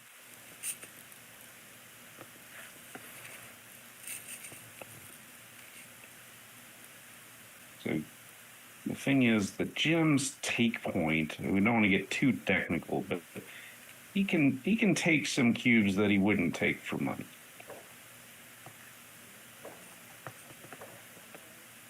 So you can take harder cubes to take when you're behind like this, so you can hopefully flip it for a gammon, win the match. Yeah, now this is a great roll. And the question still becomes, does he have a cube at this score?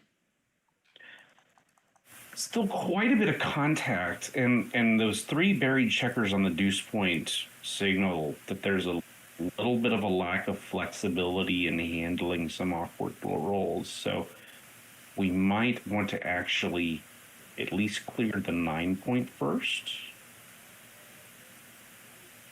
That could be a thing. Hard to know. Double 4s, and now Jim's going to evaluate this race, and if it's close enough, the thing is, he can't stay back and keep his board. Right. Crunch time. He might do best just playing for the race. If he runs all the way to the 14, let's see, what would that be in terms of the race? So 43, 63, 73, 78, 81 for Jim versus 10, 20, 39, 69, 79 for Gary. If he's only down 2 pips after the roll, he's got to go. He's got to go. Take your chances. I know that like an even race would be being up 4 pips after the roll, but the thing is, you can't keep that much contact. Like any contact he tries to keep will cause him to have just a horrible racing position and structure. So he's just got to go. I think he's reached that conclusion. So Gary's up 2. So nowhere near a cube yet. They'll be up 7 after this roll.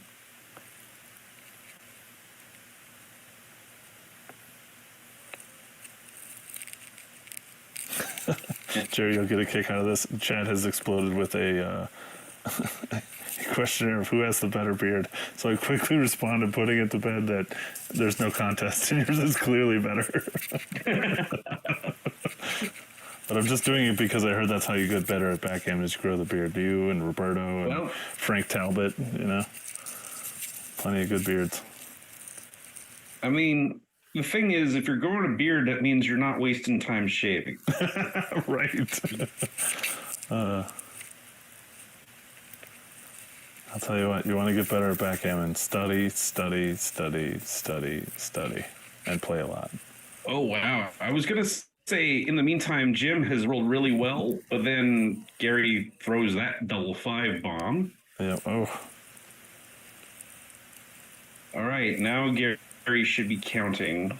Jim looked disgusted with his 2-1. And I think I would have been too. Big flunk with a 5. So you're taking 1 off. Oh, man.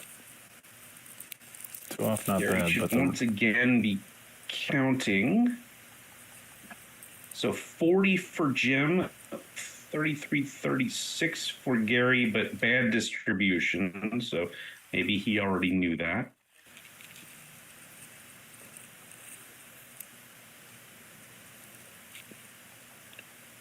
Yeah, I think Gary's typically not going to want to give a cube unless it's a solid money pass.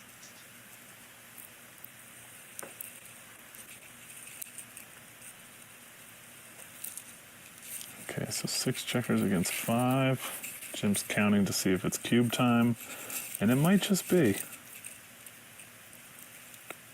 All right, so this is where it gets a little weird. So raw pip counts. So Gary has 12, 14, 17, 19. And Jim has 22. Now you might penalize Gary for having an extra checker on the board, maybe an extra checker on the ace point, and the gaps on the 5 and the 4 hurt. The trouble is, it still might not be enough, because just because Jim is behind in the match, again, remember, in a non-gammonish position, Gary can actually take deeper than for money. So probably doesn't have it yet. 4-3. We're going to reevaluate every roll. So this hurts Gary a bit, but does it hurt enough for him to pass a cube? Does it hurt enough for Jim to give a cube? 16 raw pips. Now Gary's more of a rollish position now. Most of his checkers are on the ace and deuce points.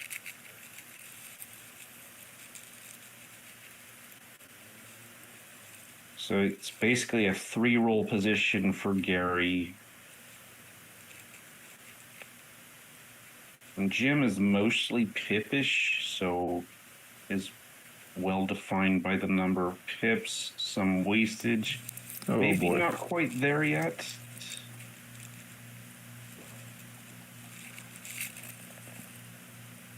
Maybe it was. I'm not sure. Okay, now certainly he's there. Yeah, that And seems like a definite cube. Not much. probably a cube and a pass now. So you might have had a cube. The thing with these positions is that they're super volatile at the end, right? You can go from, is this double or is it not, to like, oh my gosh, this is a huge pass just instantly. I wasn't sure. I love talking to Art Benjamin about a position like that. He just is so informative, and he just knows how to walk you through a position like that.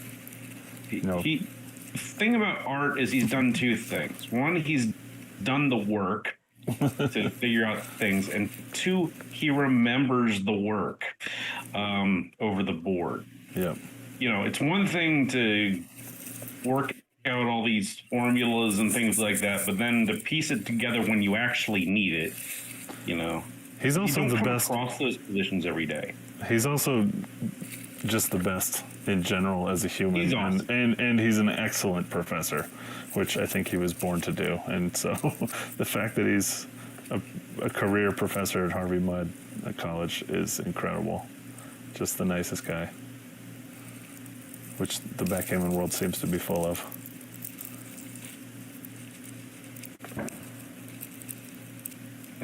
Gary has chosen to take that 22-point anchor, but he does kind of prime himself now that Jim has made the 9.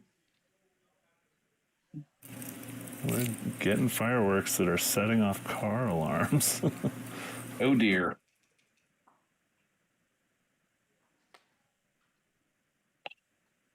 Okay, so Jim may at some point think about a cube. Okay, maybe not now that Gary has made the 18-point anchor. Probably needs a bit more than this 1-point board and some builders trained on it.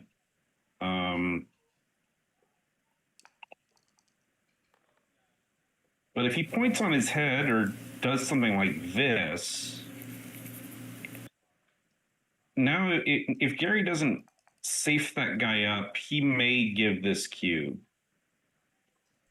Makes the bar point here, but you know something? This can turn scary, right? Yeah, I like this cube. There it goes. I think it's a take, but... Yeah, Gary's happy to play on for the match. Until now. Gary needs to enter well. That's not entering well. Yeah, he looks very stripped in the backfield, midfield, and in the back. That's about all he can do, right? You wouldn't put 1 on the 1. That's just burning a checker. No, he would not send 1 to the ace point. It's one of those things where it just kind of turns your stomach to even consider that, so you just don't do it. Right.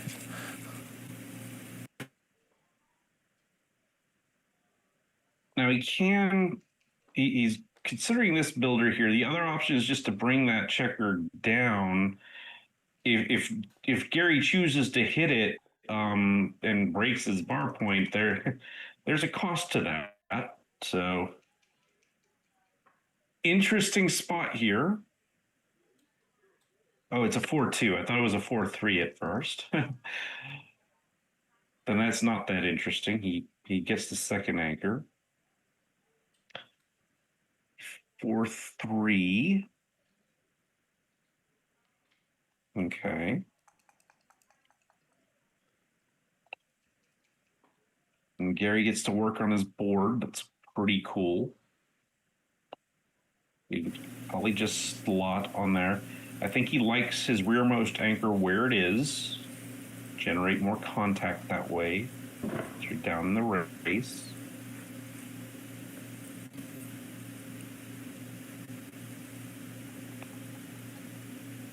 Jim's got very nicely distributed builders for this. If there's any justice in the world, he should make something next time.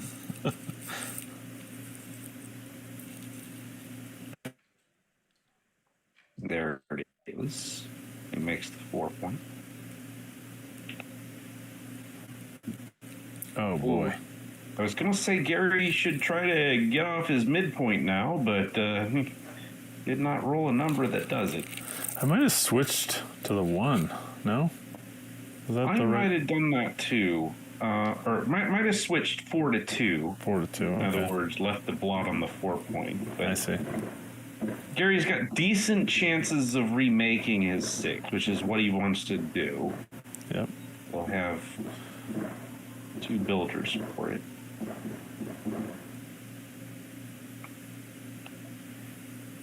Jim would have loved to have cleared his midpoint, but didn't roll a number that did it. And the choices, either that or you might, yeah, he's got to put a checker behind the anchor to some extent.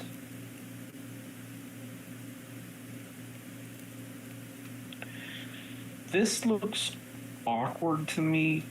I just don't like losing the 6 point spare, the last 6 point spare. The twos are about as good as it gets for Gary. On the down, it does make the board. On the downside, it does eat up most of the remaining timing, including his last playable 6. Okay, that makes sense. Upside and downside. Something I wouldn't immediately think about, but definitely worth a thought.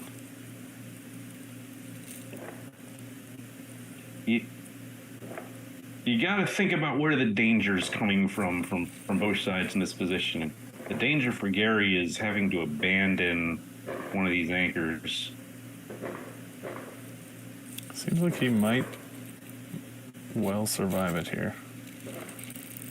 Oh, look at that. This is a great roll for Jim. Still maintains the maximum pressure, but now with a 5 point board.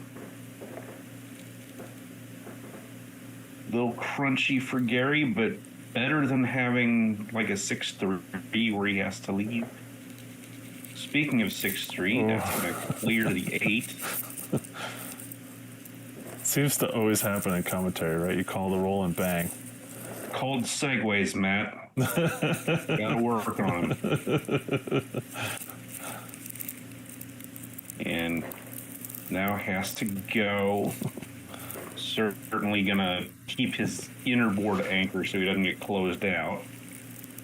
See what Jim can roll. He does roll a hitting number. 6-4 would only leave 3-6 as a number from the roof. It would also work on clearing that 6 point, which will be the most difficult point to clear on the inner board against that 22 point anchor.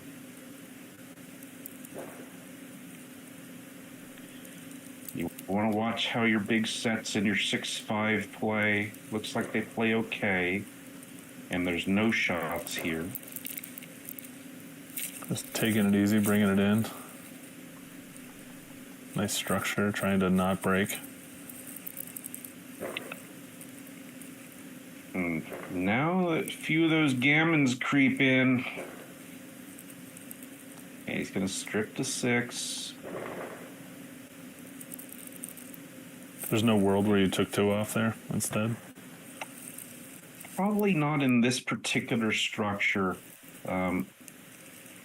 Because now that I've cleared the 6 point, because if you look at how your 3s play before the 6s, the 6 is cleared, they play awfully. Mm-hmm. But now that you cleared the 6 point, maybe you can be more aggressive now.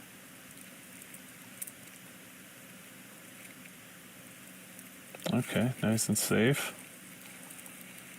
And Gary, lights are getting dimmer on Gary.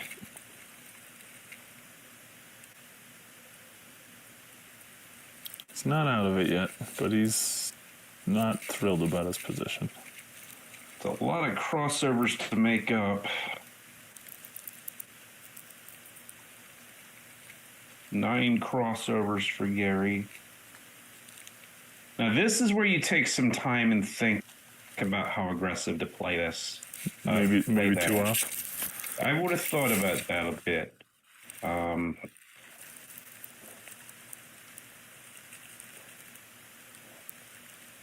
Is that a shot?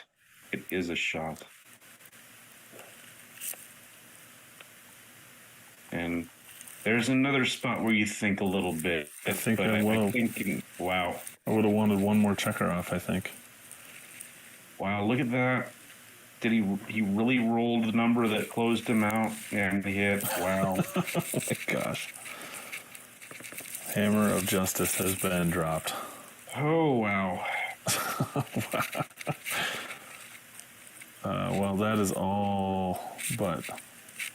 Okay, so now the question is, how many checkers did Jim get off? How many does he have left? And he I'm has not sure how 7. many there are stacked, but I think it's 7 off. 7 off, so 8 still on the board. So Gary is a little bit of a favorite. It would be roughly even money if there were 8 checkers off. Gary's a little bit of a favorite, but still should bear off aggressively, and you can't get more aggressive than this. There you go. And now Gary is a favorite, right? Gary is a huge favorite.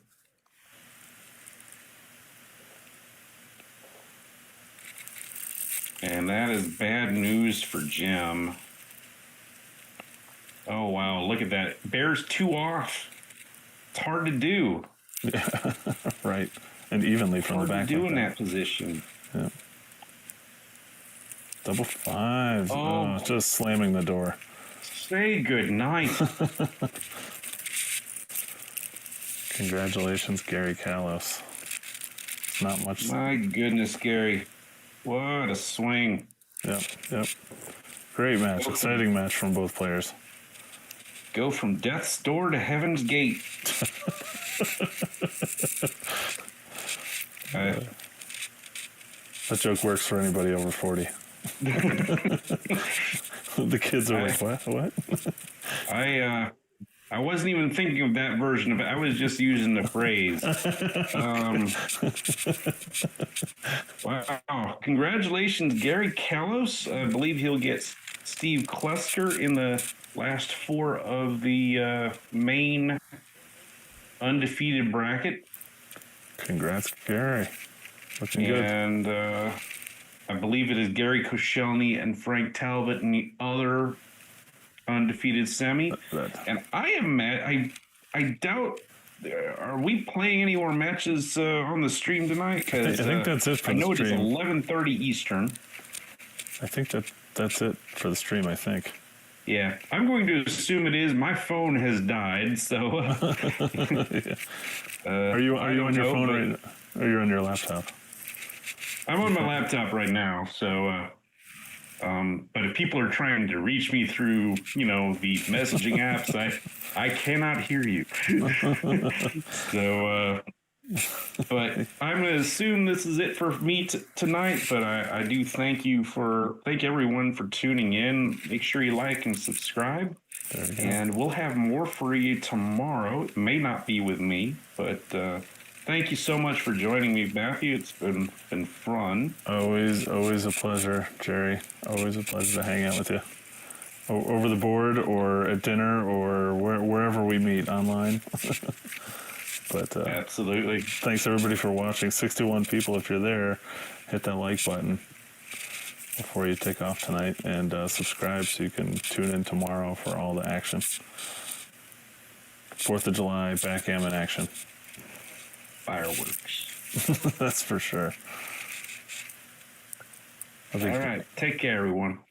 We'll see ya.